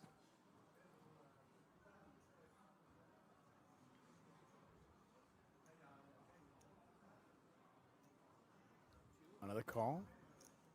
Action on Foxen. Foxen, by the way, Heads up, yeah? busted twice yesterday in the 25K GG Millions to her husband. No. So I don't want to be at that dinner table. Both times? Well, I mean, she might have busted more than that, but I'm saying she busted twice to him. Wow. Yeah. So look at this flop here. Hisu with top and bottom. Orpin with top pair, top kicker. This was a raise, no 3-bet, and we see it 5 ways. I can't imagine we aren't going to see some level of fireworks here. Mustafov coming in with the bet. I did not think he would be the man to kick it off, but here we are.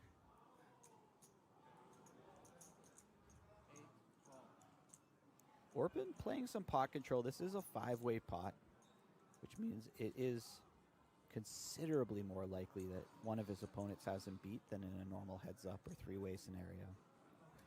You wouldn't think there's a ton of 2-pair combinations your opponents would have, but yet Hisu's got the king 3 of spades. Yeah, maybe you'd expect Chrissy to have the king 3 of spades, not so much the button.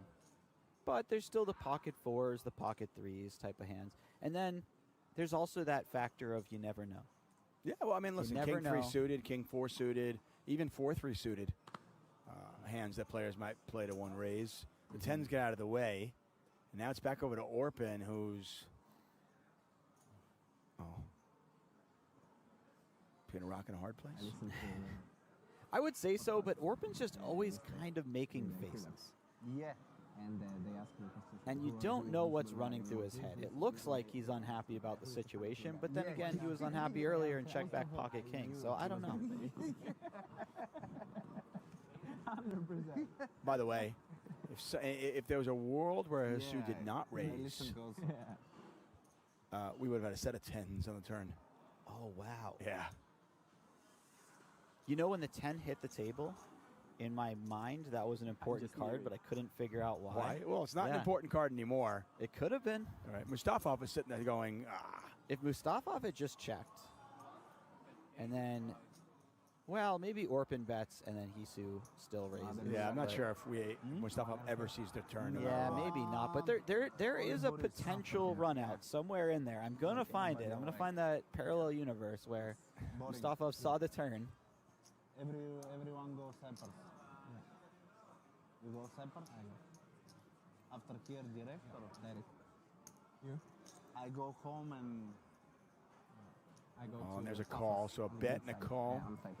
It's Yeah, just so intriguing to me when you watch poker because it's like, you know, the difference between Hisu winning a really nice pot here and getting devastated and possibly losing, 50% of his stack is his opponent not being stubborn and sticking around for 1 card. Yeah. Yeah, it's true. And yes, it's a multi-way pot. Yes, there's an overcard, but it's not that difficult to get stubborn and stick around with pocket 10s. No, it really isn't. I see it every day at the card room. Wow. Really? Hisu checked it back. No. I'm a bit shocked by this one, Tuckman. Are you surprised that he bet large in the turn after raising the flop, and then he decided to check back?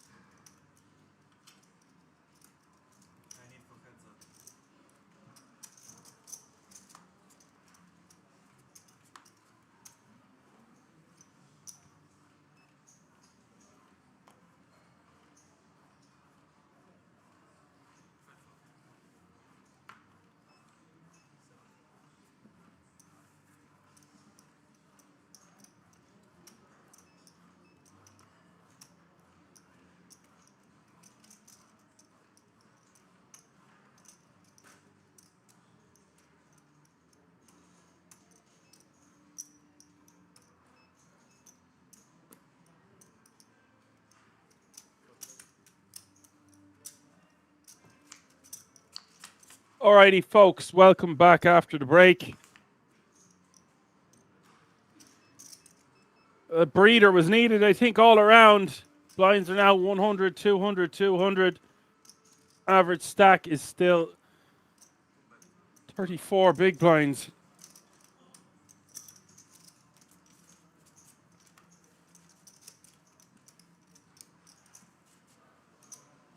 Lorenzo has put in that sixes is 100% a fold in that hand. The call the solver suggests nines plus, ace jack suited plus.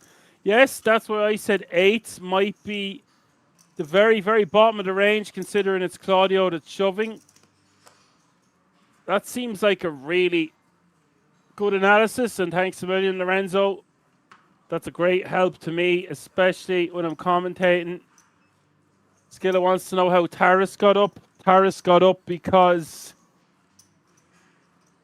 he raised with jacks. He got 3-bet by pocket eights. He jammed for,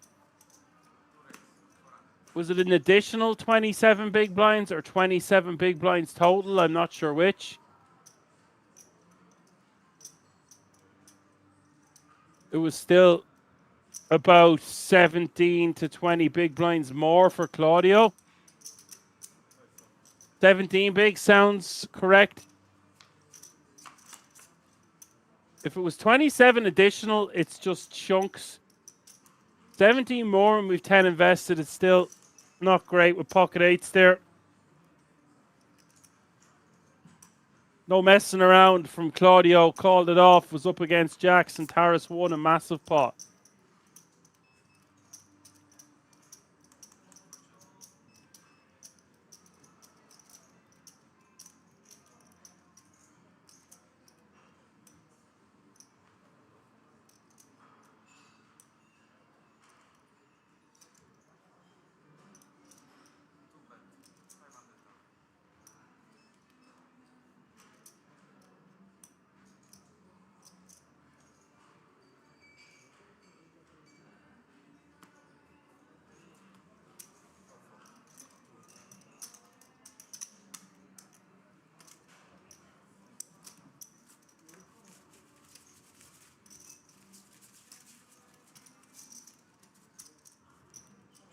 Now it's a whole different ball game at this FT.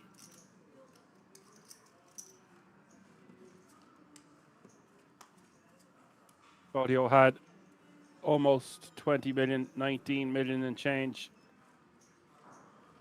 If you're just tuning in, you're watching the final four of the €1,500 buy-in. It's the World Series of Poker Circuit No Limit Hold'em main event. Live from the King's Resort in Rozvadov.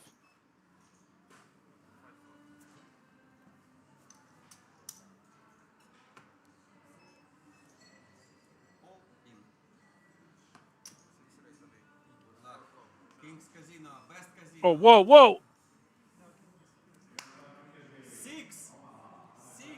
Kukulin re-jamming very quickly there with 18 bigs at ace-6 offsuit.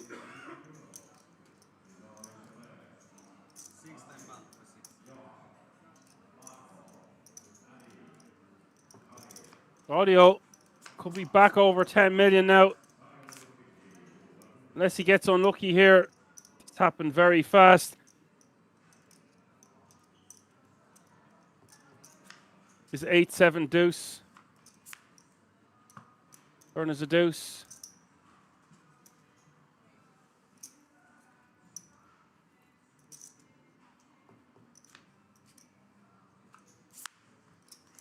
The river is a deuce. And Claudio back to 11 million. Vladimir Kukulin had a great run. And he leaves us in fourth place with €50,500 and a 3K package.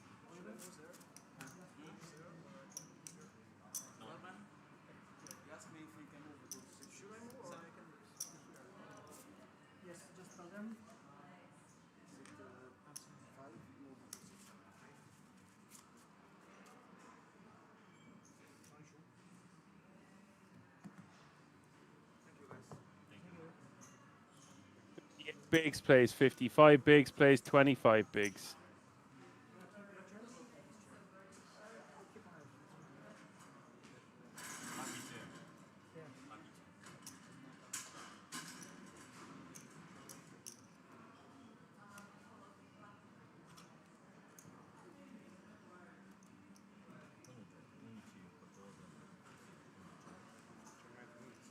Claudio nearly the chip leader once more.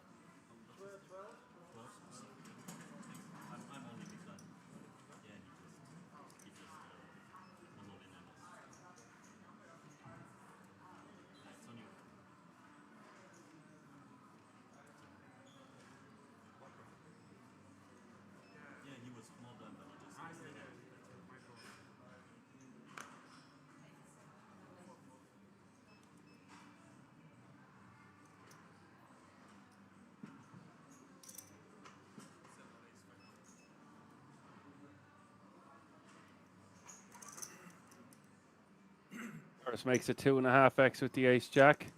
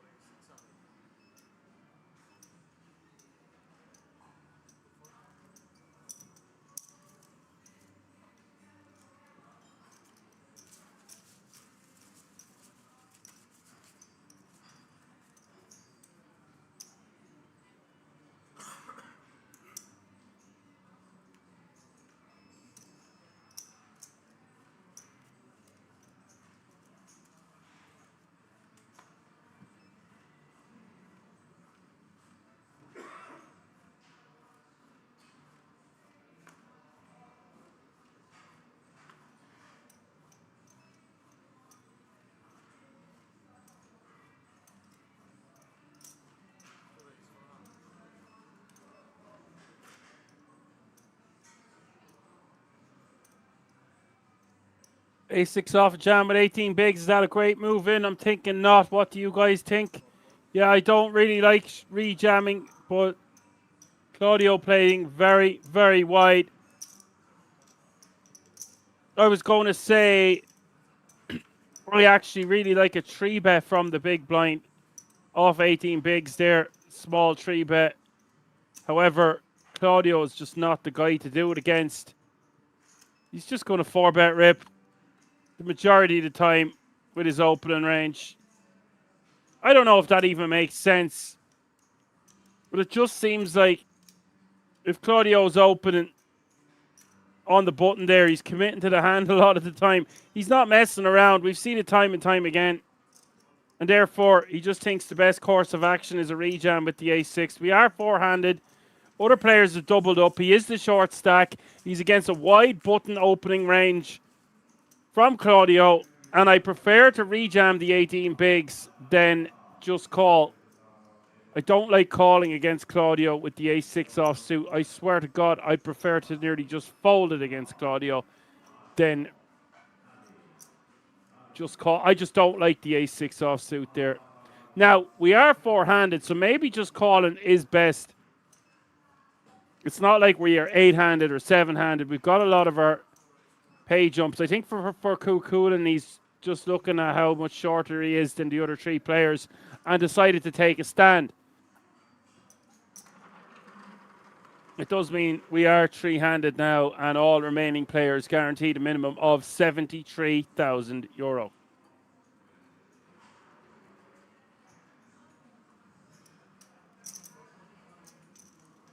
Maybe someone wants to put that one into a calculator and see what the minimum rejamming range is from the big blind facing Claudio's stack opening on the button. If someone wants to do that, that would be great. I'd love to hear the answer. Thank you for your question.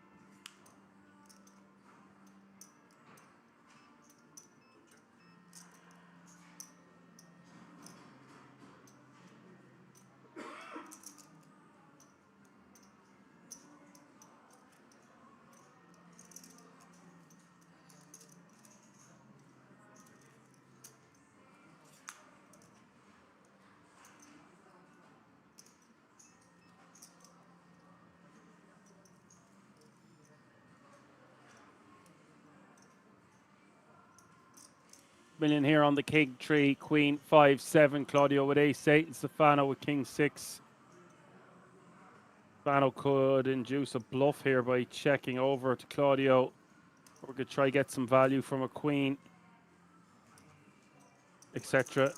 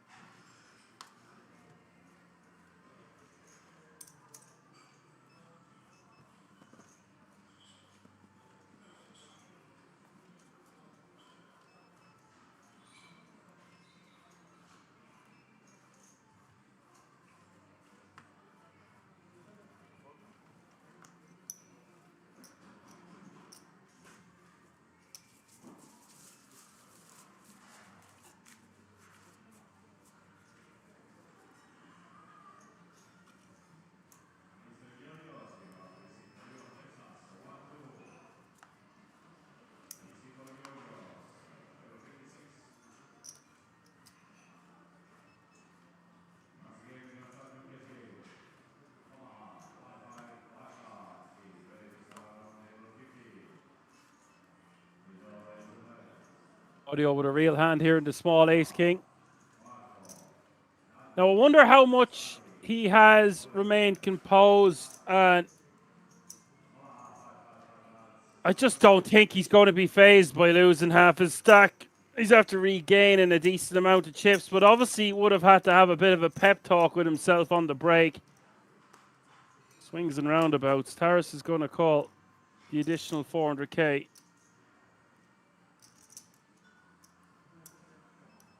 Ace 5 deuce. What I mean is, how impatient is Claudio going to be to get this over with going forward, trying to get his chips back? I mean, he's a champion. It's not his first rodeo. He will know what to do and remain calm, confident, composed.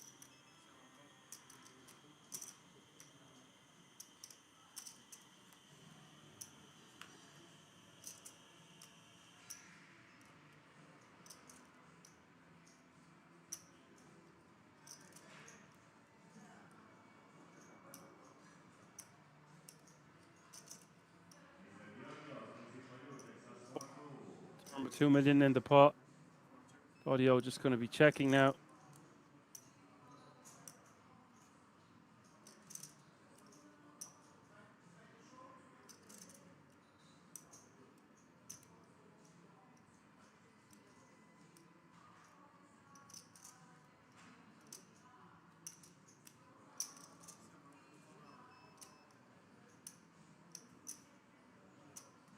$100k is the bet.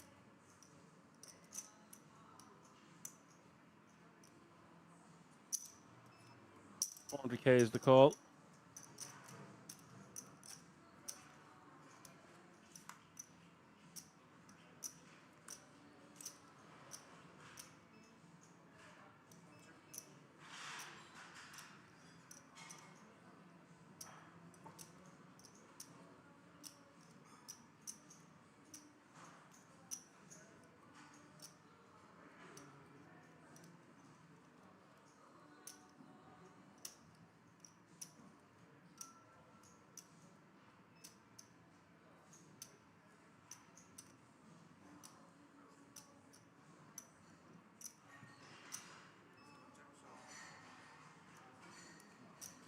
I'm wondering whether we might have seen a bluff there by Taras. But once Claudio was called on the turn, I think we just give it up.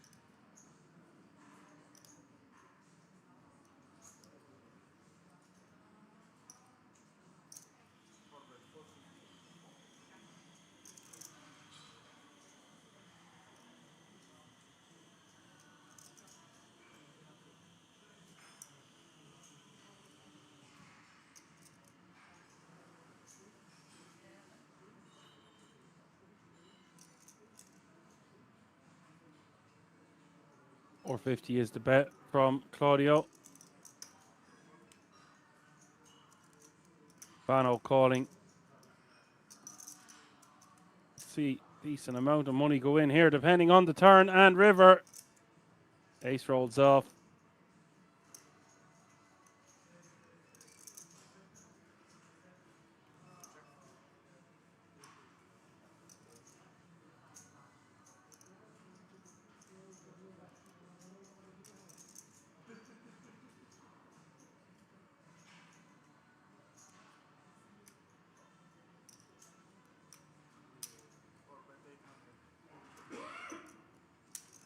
Claudio goes for a bet again.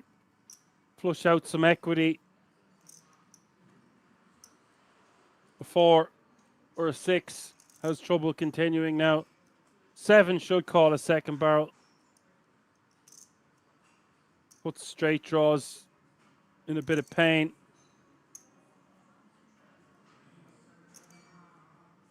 I think Stefano should be calling one more.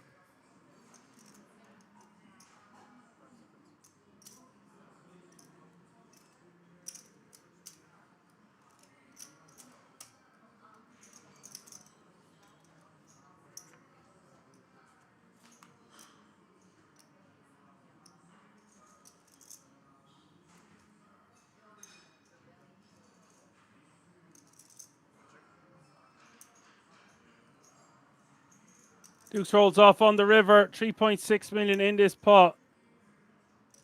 It's unlikely that Stefano has much ace-x in his range here, calling from the big blind. Claudio. We block hands like ace-jack. We block hands like ace-king. Pot's pretty big now. I would like to see Claudio shove all in.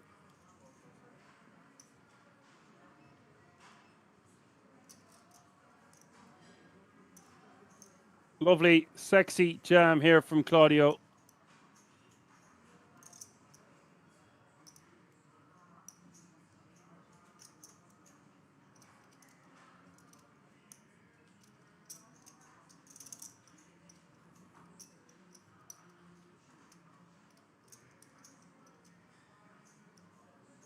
And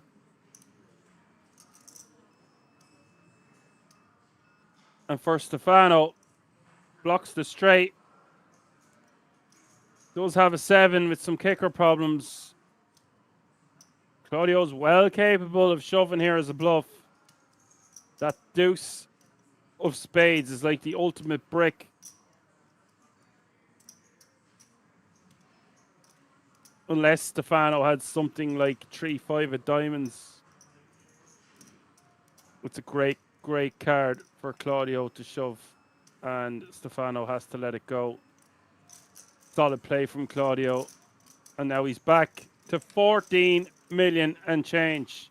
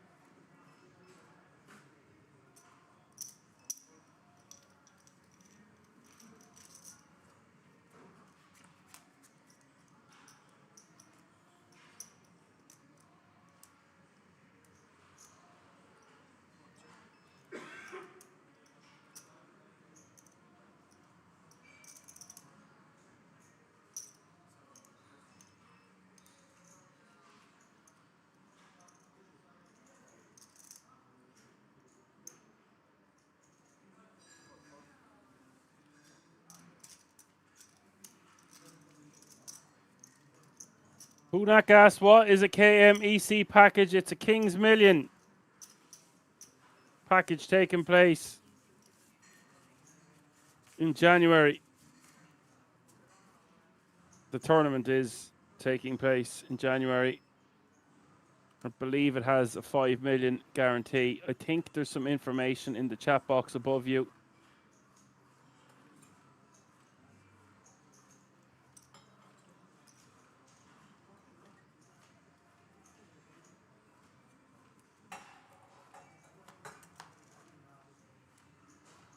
Liuga says my dad is a fish.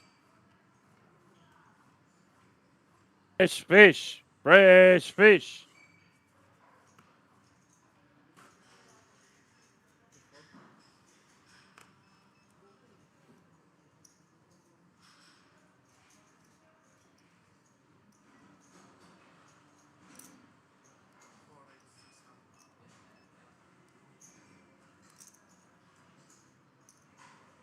Claudio goes for the 3x. Tara's still playing 50 bigs here, by the way.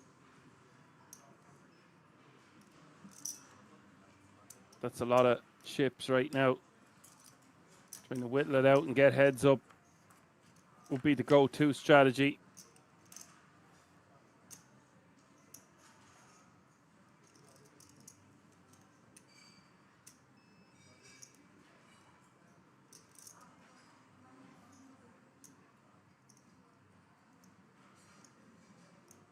Yes, it's the King's Million European Poker Championship Super Main Event. Oh, it starts in October. Yes, I thought it was yes, my bad. It's October next year. I think I knew that. Just seen 110, and I thought that meant the 10th of January for some reason.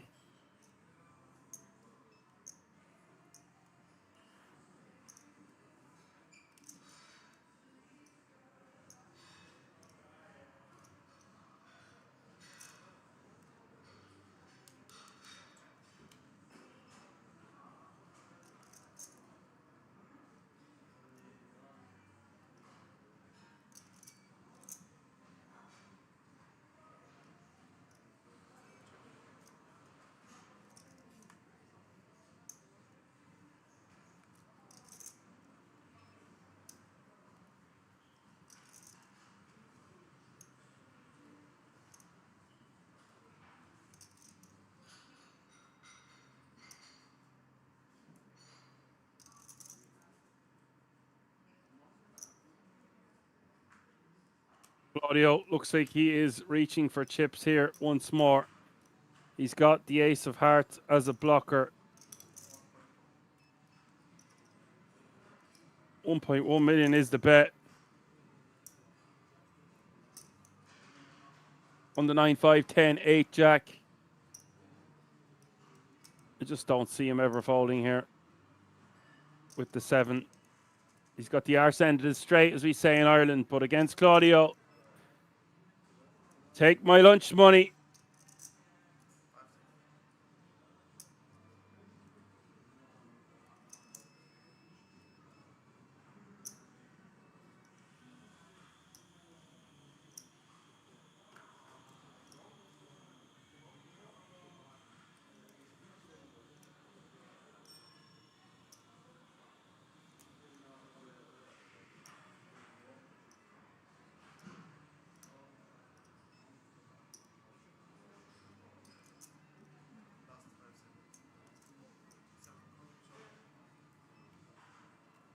It does pay him off. And is correct.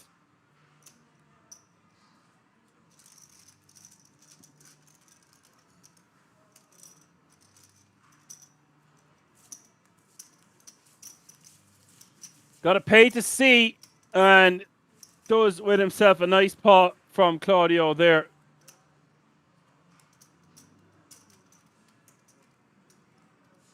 I will say this, Jay Wasello, you said you changed it for the action man, Dan. If there was ever a time that I would be looking to go to Kings, it would be for that Kings Million European Poker Championship Super Main Event. However,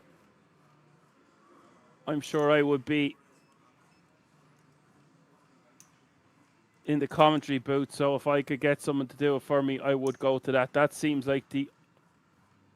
As much as January sounds great and all, that sounds like the ultimate time for me to make my reappearance at the King's Resort.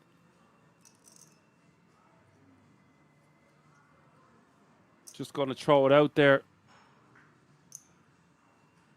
We could start a GoFundMe. Get Action Man Dan to Kings. Plenty of time. That's nearly a year away.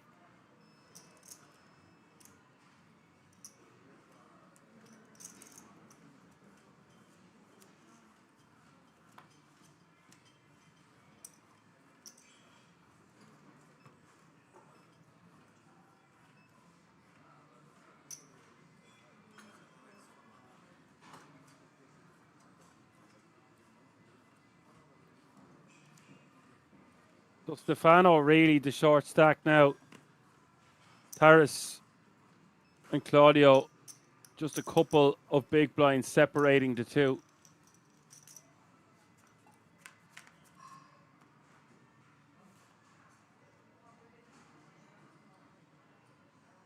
Jay asking, so first gets both the KMEC and the World Series of Poker Paradise package? Yes, both.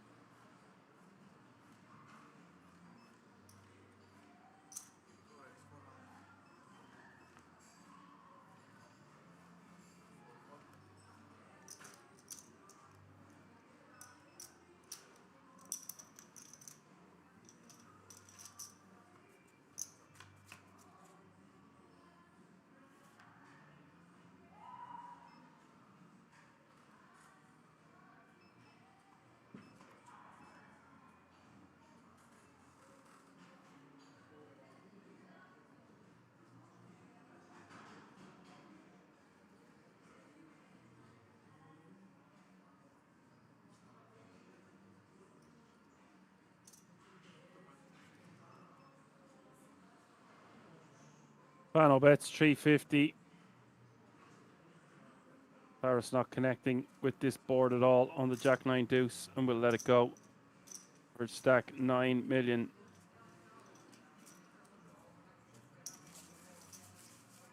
So Stefano back to 20 big blinds.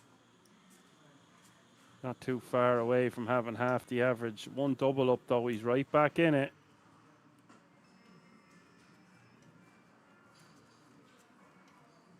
Wings and roundabouts.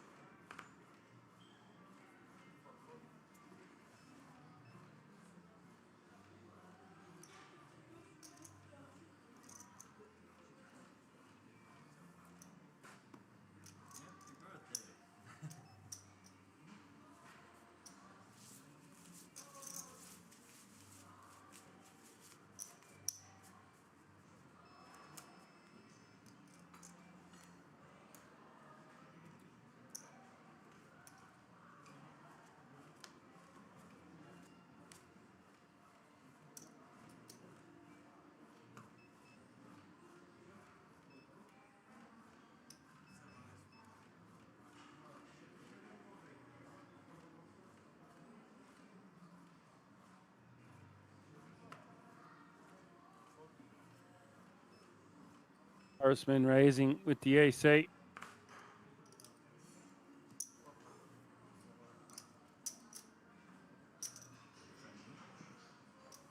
Ace-8 suited.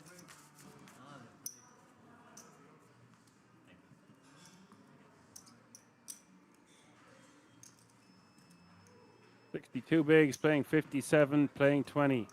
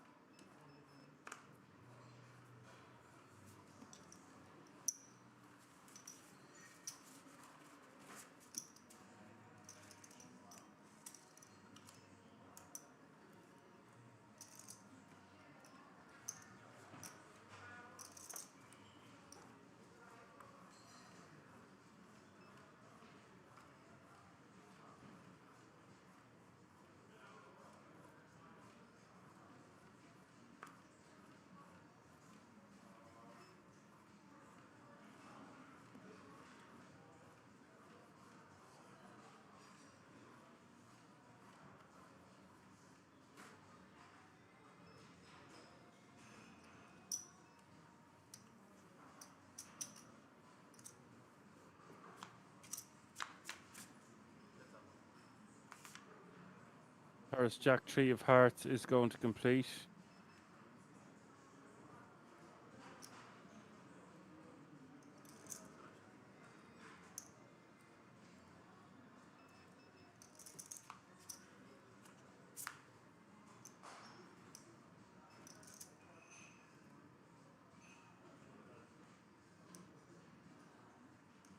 Go and check, check. 4 spades on the turn.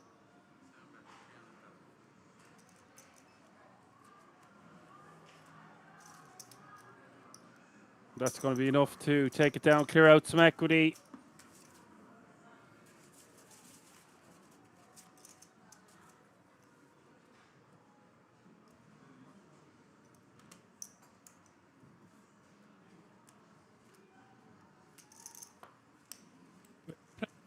$35,000 difference between third and second. Let's not forget that.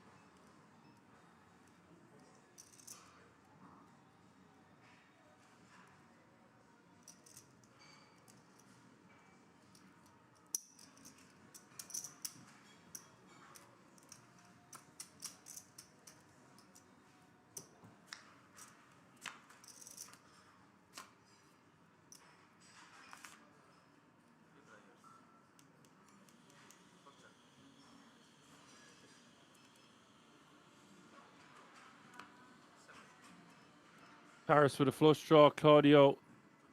Good shot, straight draw. 2 overcards. Calls from the small pre. Seems totally fine. Stefano opening with the king 4 off. Coming up short.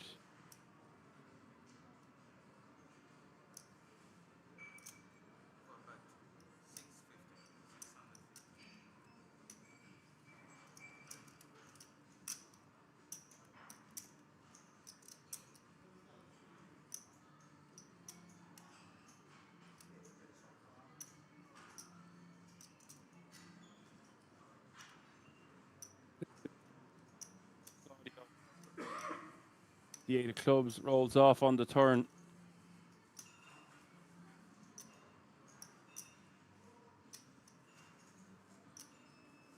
Paris isn't even going to try hit a diamond on the river. I think against Claudio we want to call. We could get paid if we hit a diamond. Jack's going to be clean enough as well.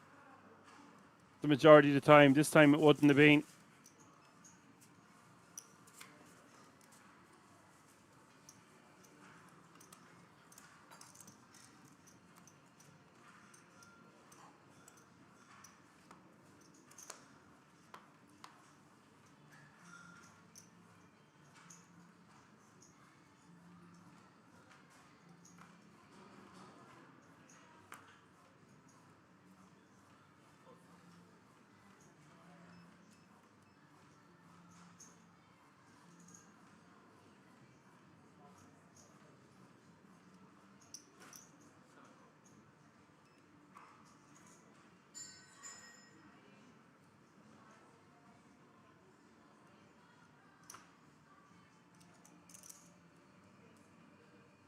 Cello says all World Series of Poker ring winners get the Paradise package. And can I ask what is entailed with the $3,000 Kings Million package?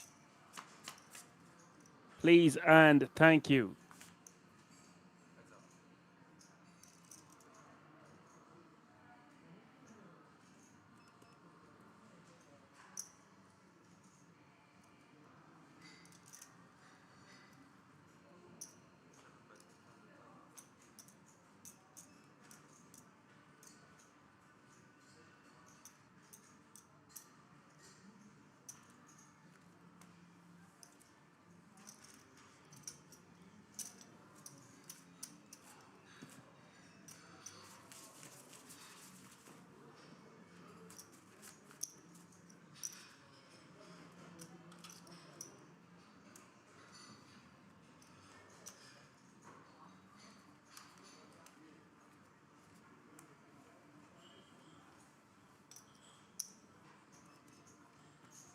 Jay Wasello says the winner gets both, just like all the mods. Yes, but I want to know what's entailed with the, or what's included with the Kings Million package. How much is the buy-in?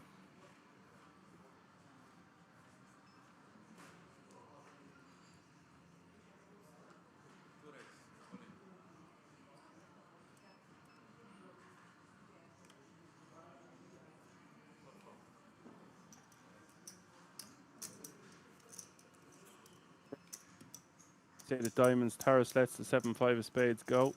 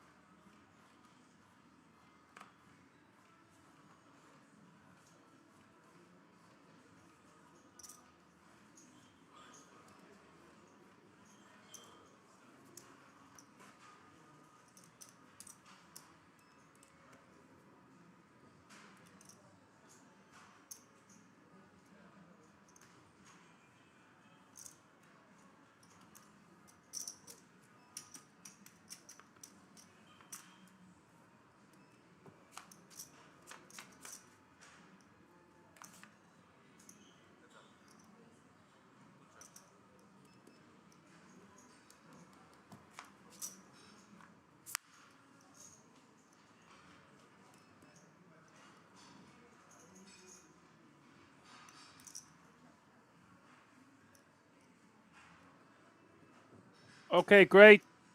The tournament entry is €1,150. Thank you very much. Includes entry into the main event and offer covers related expenses like hotel accommodation, etc. Great.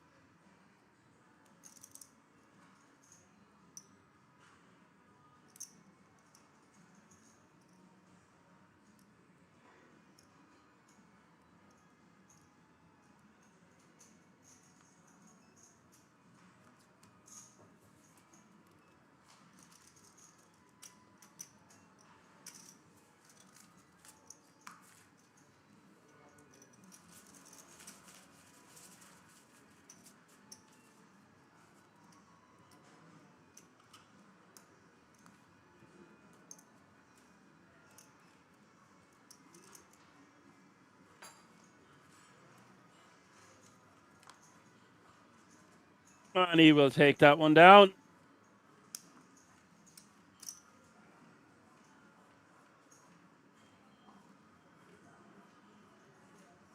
So the current strategy is Paris and Claudio just don't want to double up the short stack.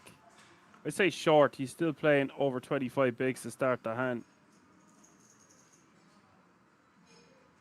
We're just about with Queen 10 here. I think we can just call.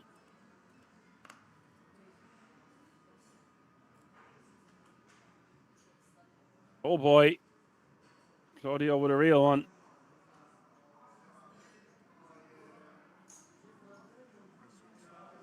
Doesn't need to start making these really big chunky sizings here now.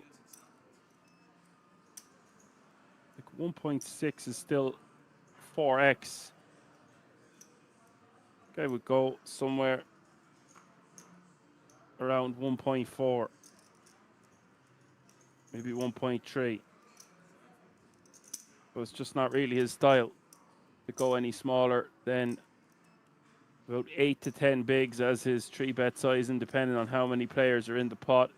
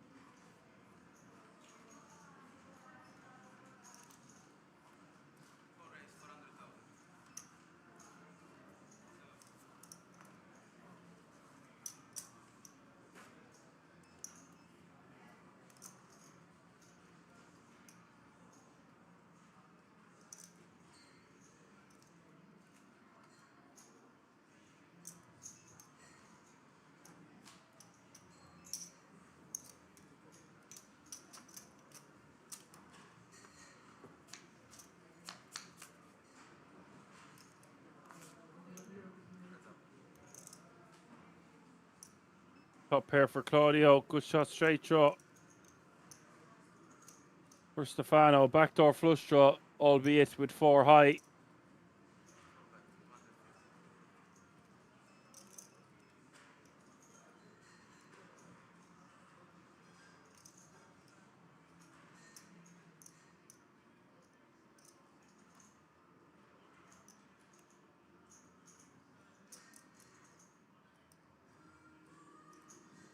Small bet from Claudio.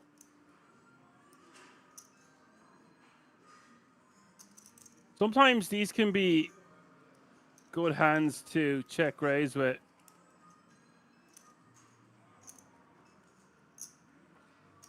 He must have heard me. 650 is the raise.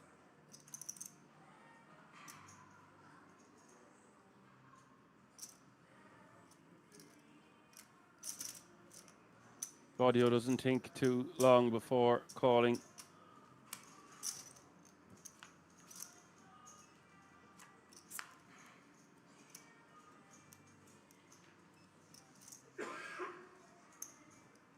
That's a terrible card for Stefano. Pairs the board. All the draws are probably still going to call. Loses 2 and 9. He can. I was going to say, I don't know if he can rep a 6. He's unlikely to check raise a 6, although he will sometimes. Claudio will have all the 6x as well. And now it's just a no-brainer for Claudio.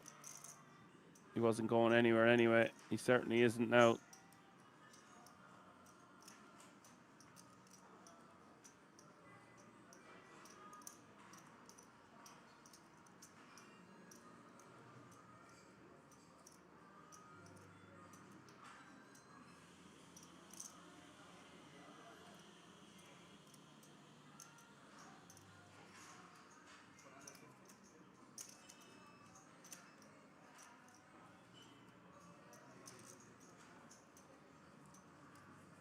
$450 with the intention of getting something like a king high or an ace high to fold here.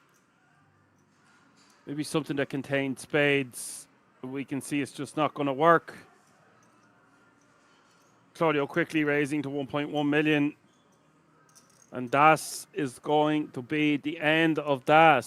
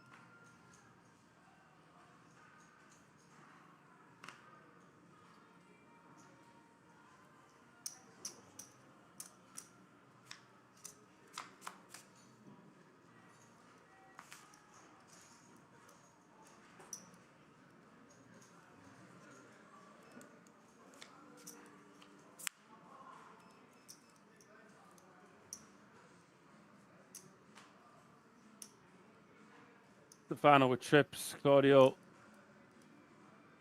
with a jack and a 9. Won't be going anywhere on the turn.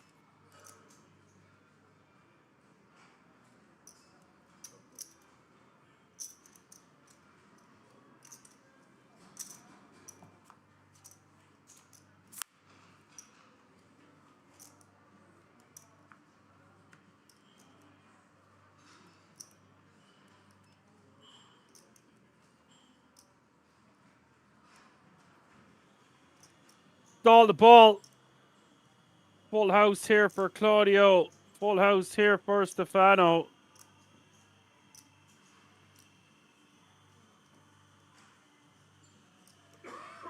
Don't want to go too small for Stefano. Want to make sure we get called. That's fairly small, 400k. Oh, I said make sure we get called. I meant to say, make sure we get paid.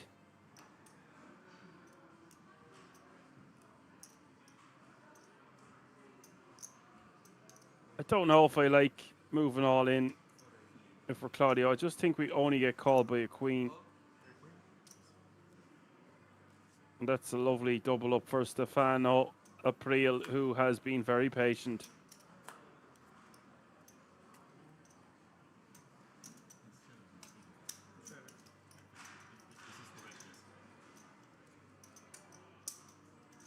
Nice river for Stefano. Not so much if you're Claudio. Now Stefano has got the crucial double up back up to 33 bigs. 53 for Claudio. No short stack anymore, that's for sure.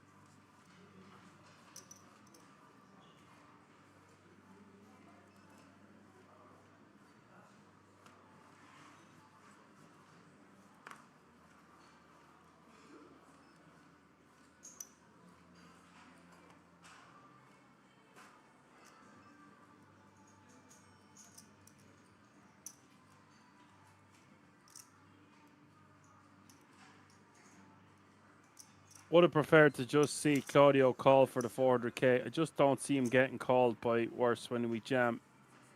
No need for it.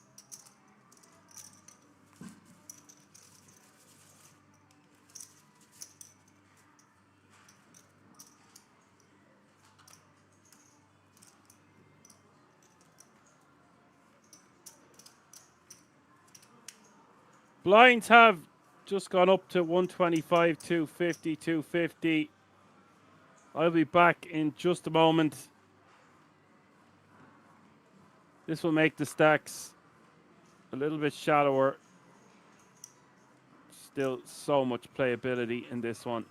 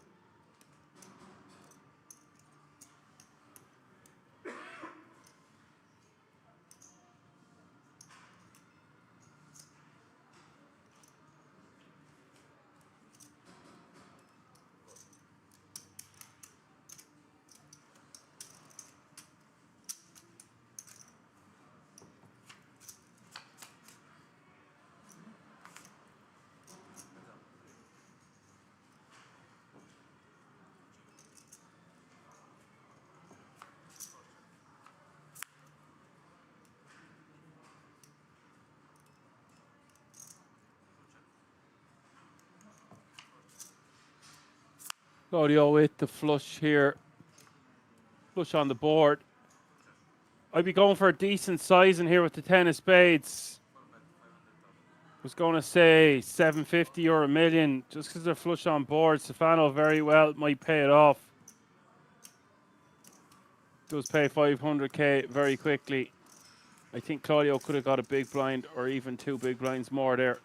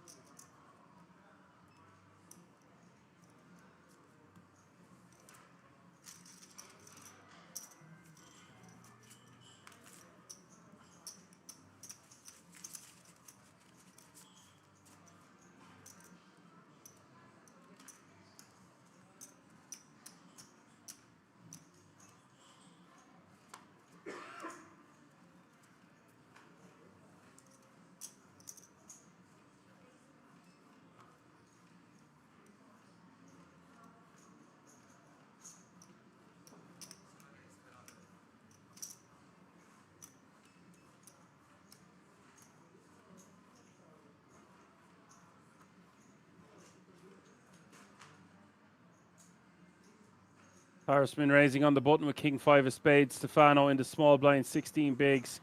Queen 10 suited. I think we rejam this one.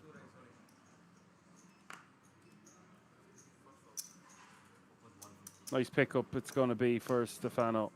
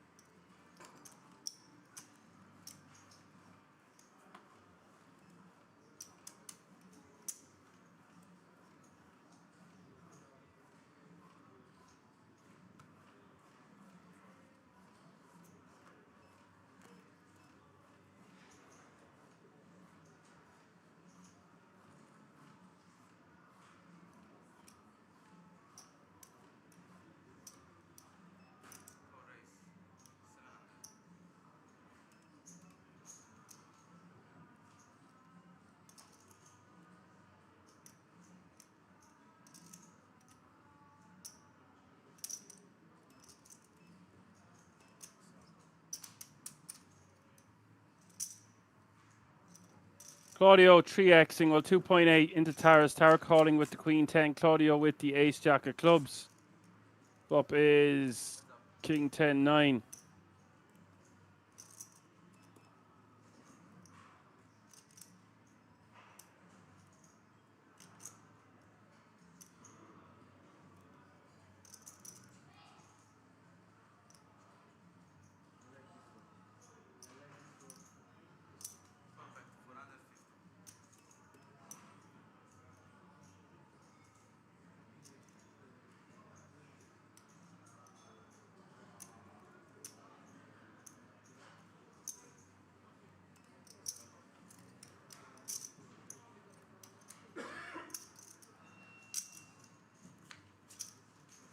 $450 is the bet. $450 is the call. Ace of spades on the turn. Nice card for Claudio. Blocks the straight with the jack. Now has top pair. Going to go into check call mode the majority of the time. Sometimes we might bet again.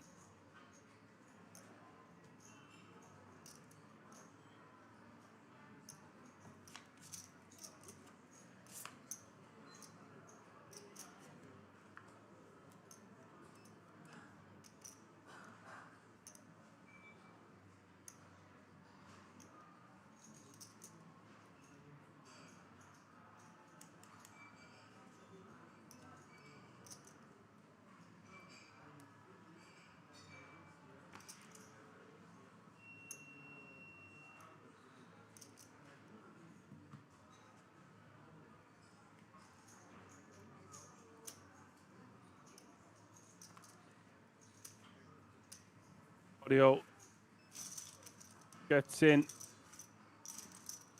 Another pot, that 8 of clubs rolling off on the river. 2.5 million going to Claudio.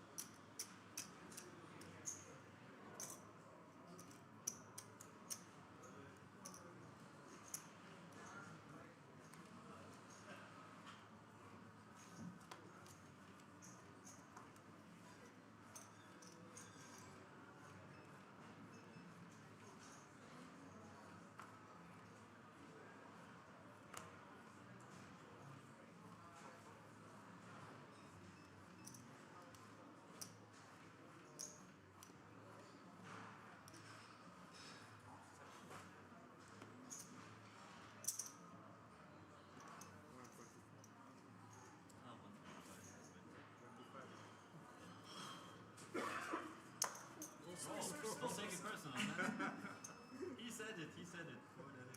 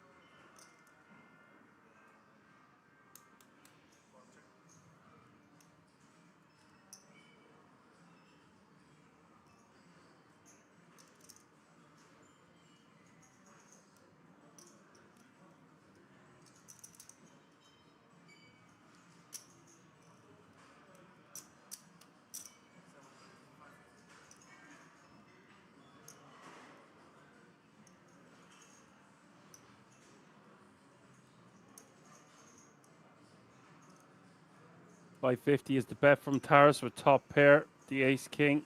Claudio releases on the king jack 7.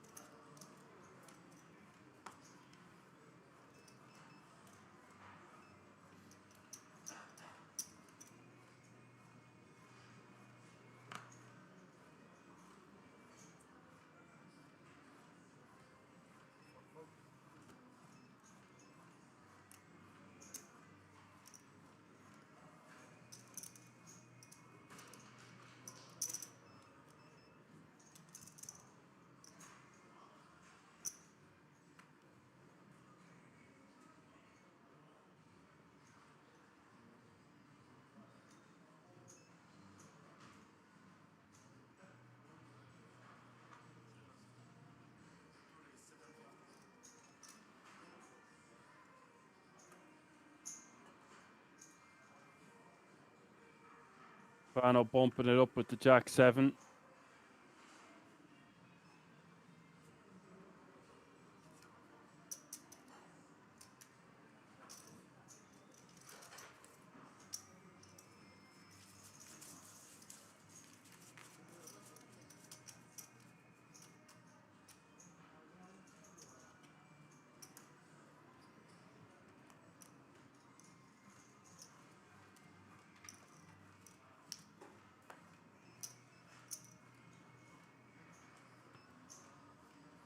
Taking it down.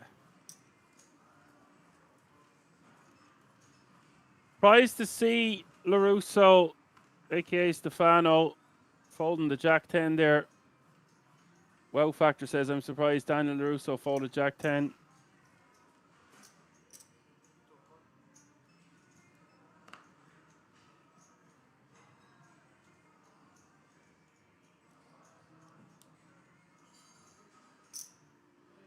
If you're just tuning in, you're watching three-handed action from the final table of the €1,500 World Series of Poker Circuit No Limit Hold'em main event. We have 29.5k subscribers on YouTube. Would love to get to 30k by the end of the calendar year. That's 100 new subscribers I need each week, give or take. And I'm not sure of the details yet, but seems like a good time to mention that once these global poker index awards come around, be sure to vote for the King's Resort. We got nominated last year as one of the best streams in the world. Not just Europe, the world. It's a testament to how hard everyone at the King's Resort works, the production team, the management team, and I suppose sometimes the commentators.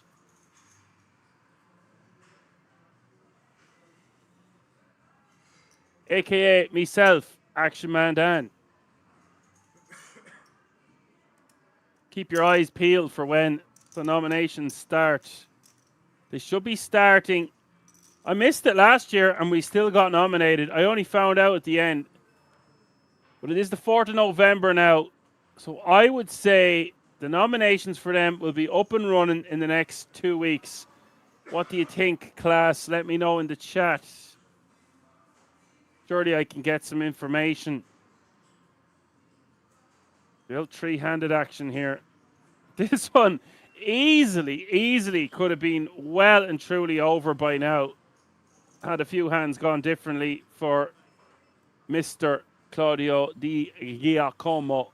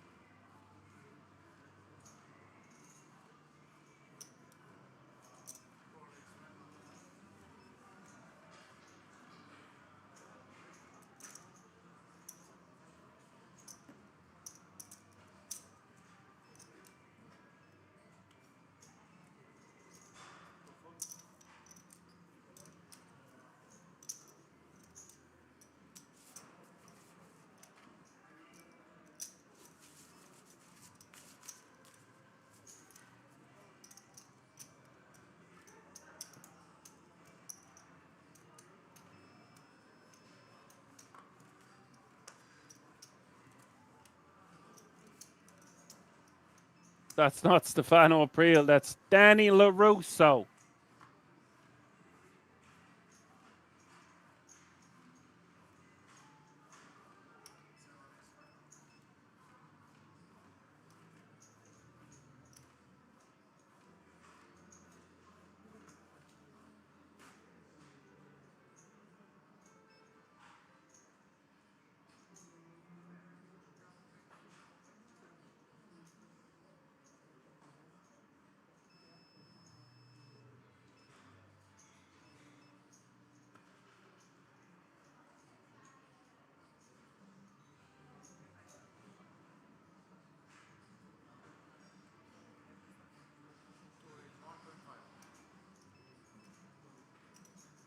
Horseman raising with the king 5.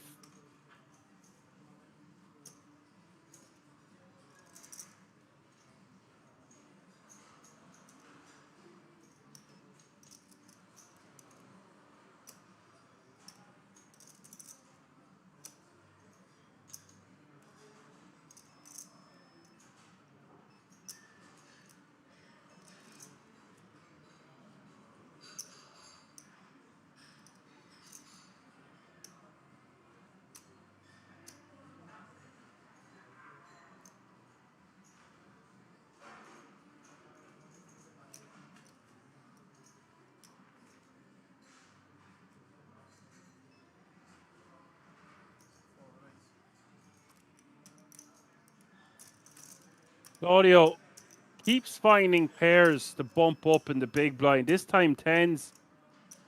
And Stefano with a good and solid 3-bet to 6 bigs with ace-6 offsuit. Not something we've seen too much of. Claudio, very unlikely he's cold 4-bet. Cold 4-betting light there. Does put him back up to 14.5 million. It looks like he is squeezing light more than he is. That time it was a 4-bet, a little bit different. But it does mean another pot goes to Claudio.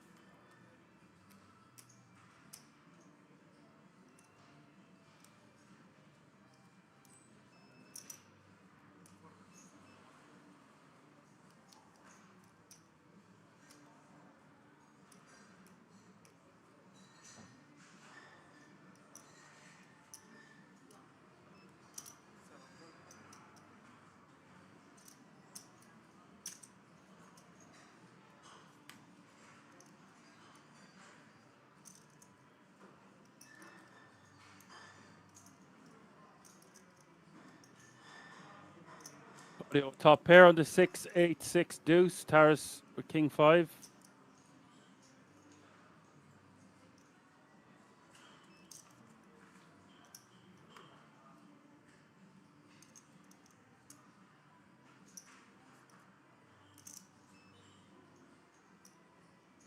I think Claudio just checks now. Maybe he goes for tin value. Could bet something around 450. Goes for 450.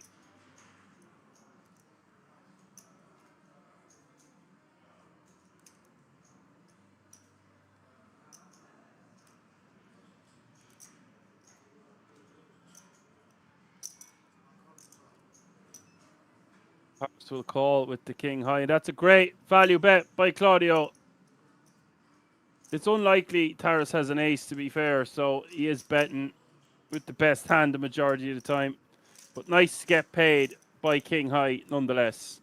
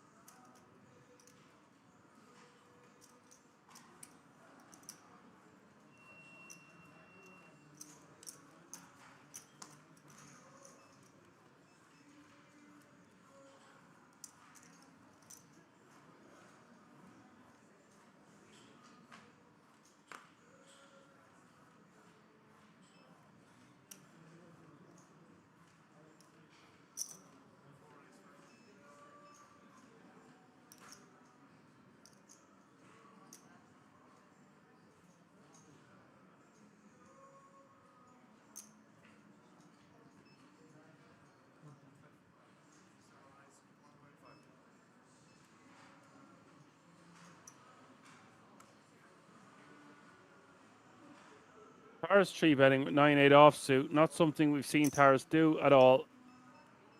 They're playing back a little bit at Claudio. Claudio trying to win too many pots. Is still playing over 15 million.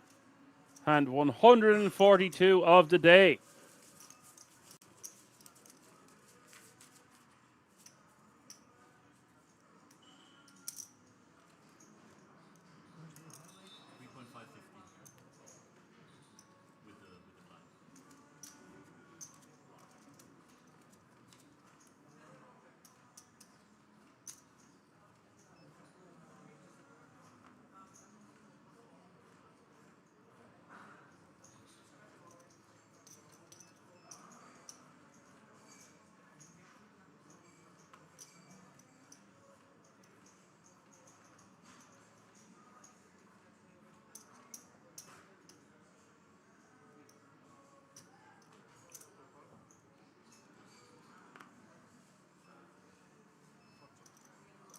So Stefano April now under 15 bigs once more, and it's ace-ace-3. He rebounded nicely to 33 bigs. Few pots haven't gone his way. Finds himself as the clear short stack.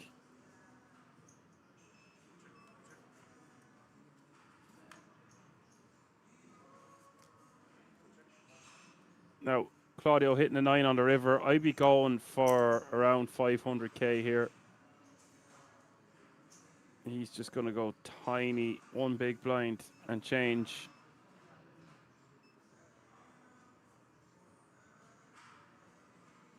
I say tiny. I just think you could get paid by even queen high here for 500k.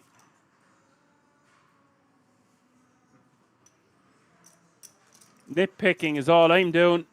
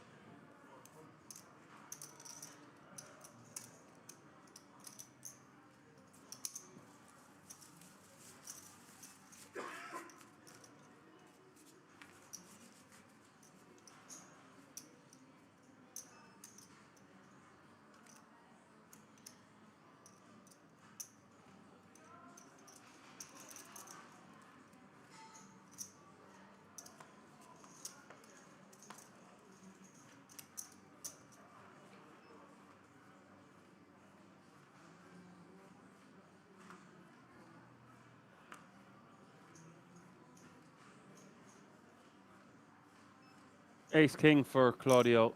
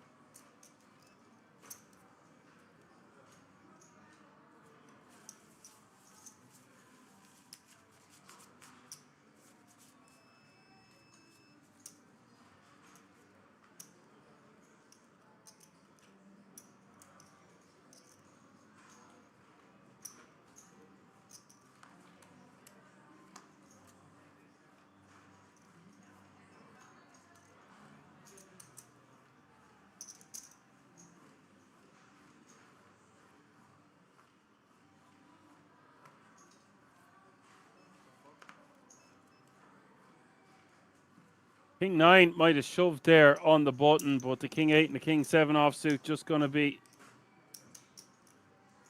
maybe with 9.4 bigs. We're getting close to jamming that one. So much money between third and second decides against it. I'm sure a calculator would say that you could shove King 9, maybe not King 8. It is for 9.4 bigs. I hate a shove there with the King 8 offsuit, honestly. I wouldn't shove King 6 or King 7. Definitely King 5 and King 6 going into the muck. King 7, not too sure. King 8 and King 9. I think we want to shove them where the shortest. Someone can correct me in the chat, that's fine. Maybe the solver says we're supposed to be a little bit tighter there. Just think we are going to be posting 2 bigs every time the blinds and antes hit us. Things not going too well for him. Paris close to 10 million once more. Audio not too far away from that 19 million he had, which seems like a very long time ago now. He's regained his composure very well.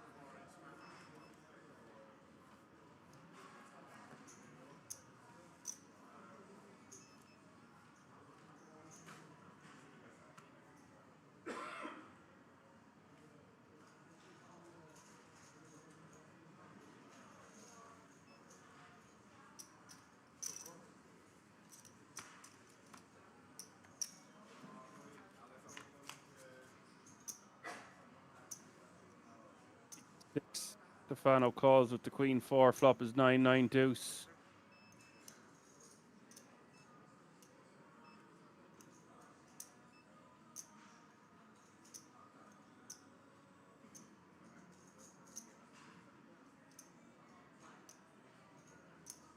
Claudio just bets and takes this one down. Doesn't have to go too big. Looks like he's going bigger than normal, just committing himself to the 6.4 stack.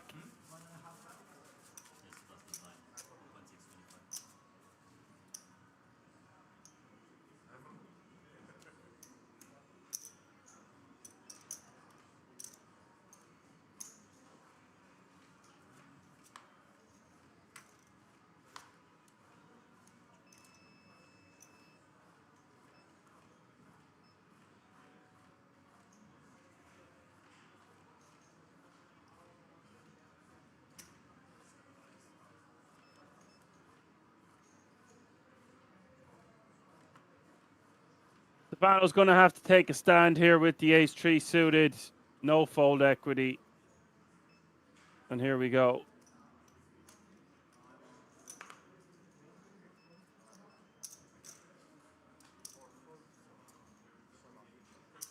Taras will call and 43% equity to eliminate Stefano April in third place. And we will be going heads up for the title.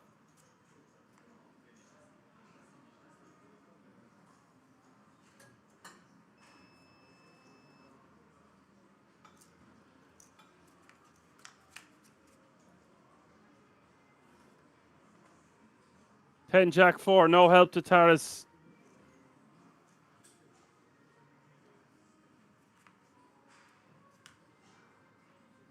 Wow, the turn is a 6. Ace needed and an ace only. Oh my God, it's an ace. He gets there on the river. Best hand going in. Taras hits on the turn. Bit of rough justice on the river, and Taras now 32 bigs. Stefano back to 15.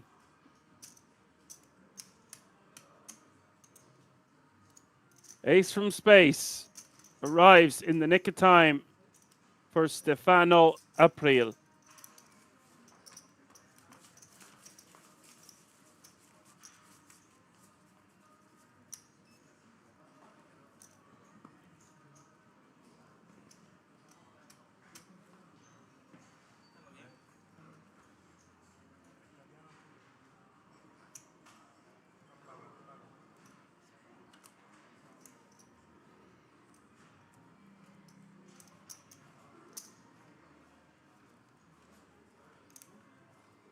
$64 bigs is now playing 32, is now playing 15.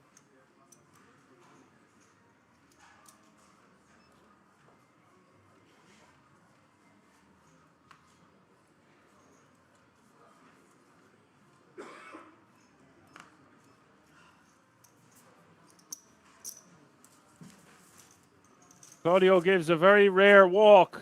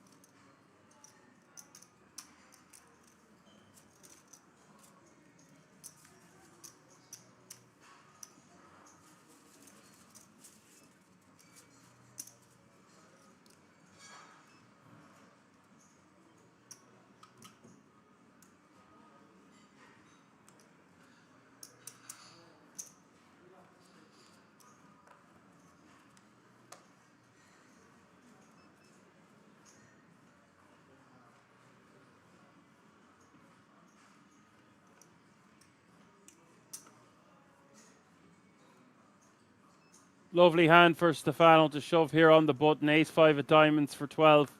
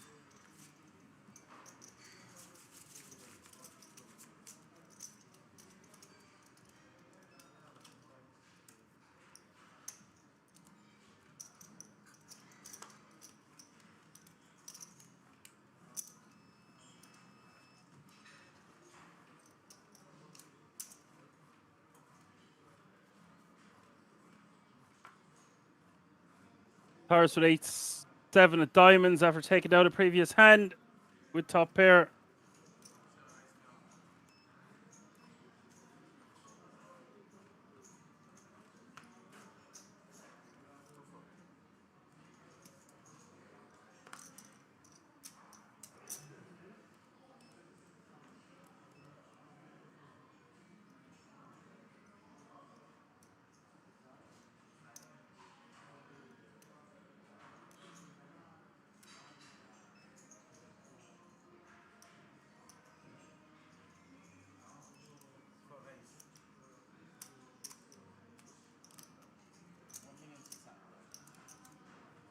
Now, Claudio doesn't do this too light that often, but he is doing it light this time with the Jack 3 offsuit, and I'm not sure what Taras is going to do with ace-7 of diamonds.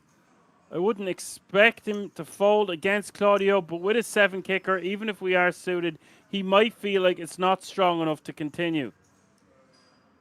It's a pretty awkward situation for him, but I think he's got to... Okay, he's going to call. And this is a big flop coming up because Taras is either going to be closer to Claudio or is going to be similar-ish stack to Stefano.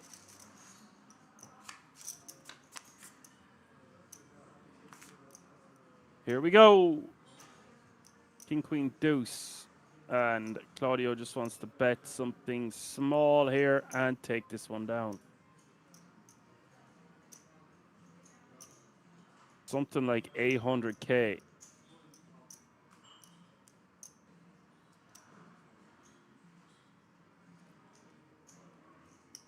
Maybe $1 million.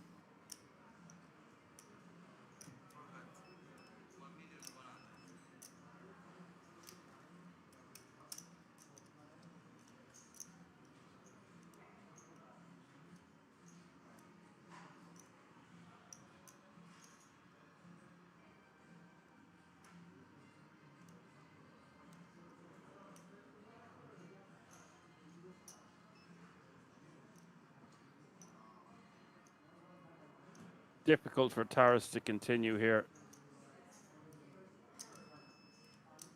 But he has. Good intuition here from Taras with the backdoor diamonds. Interesting turn card coming up. Stack to pot ratio less than 1-to-1. 5 of spades.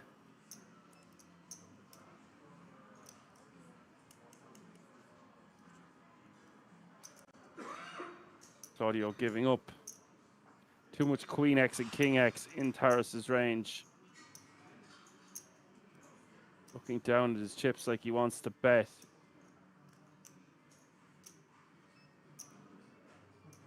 He's reaching, you know.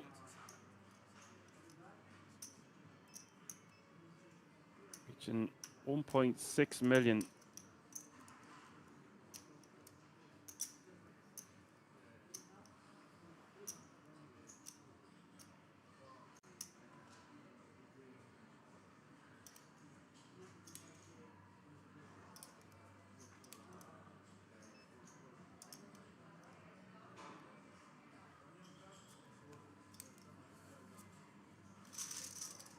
Taras can breathe a sigh of relief. He's over 10 million, and that's what I'm talking about. He's only 11 big binds behind Claudio now.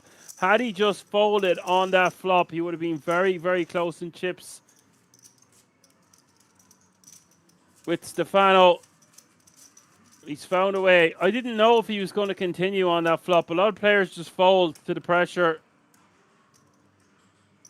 He's took that one away from Claudio at a very crucial, important moment in this three-handed affair. Good job, Taras. Interesting to see what you think about that one. Let me know in the chat. See Stefano now with 12 bigs. Wants to be shoving this.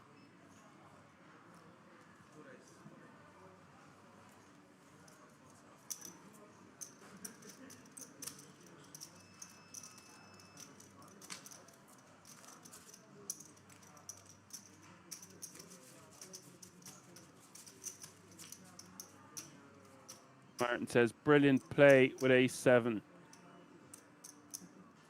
Yeah, a lot of players just check back on that turn. Just not wanting to be faced with a bet from Claudio or a bad river. Just deciding he can get hands as well.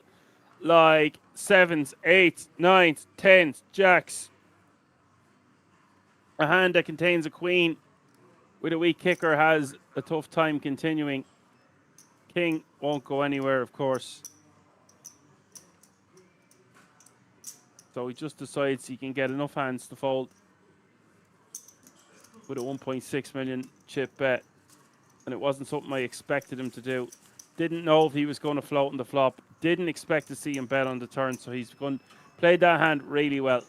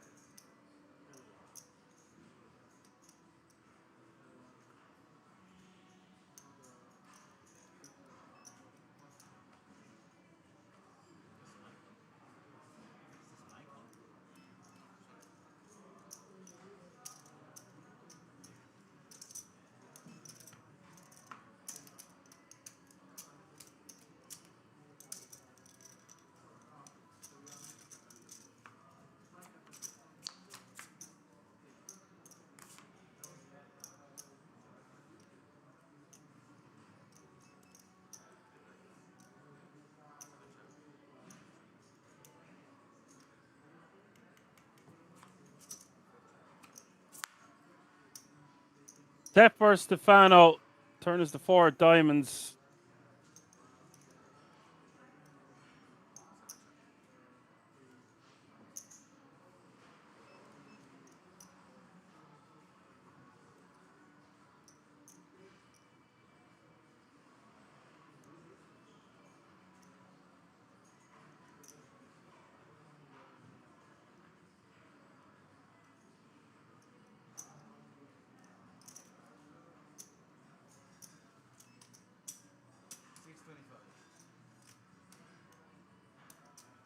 $6.25 is the bet from Stefano. Claudio going to be going nowhere just yet. Taras getting out of the way.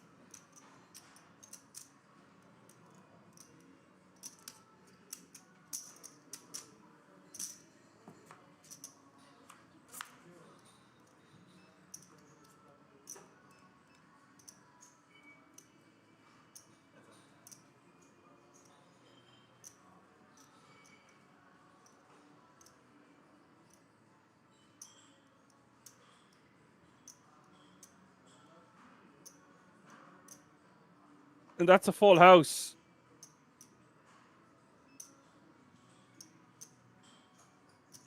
Does Claudio believe Stefano? Stefano shoves all in. Busted straight draw, busted diamond draw. I think he just has to fold. Shows the jack and lets it go.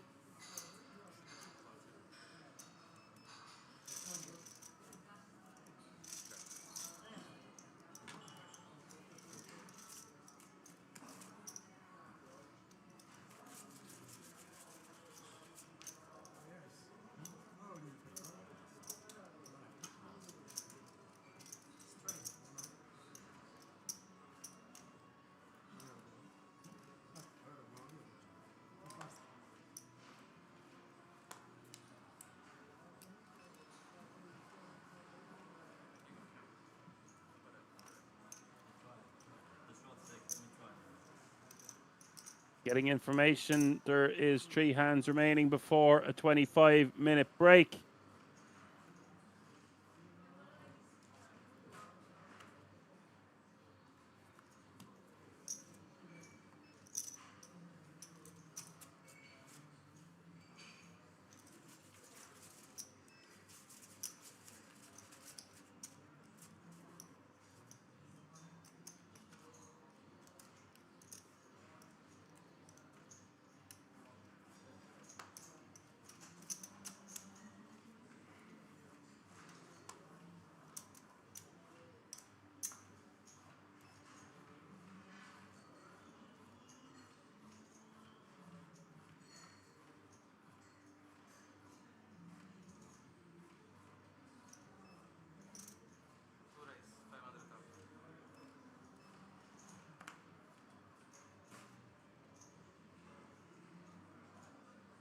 The panel in raising on the button with Queen Jack off suit.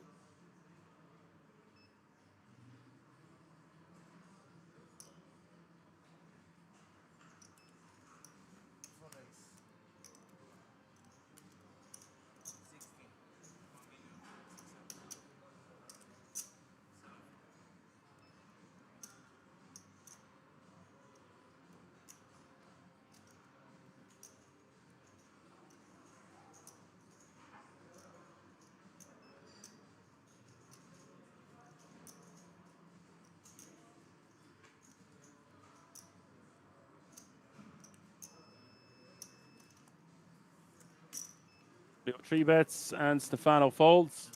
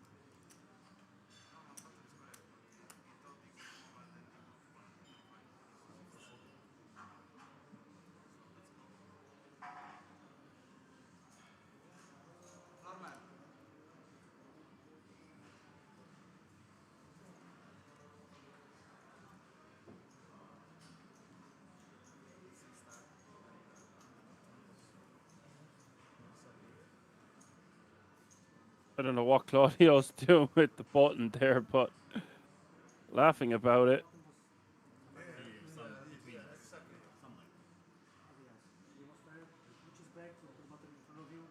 What is going on? Claudio has the button, but he seems to think he's in the small blind.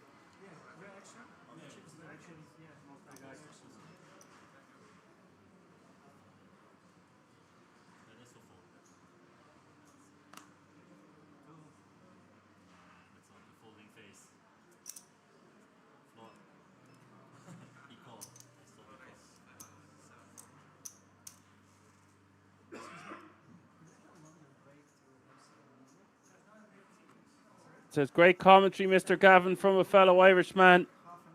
My good friends with Fintan Gavin, all right, but it is Action Man Dan that's in the house, your Irish pundit, broadcaster, analyst, and commentator for this one. Let's finish the end and then we talk. Let's finish the end.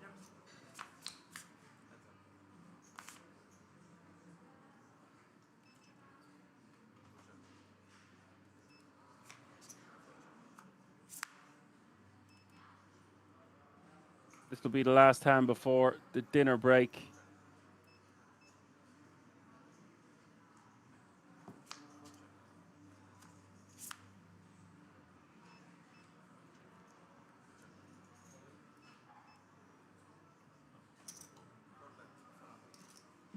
That'll do it. We're going on a break for the guts of a half an hour. This one is far from over yet. Still plenty of big blinds in play, over 100. See you all after the break. Don't go anywhere. We're going to keep it right here. See you all in a few moments.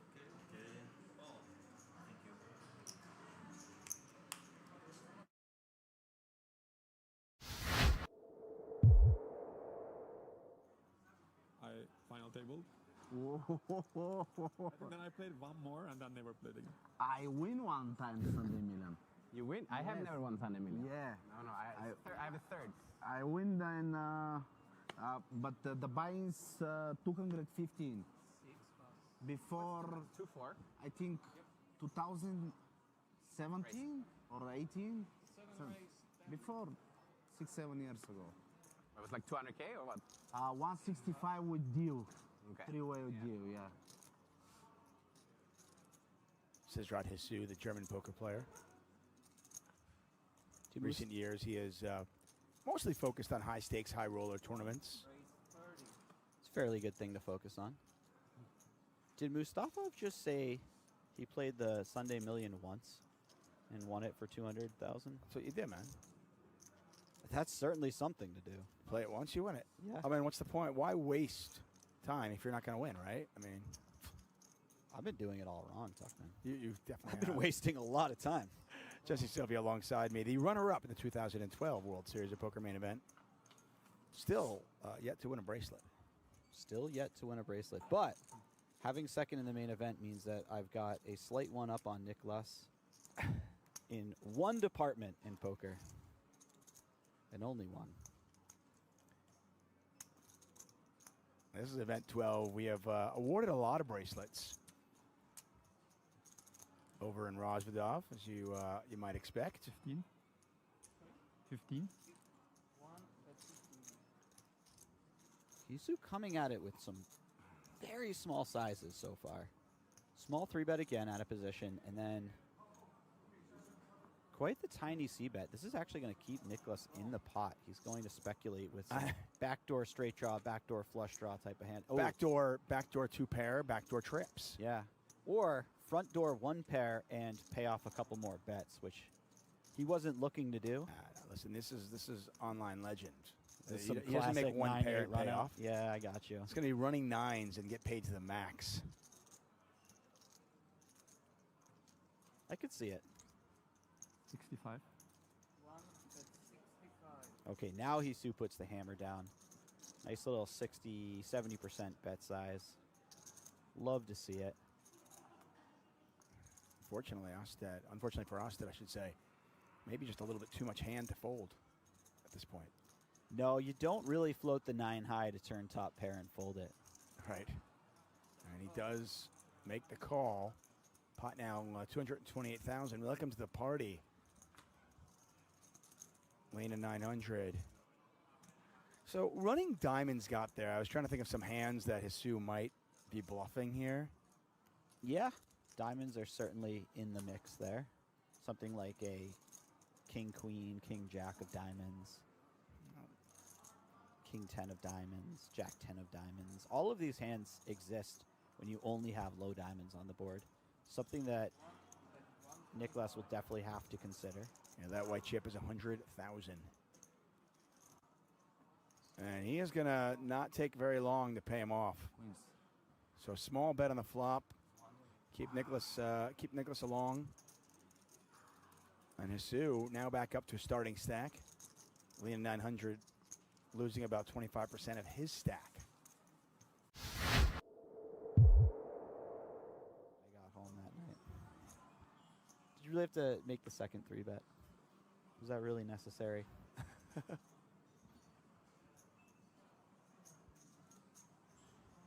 Attack has had a number of good starting hands since we've tuned in. It's always interesting to me to see how players respond to that.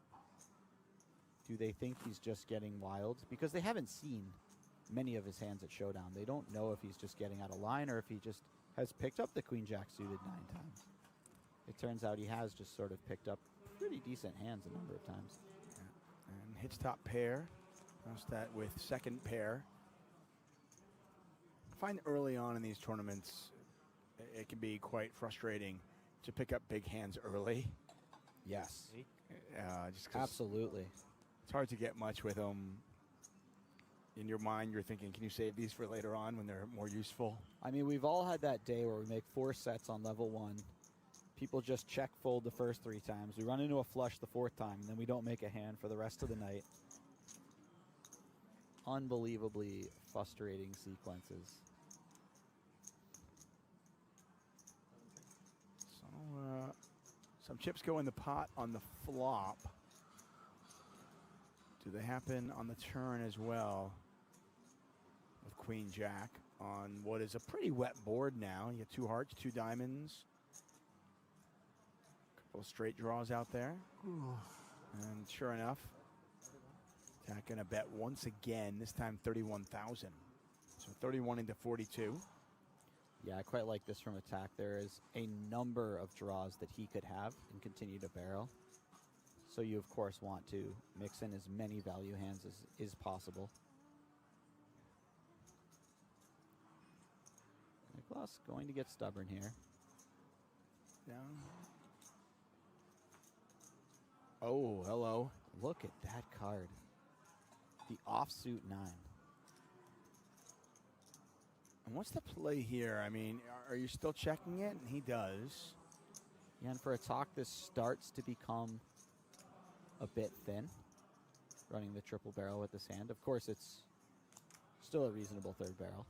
When the fact that hearts and diamonds missed, the straight draws missed, does it make it a little bit more appetizing to put a value bet out there? Absolutely. You feel as though your opponent's going to be compelled to call with just about every queen, a number of 7s. And now we'll turn our attention to the other side of the table. And is this enough hand to check raise? I think versus this size, my answer would be certainly. Now, if my opponent went, you know, well over pot, maybe 1.5 the size of the pot, I might feel like, okay, we'll just call and play it safe. But against a size like this, you just feel as though your opponent has 1 pair at best. And look at that. Wow. The check raise from Lena, the quick call from Attack, and there's the bad news. And look at that. So you mentioned like a ton of hands for Attack, picking up hand after hand, and still he's now below starting, and Lena all smiles as he gets a lot back. You should. Okay. You can see the bracelet in the bottom right corner of your screen. I was just gonna say it must be an old movie. What do you mean? That's they're playing for. Just Me because you not don't know. seeing it, me not knowing it. I think it's 2000. Okay.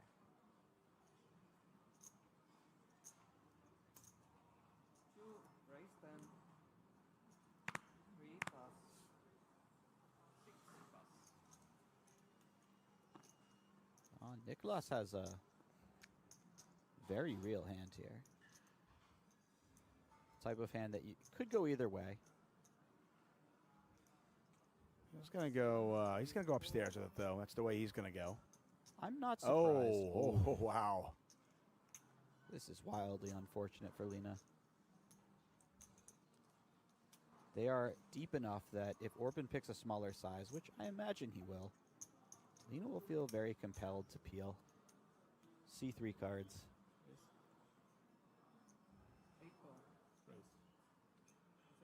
Did he just call?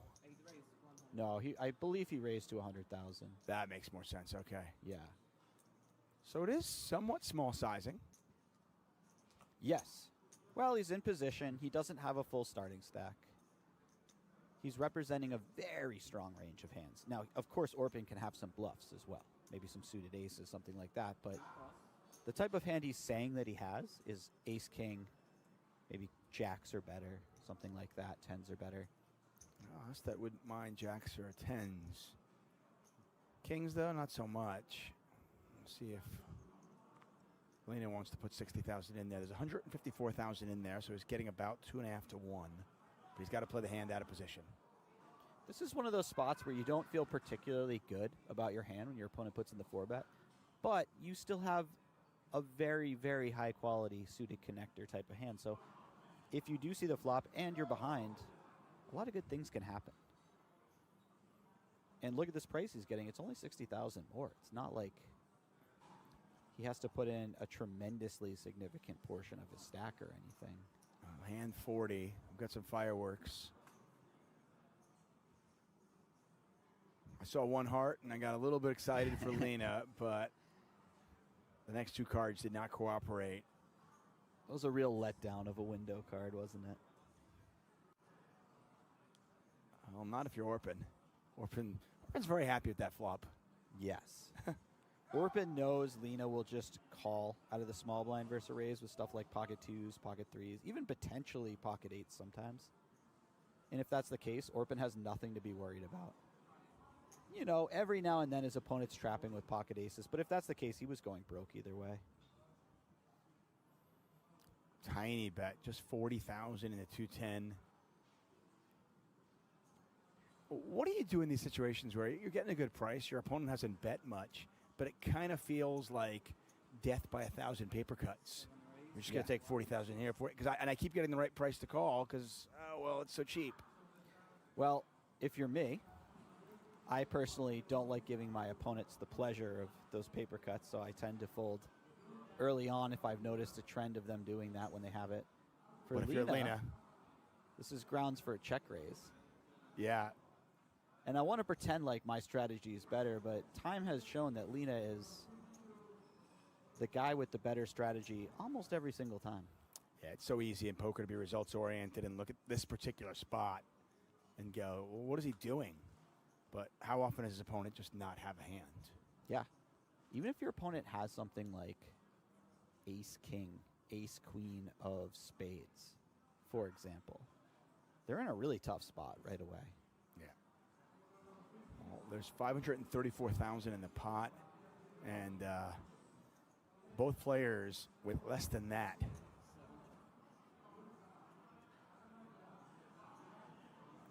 Yeah, so Lena's decided it's time to wave the white flag here. He can still check raise again. You never know. Never know with him.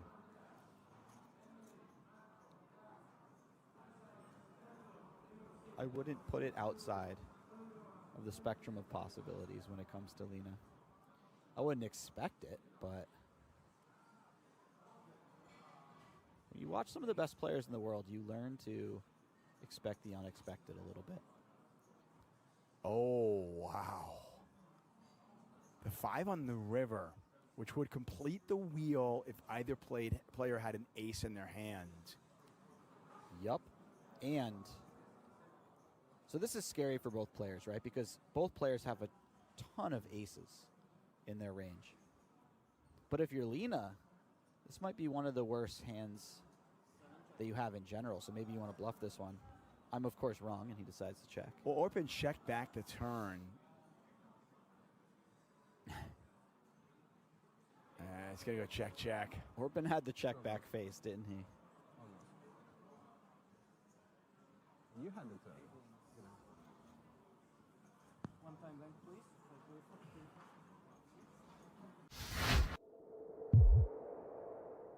A lot with each other.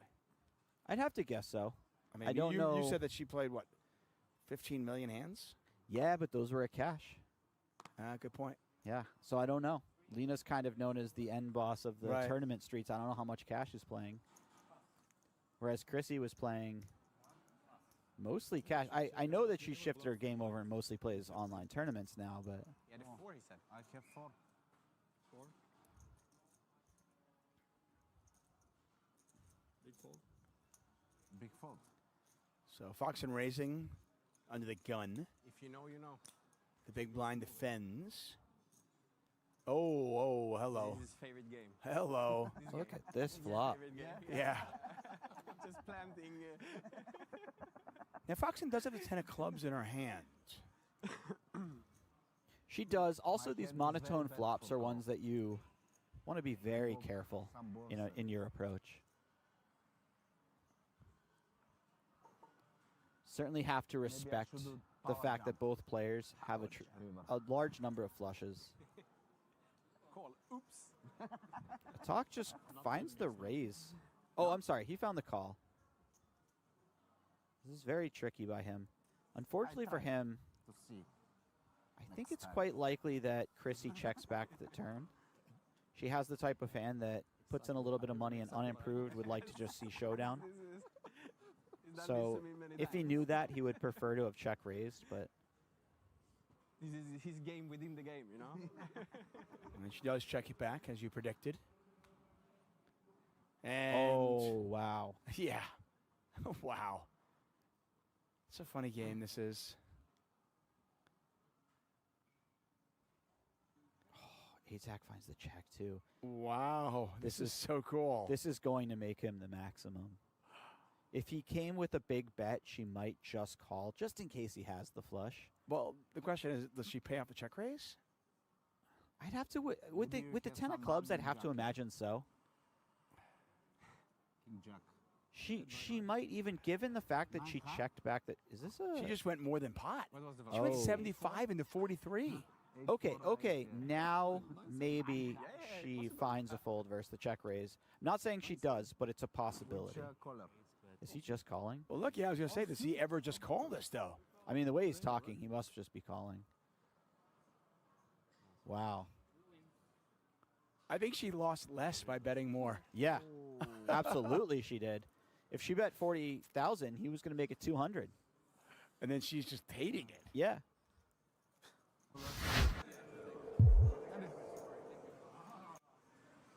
So for the integrity of the game, we do make sure players do not have any electronic items on them. Oh, it's interfering with the card reader. Okay. Yeah, I can appreciate that general That's so crazy. I didn't know idea, although it sounds like Oh, wow.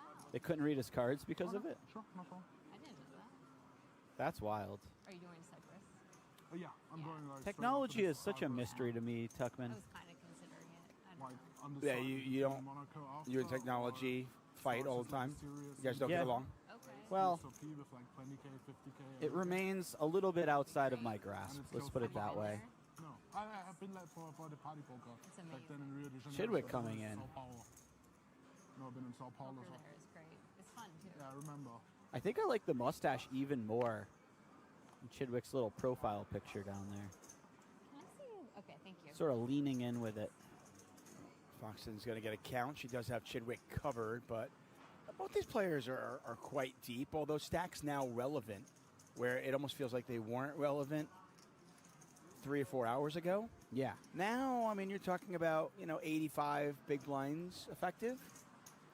You know, when you're 500 blinds deep, you're like, I'll figure out if you have 500 or 550 if I get to the turn and I want to raise. I'm not going to worry about it pre-flop. We're not there yet. Why just call here for Foxton out of the small blinds? I think sometimes she calls, probably most of the time she's re-raising, but she's decided that at this stack depth, it's not like this offsuited hand plays extremely well out of position. It plays fine because it's ace-king, but also it plays well if you occasionally have it as a trap. And if your opponent never thinks you have ace-king and the board comes, let's say, ace-king in another card, they're going to assume that you don't have certain two pairs that you can have. Right, like in a situation like this, Chidwick can sit there and think, well, I have all the ace-kings. I'm the one with aces. I'm the one with kings. You never have that strong a hand here. Chidwick has a beautiful hand to run some bluffs with. He has the jack of hearts. He has kind of blockers to her best aces, like ace-jack, ace-queen, or what he thinks are her best aces.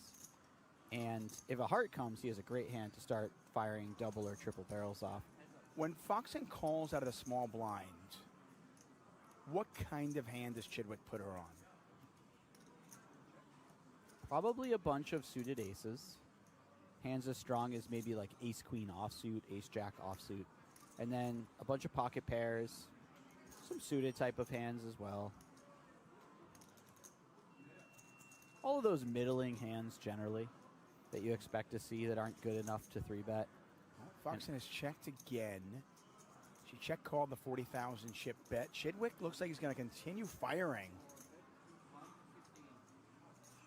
Yeah, so Stevie may be thinking about the fact that it's possible that Chrissy never has ace-king here.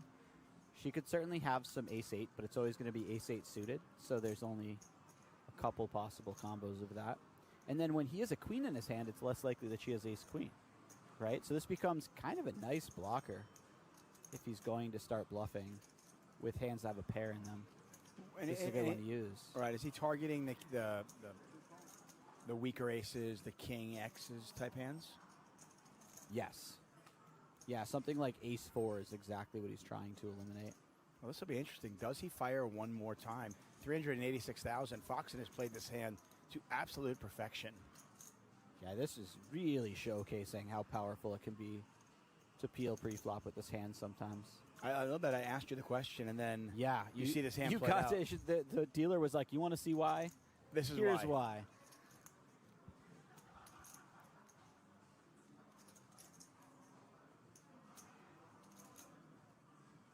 Looks like Chidwick is going to go for it. If he's bluffing, he's going large. Yeah, well, not as large as I would have thought. Yeah, I would have thought maybe a little larger as well. Still a healthy size bet. 2/3 of the pot. But clearly bluffing.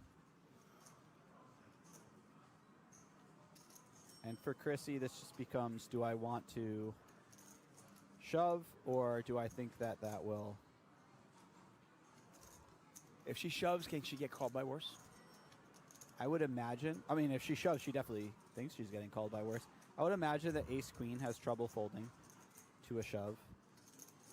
Maybe something like ace-jack or ace-10 occasionally call as they're blocking what they perceive to be the type of nutted hands that she could have.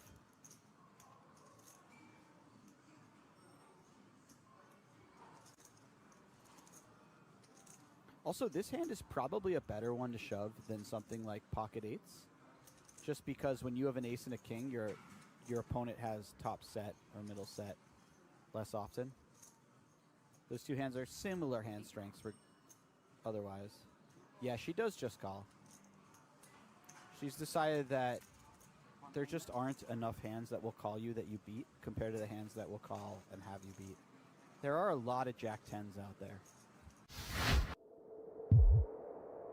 Yeah, there's been, a handful of significant pots, and Jesu has basically won all of them. Yeah. And then outside of that, Cabral's won everything else. Yeah. 18 million. And Cabral just says, let's go for all of it. He's going to make his opponent pick up a hand. Oh. Yeah, and this should be far more than enough hand, I think, for Jesu. Here we go. It's just 21 big blinds with an ace.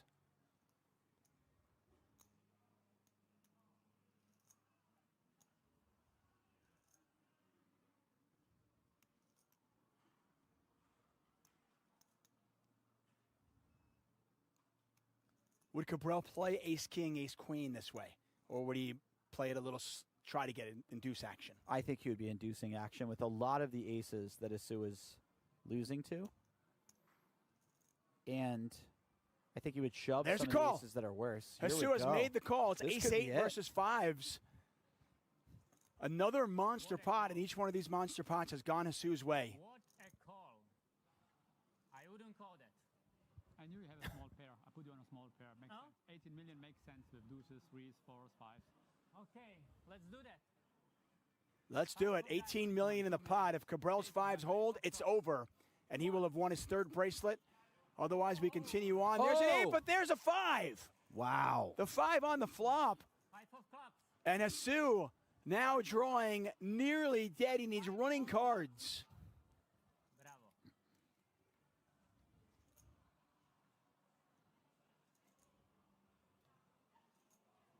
And that's it. Wow.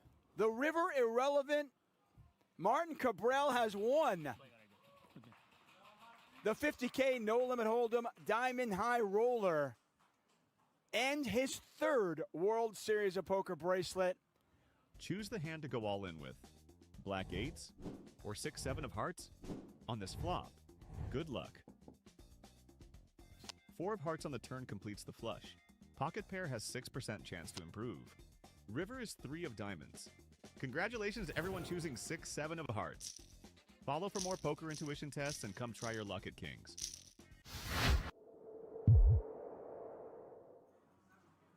Final table.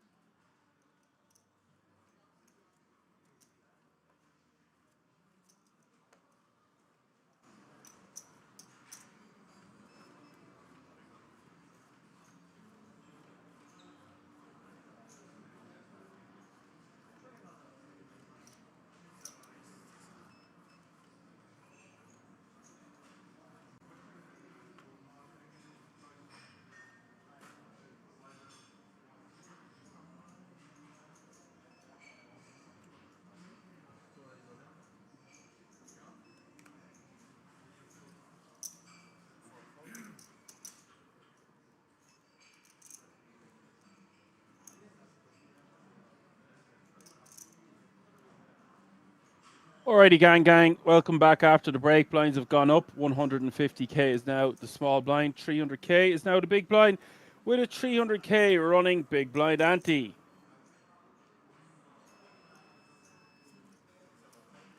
Bano making crucial rejam here. Standard enough with a pair. Taras with ace-5 suited. It's getting close to calling with a hand as strong as ace-5 suited there. But ICM and so much money on the line. Gonna have to wait for a better spot.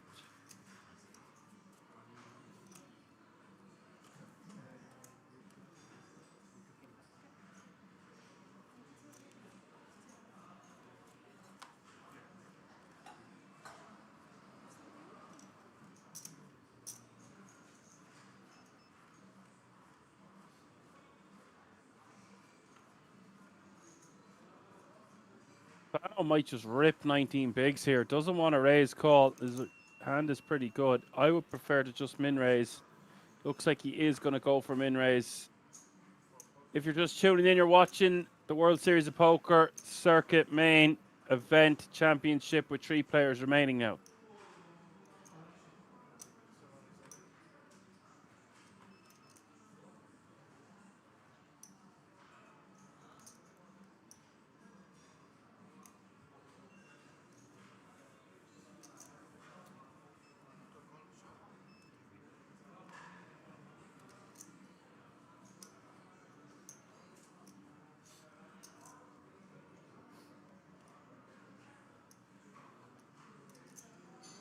Harris is going to rejam with the fours. And Stefano's going to call. Here we go. 10-8-9 is the flop. Nearly 12 million in this pot. Big boy flip. Harris is still technically ahead on paper. A lot of outs to dodge. Turns the 9 of diamonds.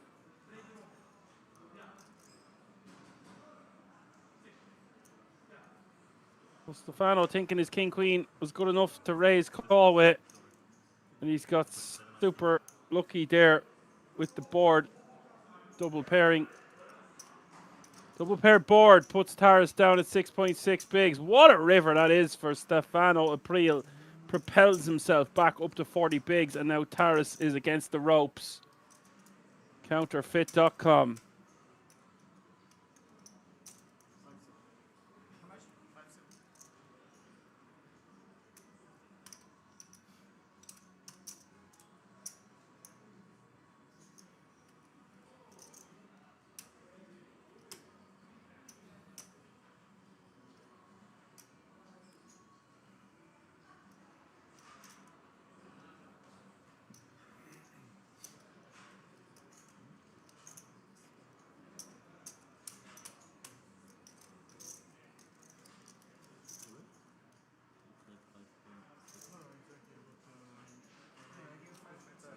An 8, a 10, a jack, a queen, or a king. You had a lot of outs.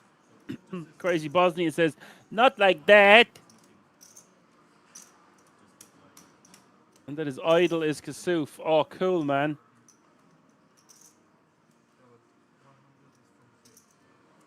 Deadly.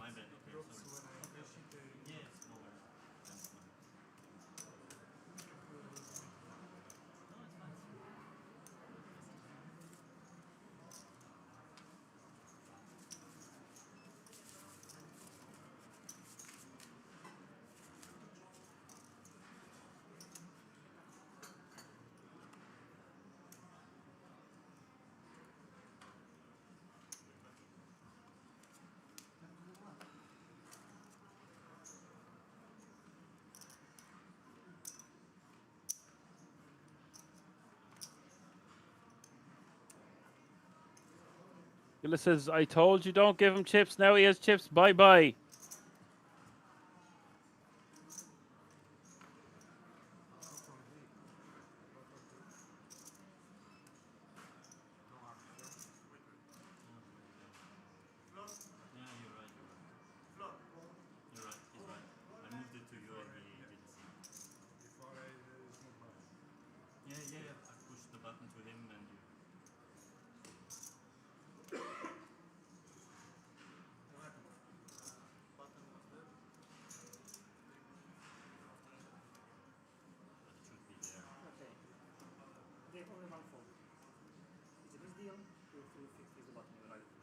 I didn't think Stefano was going to raise call with that king queen. I just thought he was going to rip it.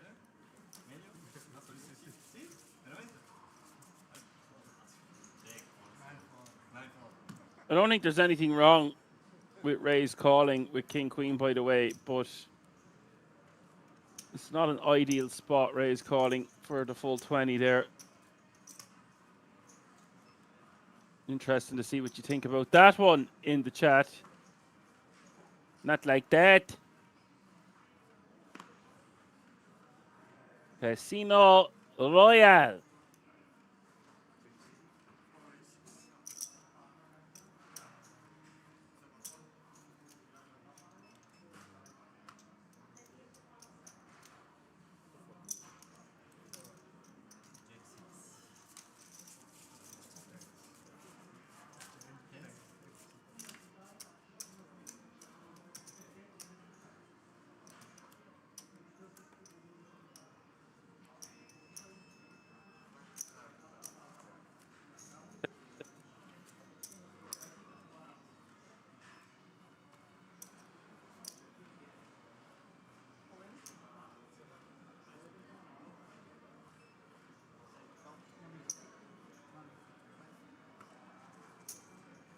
I think shoving with 19 bigs on the button there is probably better, by the way, because you get all those ace X type holdings that might rejam or 3-bet. Claudio calls with the 10s, Taras with Jack 10 suited. It's all gone horribly wrong for Taras Supostnivsky the last few orbits. And he is going to sit beside the dealer and route the dealer on. Interesting.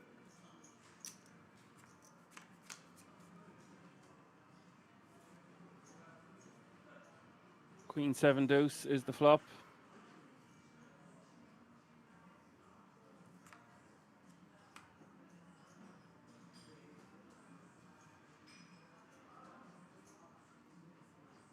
And a spade draw appears on the turn. And a spade draw gets there on the river. Runner, runner. Back to 14 bigs for Taras. Geez, I was not expecting runner, runner, spade there. There's life in the old girl yet. Hugh Wynn says the shove is good. The call with King Queen, I don't know. Yeah, well said. Thought I was going a little crazy there for a moment. I like how many hands we can get to fold with the King Queen. I wouldn't be shoving any more than about 19 there on the button. Or if it's 20. But King Queen seems pretty grim to raise fold it. I'm not going to lie. But what else do we do? You're just going to be against a pair. I just don't know if Taras was rejamming all those King 10s and King Jacks and Jack Queens. I just don't see it.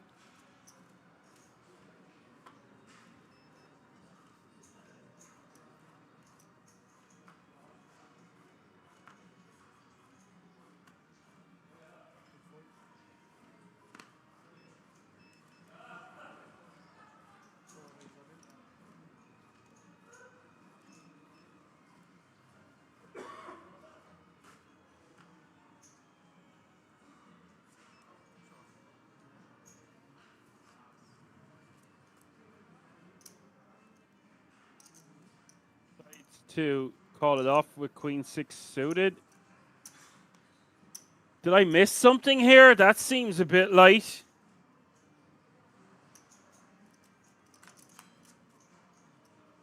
Claudio's ripped. Taras is called. It's Ace Queen 3. I don't like the call with Queen 6 suited. If I have missed something, then my apologies. I'd like to take this opportunity to apologize to absolutely nobody. King or king only for Claudio, or he has doubled up Taras twice. Oh my God, it's a king. That is so grim.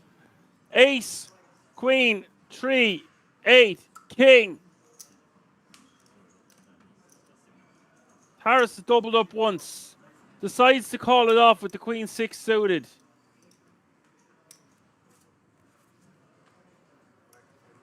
And Claudio back to his running well ways. What a few hands that was after the break. Wow.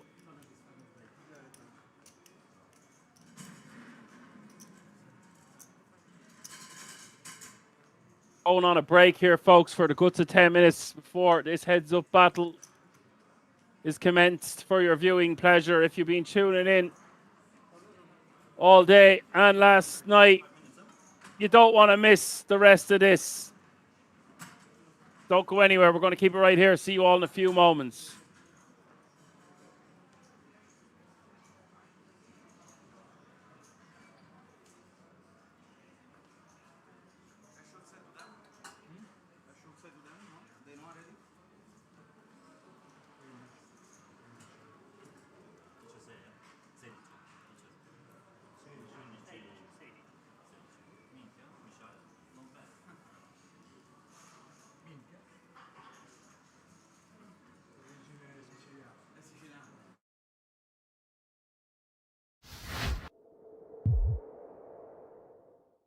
You're watching the World Series of Poker Europe. We're at King's Resort and Casino, presented by GG Poker. Jesse Sylvia, David Tuckman in the booth, calling the action. Carlencho Alajan on the floor.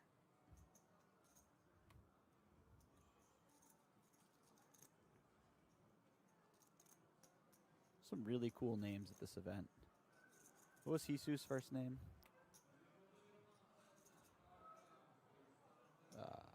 Surzat. Surzat Hisu. What a Surzat name. Hisu. What a name.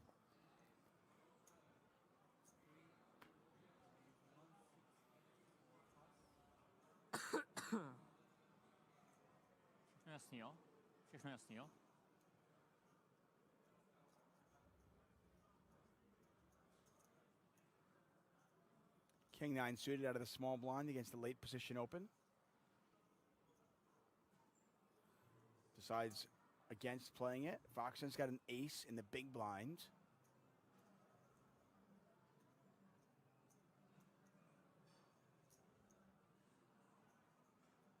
She's at least calling. Maybe some more nefarious plans. In my wow, yes. Absolutely some more nefarious plans. She says 510,000.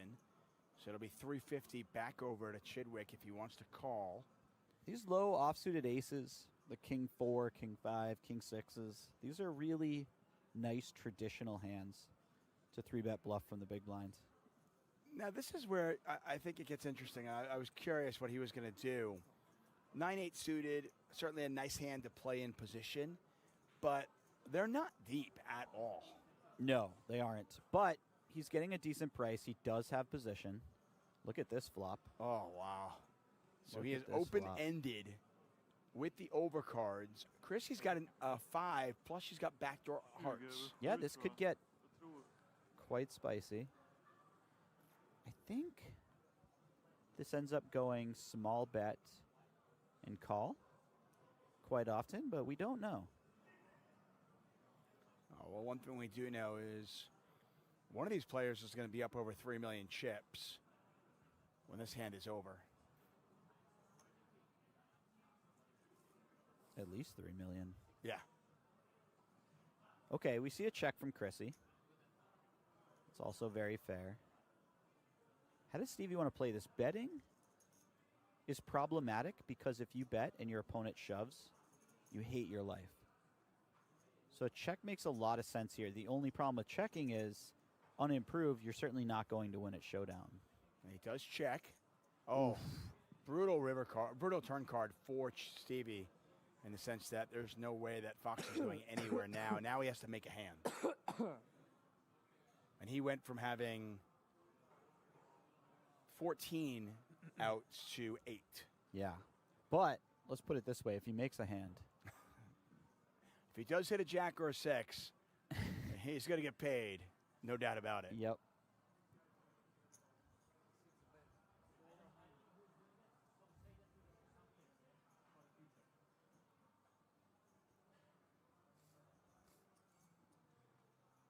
I can't imagine Stevie does anything besides call here.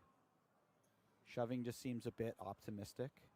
Yeah, especially once the ace comes off, right? Yeah. Like what story are you telling? And also, you checked back in position. You represent a lot of ace-X yourself, and then Chrissy leads into it. I know you both have a lot of aces, but you really kind of have to respect that to some extent. There's a call. 1.9 million in the pot. God, the jack Stevie of diamonds looking for a would jack be or a 6. disastrous. It is not. It's an 8. He makes a pair.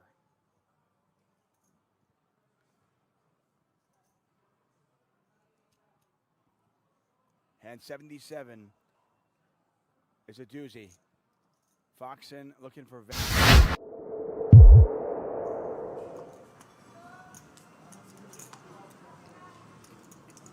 Creeping up on that 100th hand, Bobby. Hand number 95. Mm-hmm. You want to make any... UTGCO, 9-6 offsuit. You want to make any... how many hands total? Guesses? Over and under? I'll put the line at 167. Ooh, you know, 169 was right in my brain. Oh, so you're on overs then. Yeah. Okay. Pocket 6s for Naeem. And Wang with the ace-8 of spades in the big blind. Wow. It's about 27 bigs. Could see a jam here from Wang. Probably just going to call. He seems like a cool cat. He's a cool cat, yeah. And he's going to play it that way. So they'll go heads up to this flop. Proves the structure's very good. That it's not just a jam fest. Wow. I mean, that's a pretty good flop for Wang, flopping the absolute nizzles. And Naeem's gonna think this is not a bad flop at all. Gonna bet small or check. Yeah, he's like, I got the spade too here. Check, check though. 10 of hearts turn. Oh, it'd be really brutal if it just comes like 6 of diamonds or 6 of hearts in the river. Wang should probably check again here. Yeah, And good does. check, good check. Like I said, he's a cool cat. I think Naeem can start betting now. Probably bet like 1.2, something like Oh that. boy, he's gonna walk into it. So 1.1.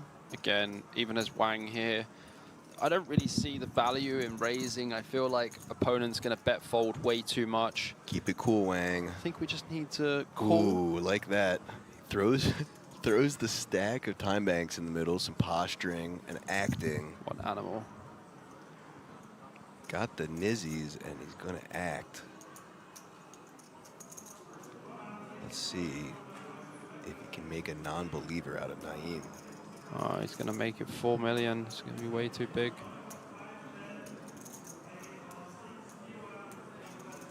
$4.2, something like that.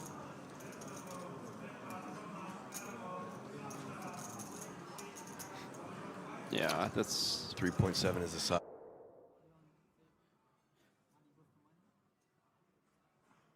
I haven't heard that one, but probably.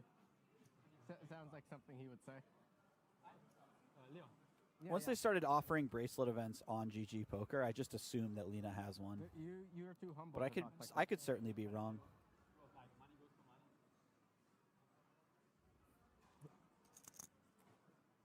How did he end up? Did he cash? I don't believe 40. Nicholas has any bracelets.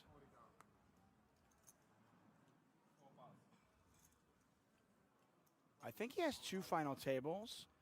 He does have a 3rd place finish, so I do think we missed him. No, I think he's actually looking for his first bracelet as well.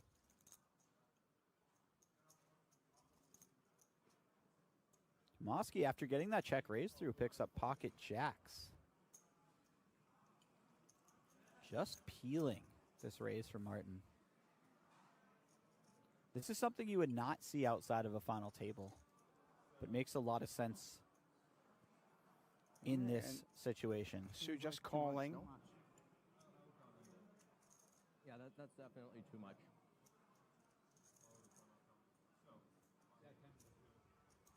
I think Sizrat put maybe a couple of few too many chips in there.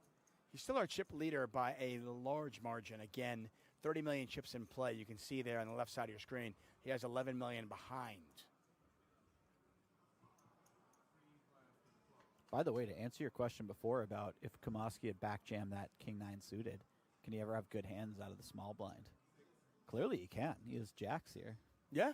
Different situation, obviously, than the one before, but making this clear that it's a possibility. Yeah. Although I don't know if he's backjamming. If Hisu were to 3-bet this, are you backjamming jacks against the chip leader? In this I spot? don't know. I think both options are on the table. Obviously, folding is not on the table, but calling could be a very reasonable route. But in the other situation, I'm not even saying he always peels jacks, but maybe he has like the ace-queen offsuit, something like that. That is fairly strong. Certainly fair. Cabral is just really, really good at making flushes. Wow. He's just really, really good at making flushes. Now, Kamoski is not drawing dead, has the jack of diamonds, but it's just, I mean, how do you do it? I don't know, but Cabral has been doing it all day. He can write a book on hey, listen, I know how to make flushes better than my opponent, so here it is. He's been making flushes. He's had pocket aces a number of times.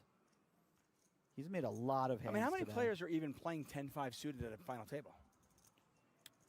I know of one at this table. Maybe a couple even, but it's just... By the way, Hisu getting in there, of all players. Yeah, well, he's like, listen, I'm a chip leader. Why not? Nobody else wants it. I'll take a shot at it. Yeah. I have a feeling it's not going to work. Yeah, I think that's probably some pretty good read on your part. This is actually a bit difficult for Kamowski. Oh, he just snap folds. Very nice. Yeah. I was going to say, this is a difficult situation for him once it goes bet call. You don't know if you're. You don't even know if your diamond comes off if you're good or not. Yeah.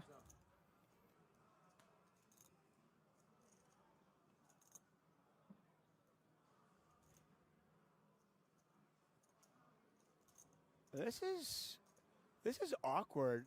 I want to ask you this. I mean, what do you do if you're Hisu? Do you just give up, or do you put your opponent maybe on a big diamond and try to get him off it? I think it would be a bit out of line to bluff without a diamond in your hand. It looks like he's just going to go for it. He's just decided that the time is right here. He doesn't really care about blockers. Fair enough. Blocker schmockers.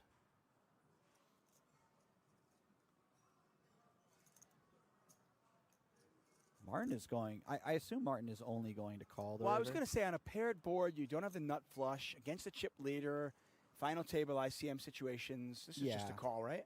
I would tend to be careful here. That's for sure. Hisu could have a lot of full houses, especially if you watched his play yesterday. You know he's not incapable of showing up with the 8-3 suited. I like that just call. Martin all of a sudden is getting.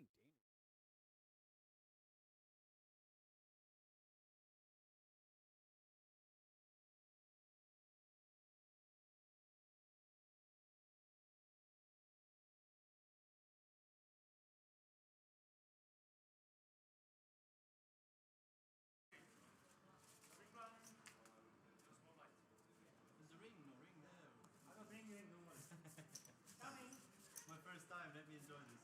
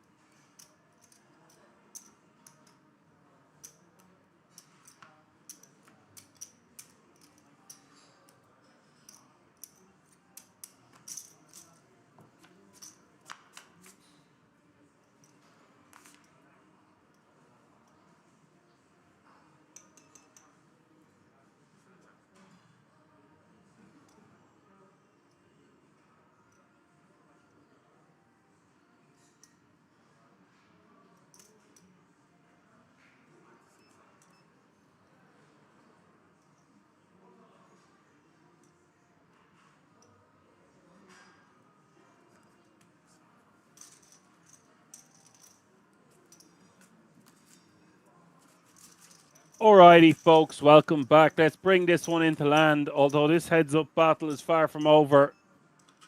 Both players coming in with healthy stacks. Hope you're enjoying the show out there, wherever you are tuning in from. We see GGE is still petting their chihuahua from Annapolis, USA. Enjoying the poker and especially the commentary. Thanks a million for your compliment.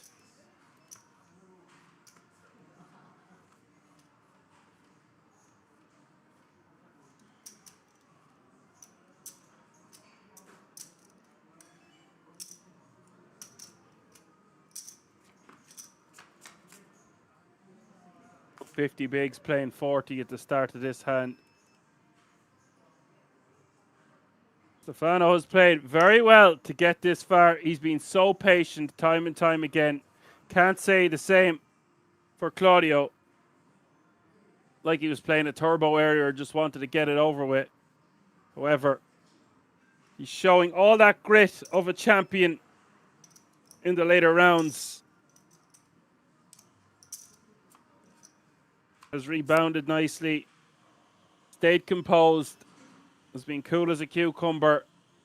And is back to over 15 million before the start of this hand. It's a fun heads-up battle where both players have managed to lock up 108,000 euro. 162,000 euro for first. And a 5k package to the World Series of Poker Paradise. Not bad for a Tuesday, if I do say so myself.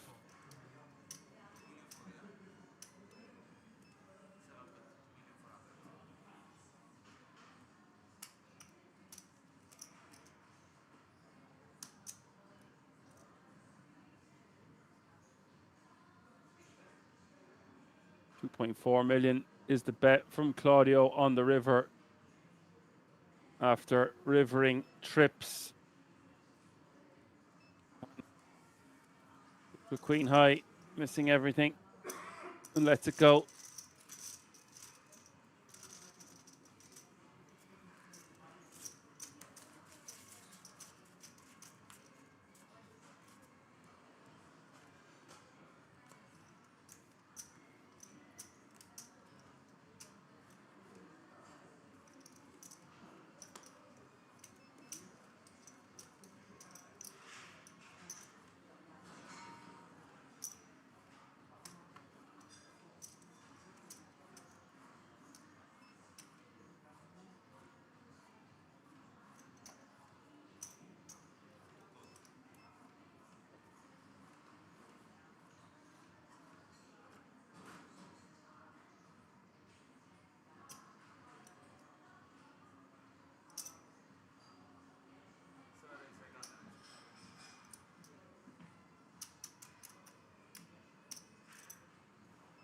Claudio with aces.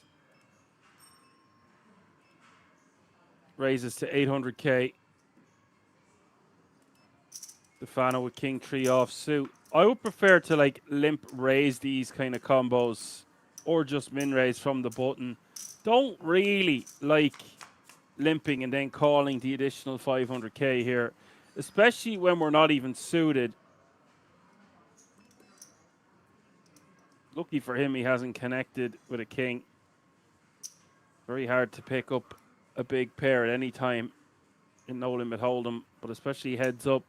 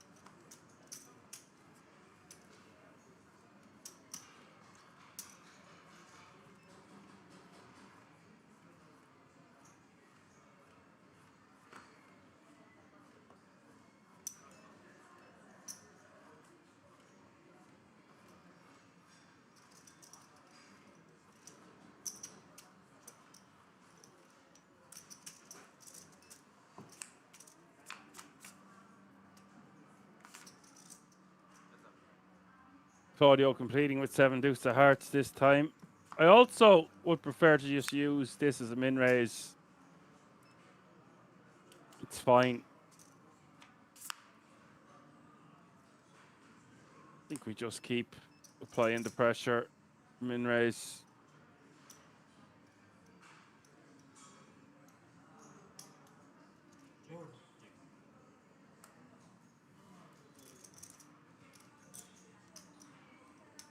The board. Stefano wins with the jack high.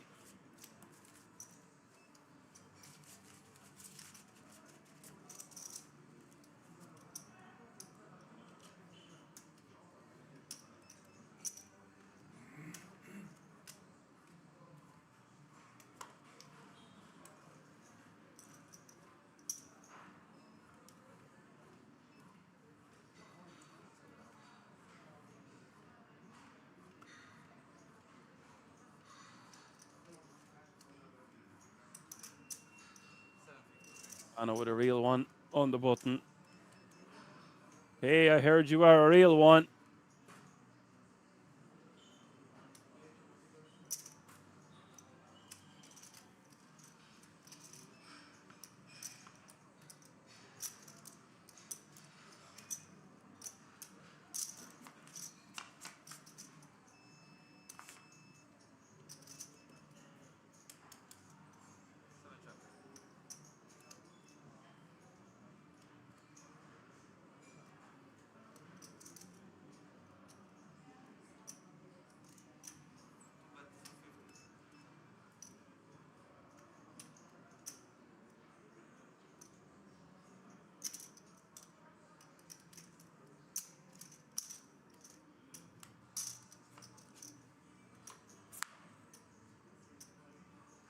$450 is the bet, $450 is the call.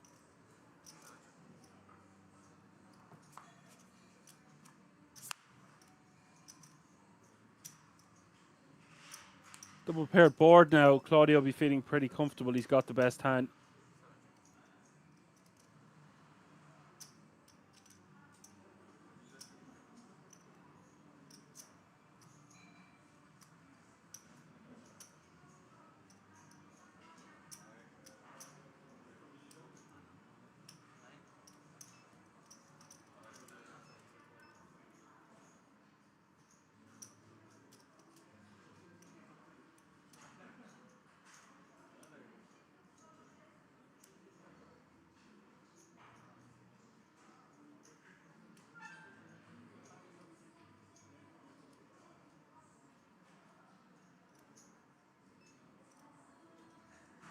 The bet from Stefano. I thought it was Claudio with the ace king there. And that's why I said Claudio should feel very comfortable. He's got the best hand now. Topsy-turvy. Maybe it's time to get out my glasses.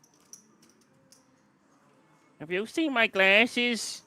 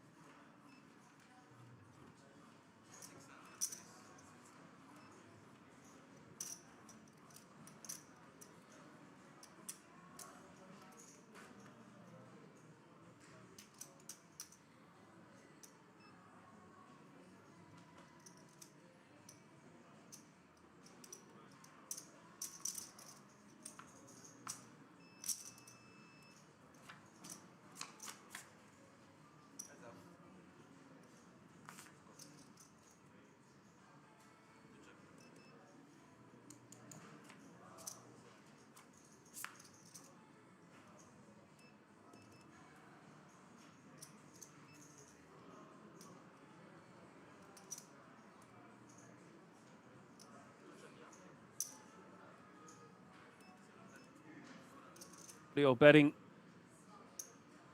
with the best of it.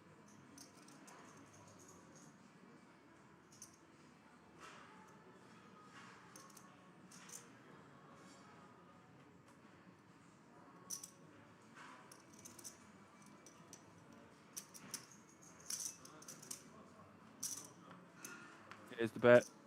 Stefano calling with just queen high.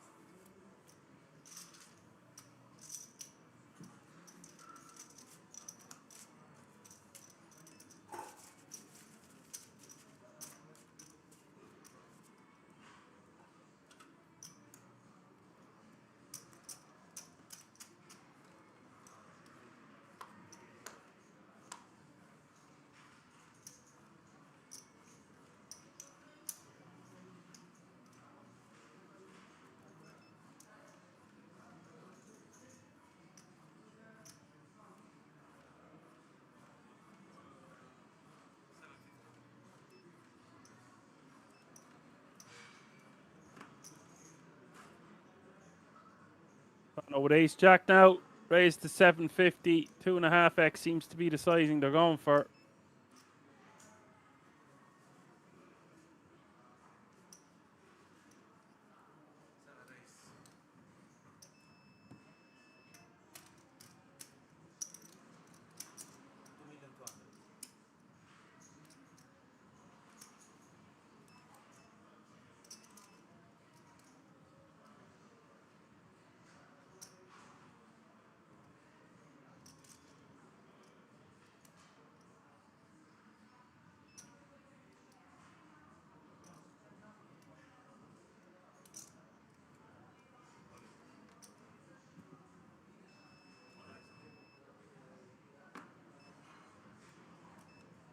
Rio bumping it up. Stefano shoving over the top, not messing around. I think with 9-6 of hearts is just a bit too good to be 3-betting here. I would prefer to have something worse with a blocker. I just want to see a flop with my 9-6. Don't mind doing it with like 7-8 suited, 8-9 suited, 9-10 suited, but the 9-6, just want to see a flop for the most part.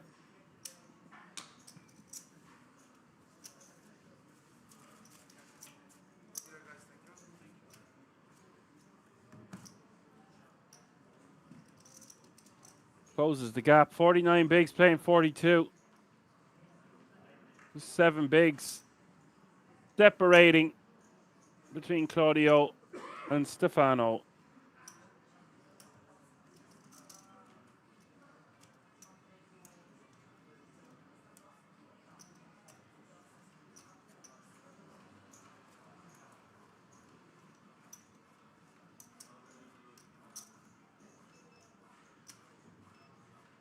And this is one of the longer final tables I can remember doing. Because we've come back with 8-handed action and we've been live for 8 hours now. You wouldn't expect a lot of final tables to take 8 hours. And it's not over yet. Now, having said that, we had 2 short days back to back. I'm not complaining. Just making an observation. I'd rather be making reservations now for a holiday or a restaurant or maybe a bar somewhere. Alas, it's only Tuesday.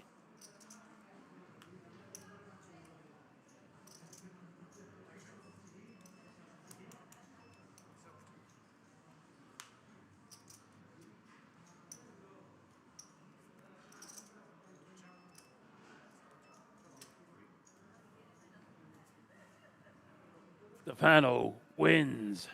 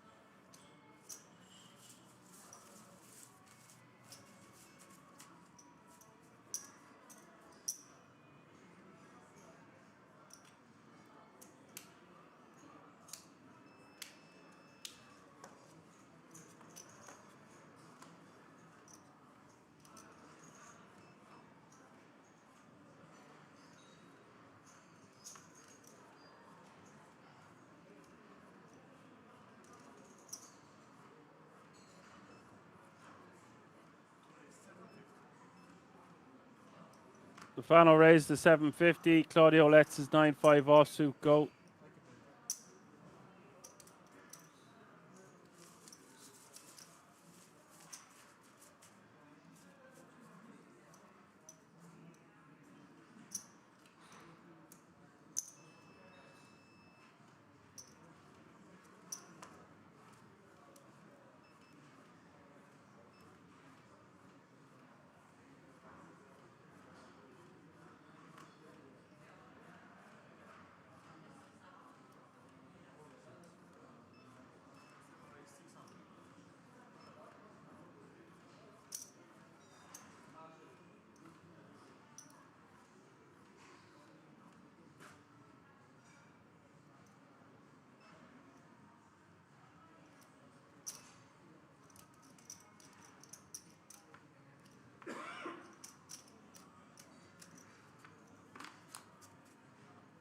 Claudio min raising.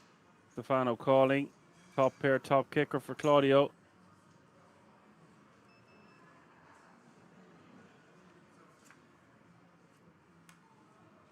Even Stevens, 43 bigs apiece.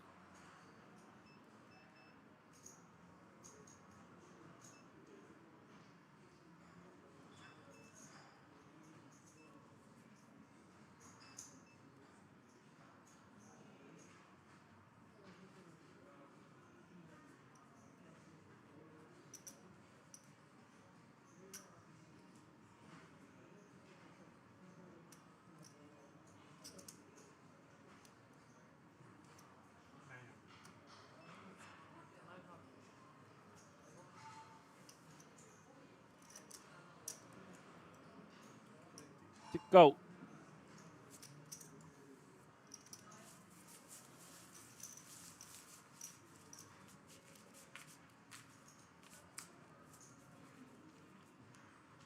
To see so many people tuning in, still well over 700 viewers. Go on, the lads and the ladies. This one could have been over about 3 hours ago had a few hands gone differently, but here we are. Both players would make a very worthy champion.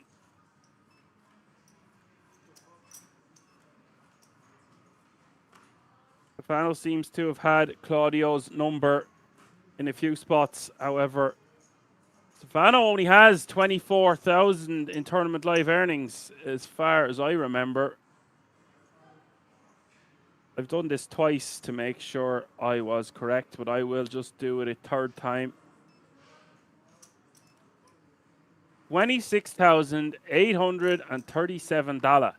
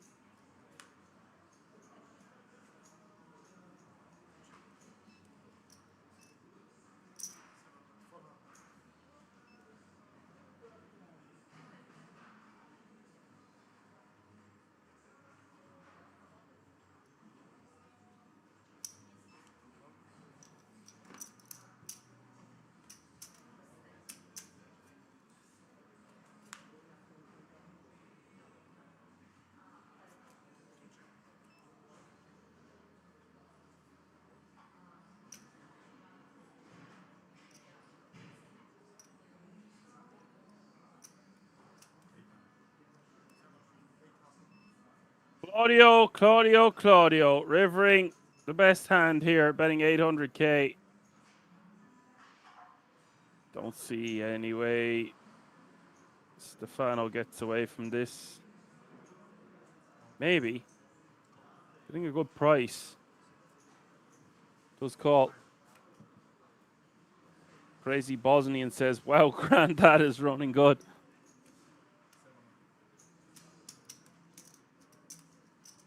You don't play poker like a granddad, Crazy Bosnian. This guy plays very well, very fast. No messing around. Wham bam, thank you, ma'am.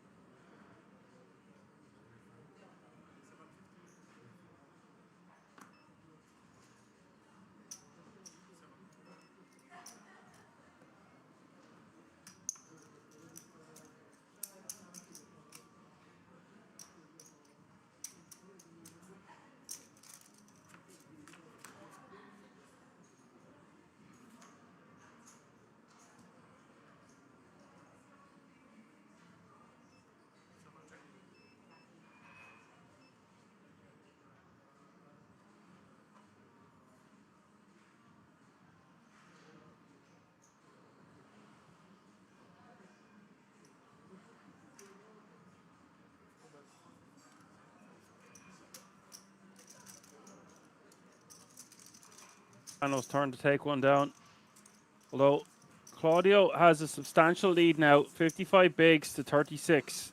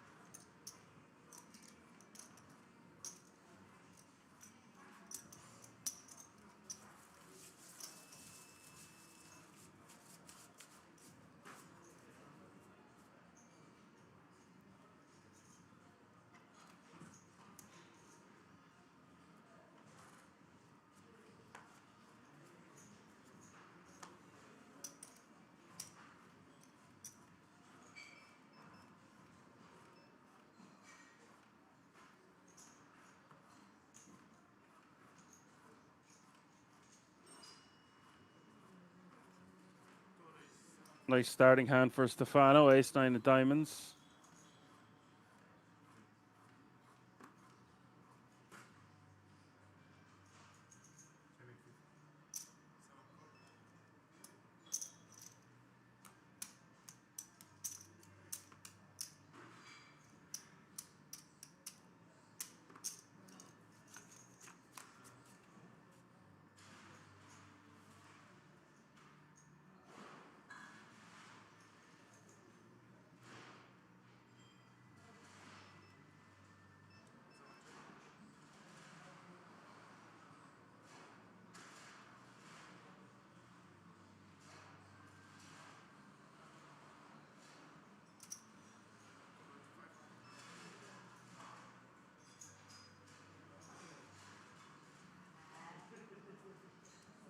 $500k is the bet.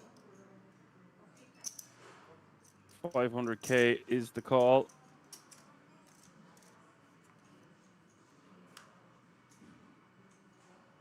Six arrives on the turn.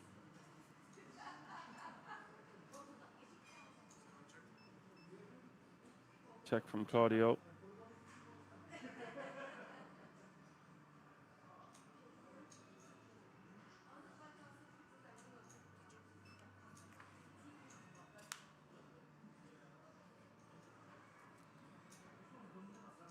Queen arrives on the river. Going to be tough for Stefano to win this one. Unless he turns his hand into a bluff, but I just don't think he's going to. Definitely has some showdown here.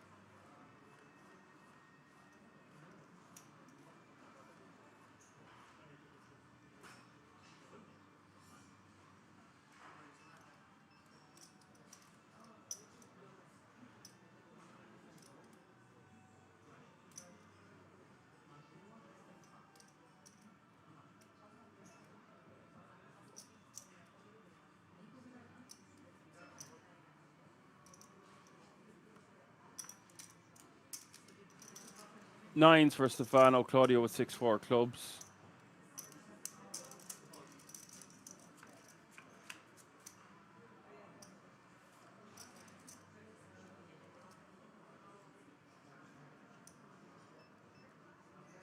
Whoa. Oh, I thought it was 2 pair for Claudio. Never mind. It's King 6 deuce. Still does have a piece of it, all right.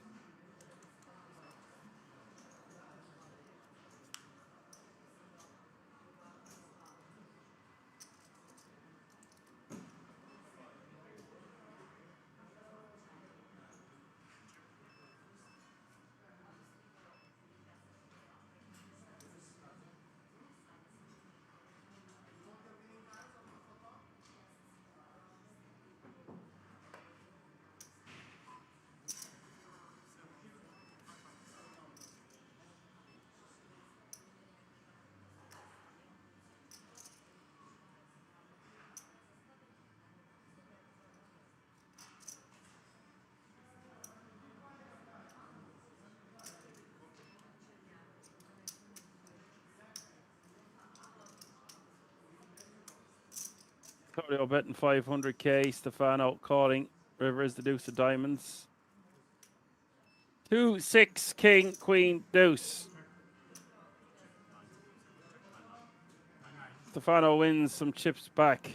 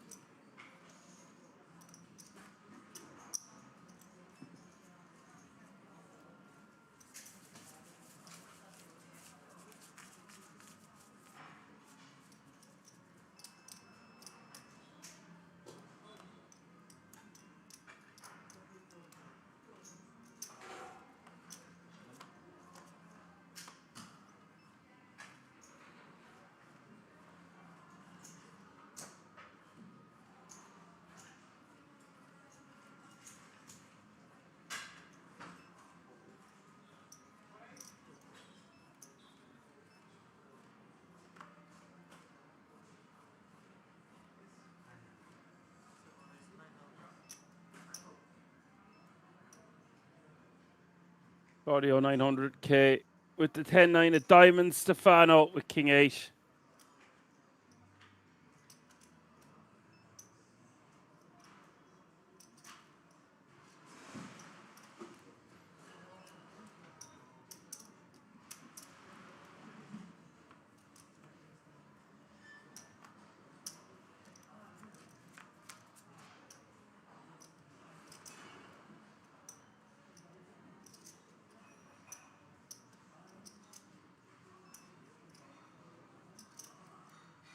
Big 4-6 is the flop.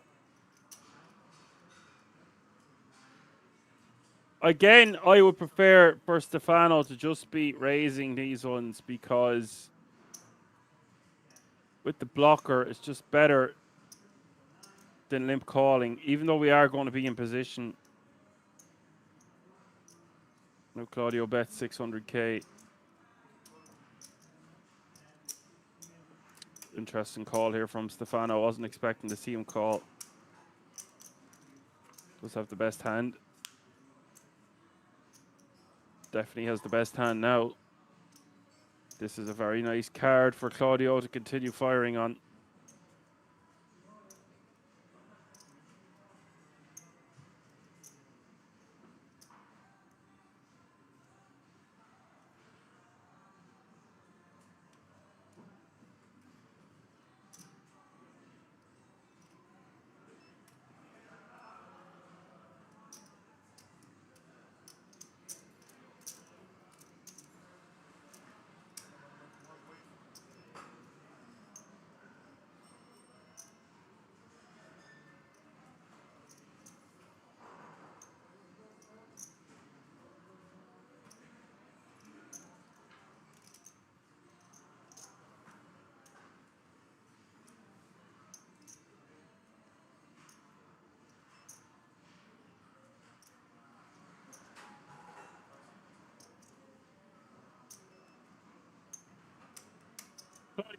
$0.4 million and Stefano calling 1.4 million. Interesting river coming up here, folks. 6 million in the pot.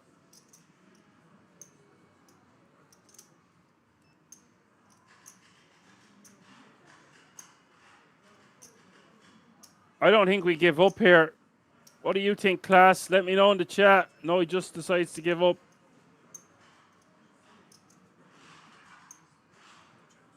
Wasn't expecting to see him give up there because it's not really the cloth from which Claudio is cut. Congrats, man. Congrats. Long fight, huh? For you, huh? Congrats.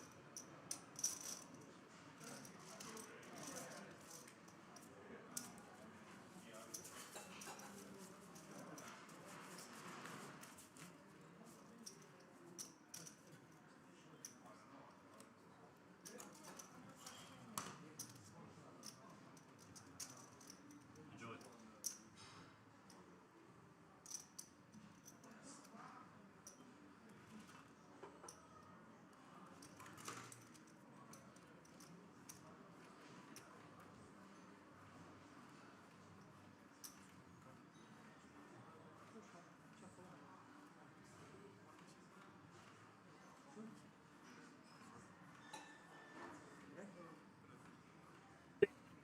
46 bigs playing 44.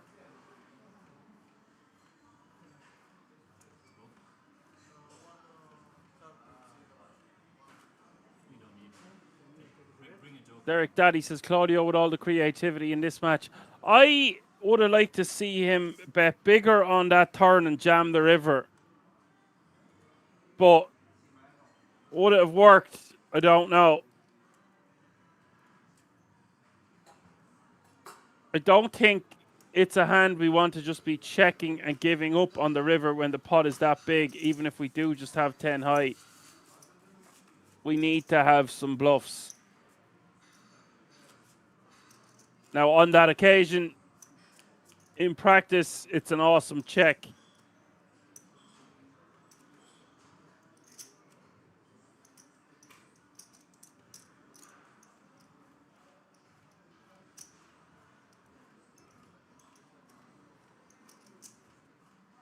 Vincent Vegas says, any deals in the house? Yeah, I can get a deal there. It'll be local Chinese. 3-in-1, chicken ball, Szechuan sauce. No deals, Vincent Vega. Nice to have you with us. I don't like Szechuan sauce either. I'm a curry sauce kind of a guy. It's lucky for the Chinese that I am on a diet at the moment, so no takeaways coming to this house. So no deals and no takeaways coming to this house, Vincent Vega. They can't do a deal because it's the World Series.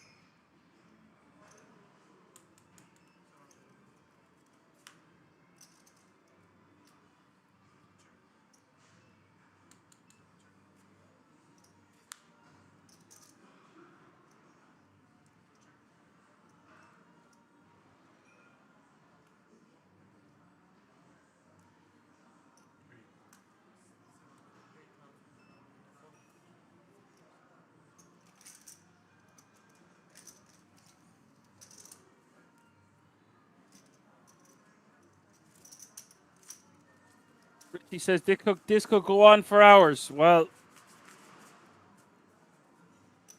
it could all be over in an instant at the same time. But yes, heads-up battles can go on for quite some time. Old Trick from the Hat says, Dan, do you like dogs? Do you like dogs? Dogs? Oh, you mean dogs? Yeah, I like dogs. But I like caravans more. There'll be no murdering done around here, I don't mind telling you. Mickey, offer the men a proper drink.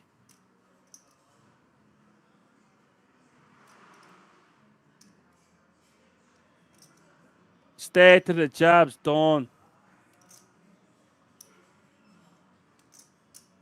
3xing with the sevens.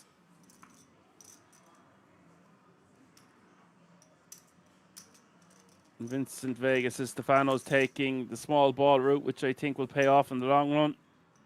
Yeah.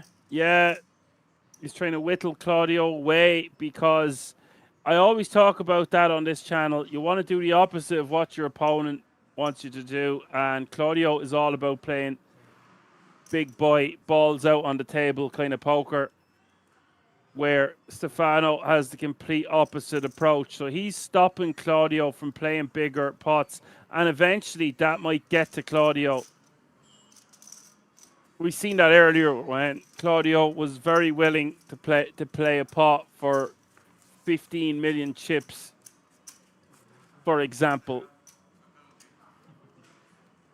So a good observation there from Vincent Vega. 52 bigs, now playing 38.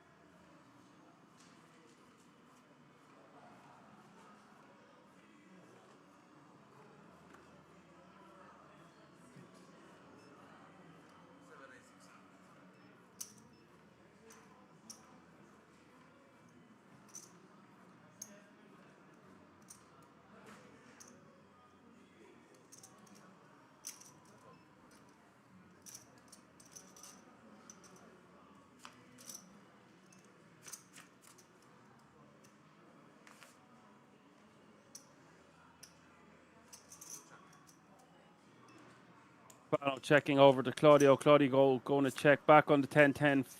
10-4-4 turns the 9 of spades. Open-ended now for Claudio. Good shot, straight draw for Stefano.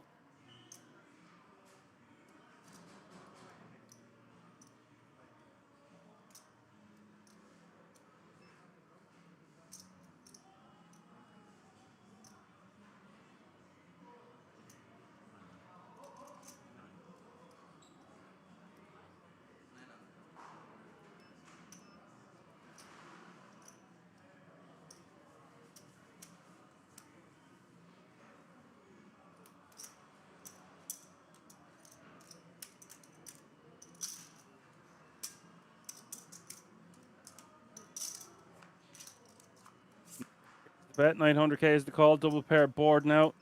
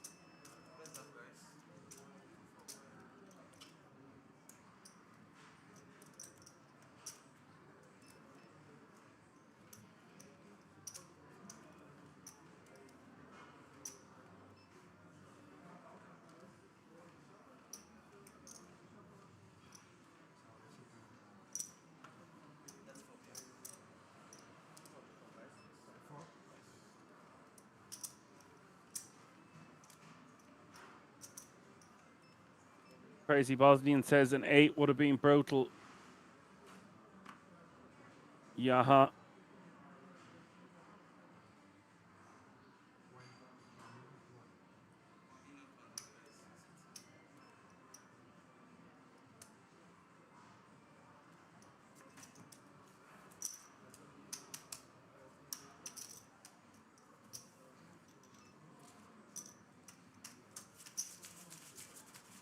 Next weekend, folks, is the German Poker Days with 300k guaranteed. It's a mystery bounty edition. They're always fun. I won't be in the booth next Sunday. Gonna chance my arm at grinding online. Richard Hayes will be in my steed.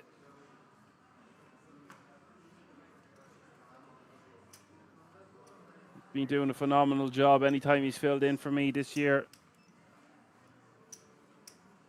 Show him all the love and praise.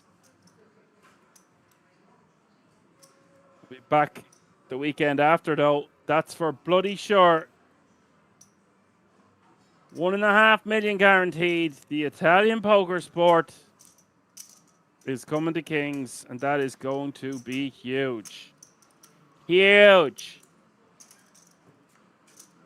The IPS always pushes it to the brim of how long I can commentate for. I think we've had one of the streams trickle over 16 hours due to how many players were playing. 6,500 plus in one of those Italian poker sport events. Always shatters the guarantee. So put that in your calendar and smoke it.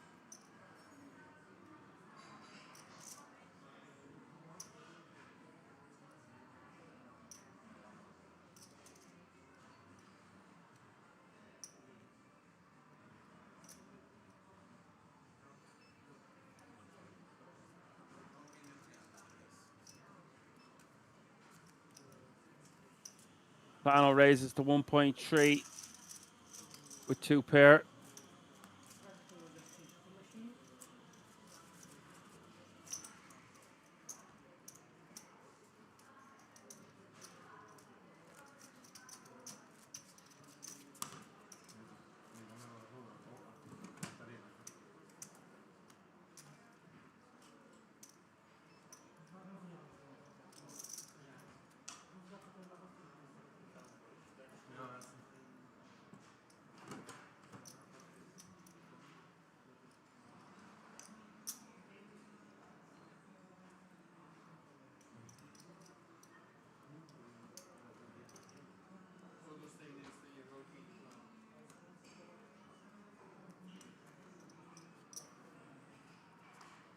Cameron asked me what site do I grind on, line at, Dan.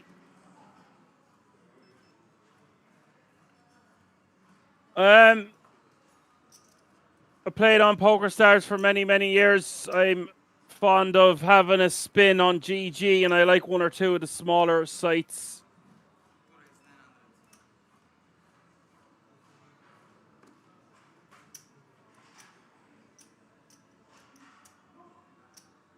I don't get to play too often, so when I do,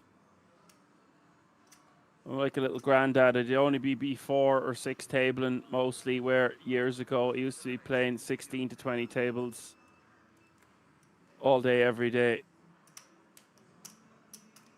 Played about 200,000 games back then. Thought I knew it all. Then it was like I forgot how to play the game, and now I fall in the category of somewhere in between.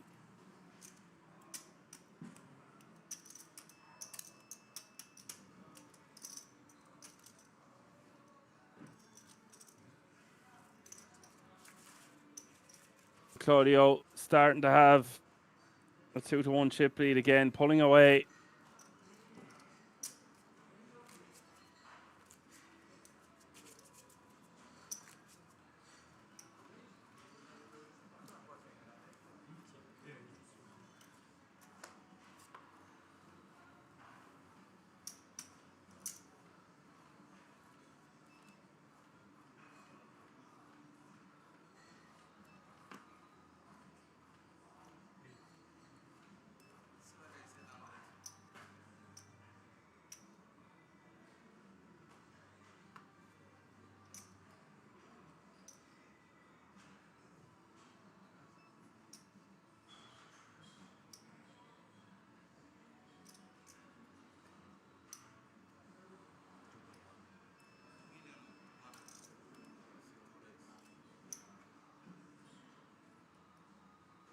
Stefano going for a 3-bet to 2.1 million.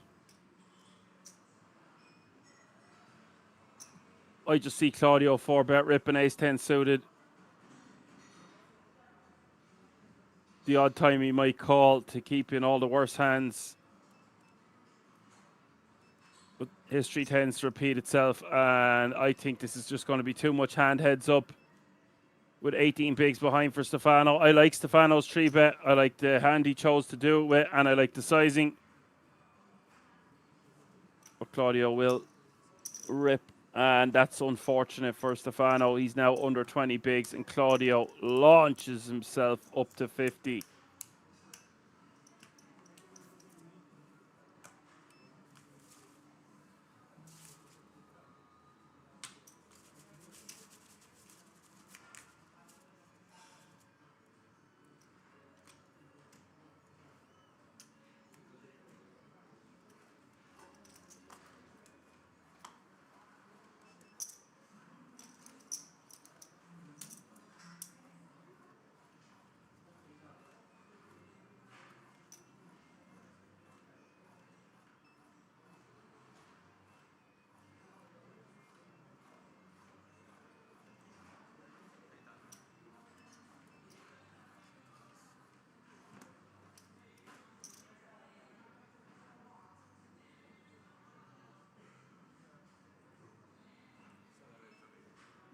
Stefano opening again and getting shoved on. This is just unfortunate again for Stefano April. And now it really feels like it's turning in Claudio's favor. He's past that 19 million mark that he had earlier.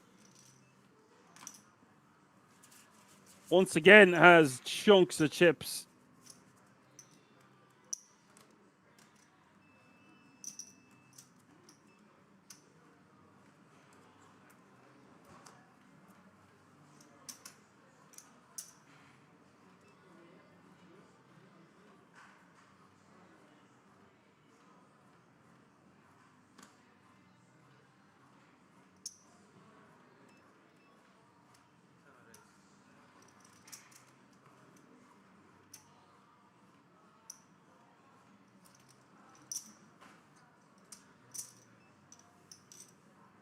Claudio plates with King Jack. Stefano checks.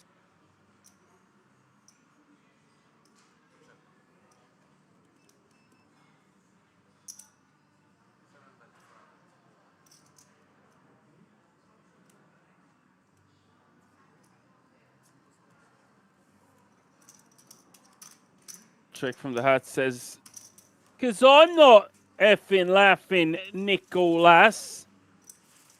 Not my best one there now. I'll take it for 13.5 a key if it is what he says it is. But if the milk turns sour, I ain't the kind of pussy who's going to drink it. Do you know what I mean?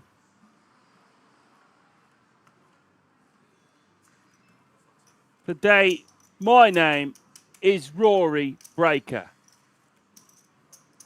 And 200 of the day. Few snatch impressions there for you folks, please.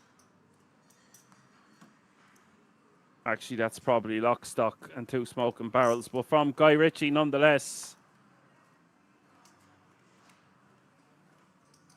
And he was close to a royal flush there indeed. He's picking up some serious hands. All momentum shifting in Claudio's direction. He's cantering. He's got Stefano against the ropes. He's got him down near 10 big blinds.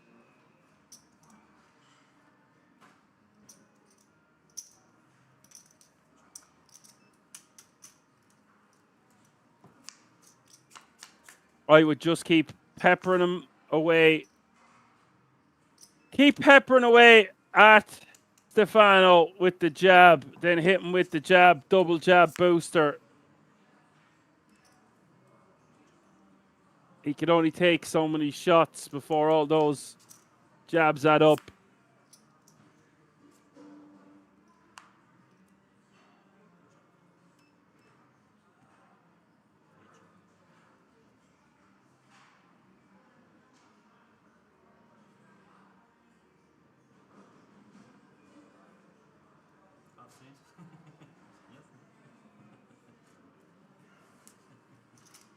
No slow roll. And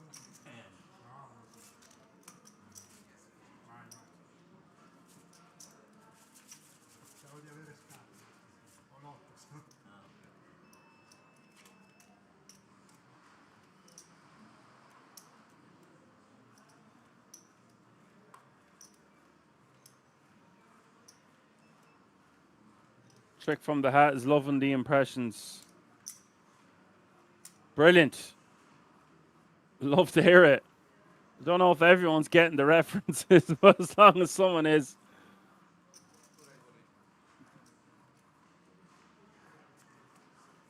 I'll always have some sort of a new impression or a joke I'm working on or doing something.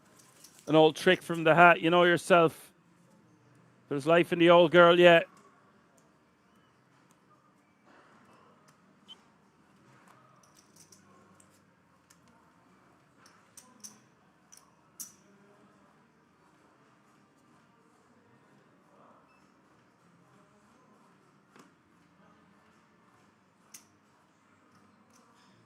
Claudio picks up another big hand.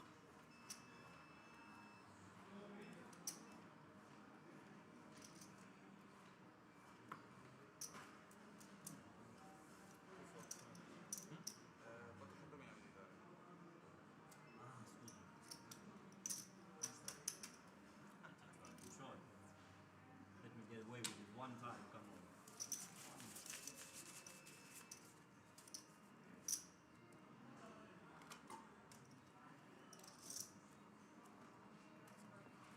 King JH says that poker table looks quite awesome.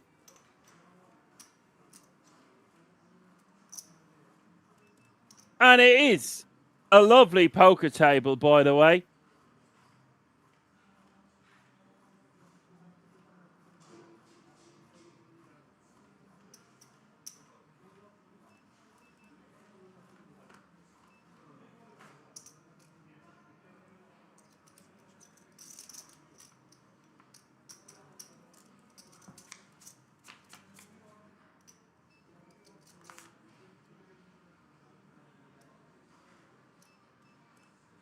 Yeah, big Snatch fan, for sure.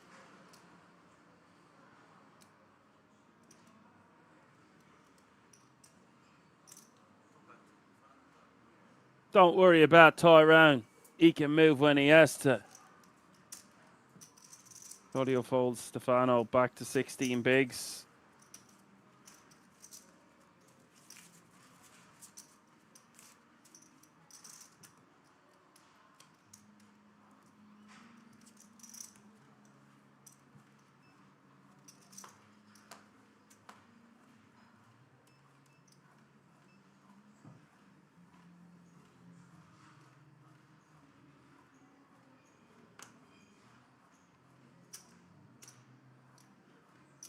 Sounds like quite the discovery there, Richie.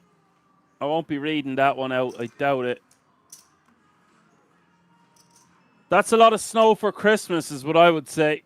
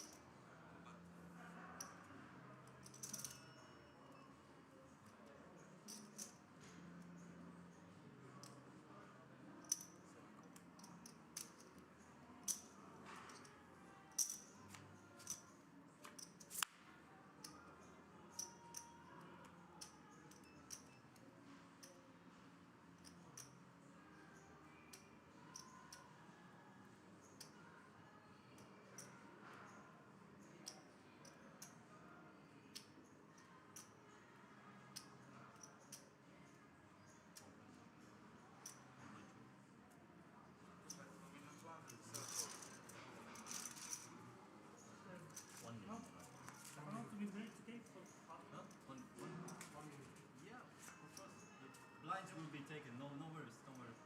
Yeah, yeah. Need to go to the bathroom or? Yeah.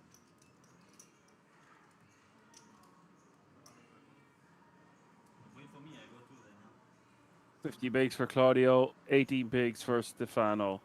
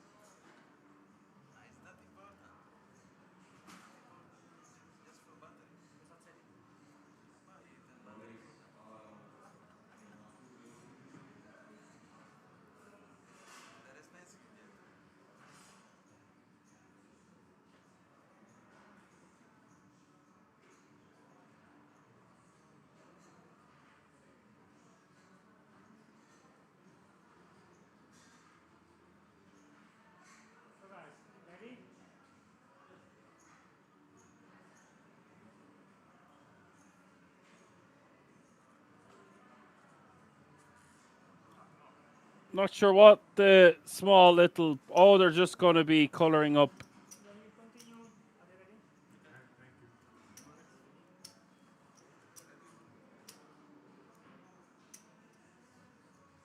Sometimes you've just got to pet your chihuahua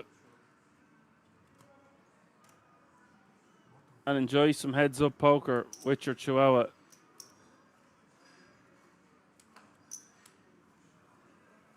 But you can't bark like a big dog if you pee like a puppy. Fano with 6-4 offsuit. Give yourselves a round of applause if you're still tuned in after 9 hours here. It's been a really fun stream. The chat box has been hopping.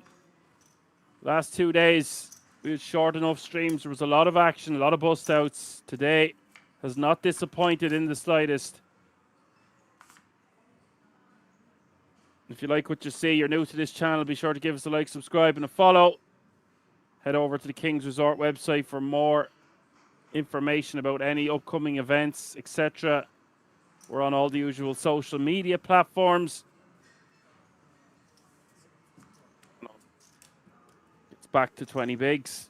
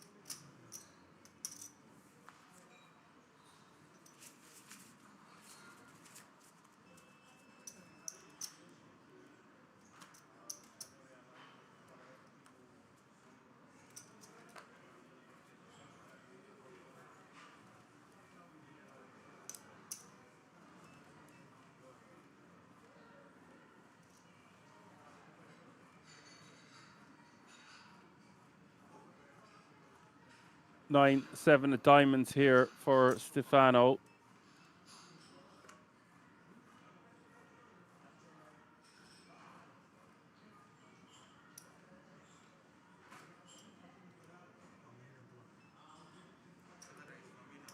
Whoa, Claudio's going to bump it up. Don't want to make it too big here, Claudio. 3x.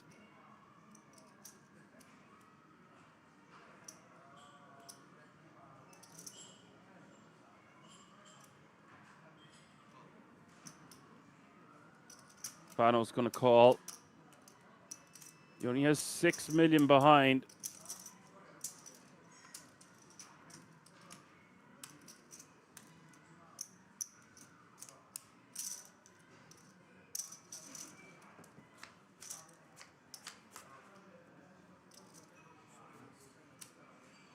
We'll try that again, Taylor. The whole flop getting turned over and then just the cards going the other direction. Covering the cards again. Let them slip. Queen 9-6 is the flop. Claudio wants to bet very small here. Like 800k. He goes for 7.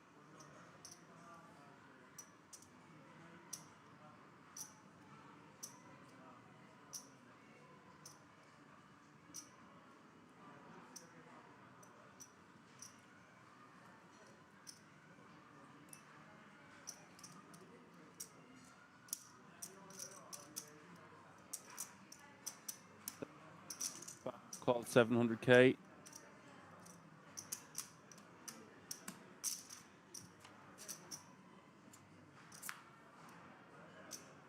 Turn is a 3. Now I would like to see Claudio bet somewhere around 1.4 million.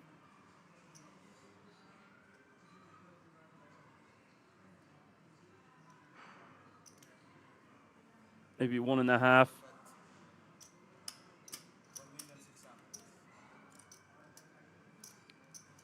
He goes for 1.6.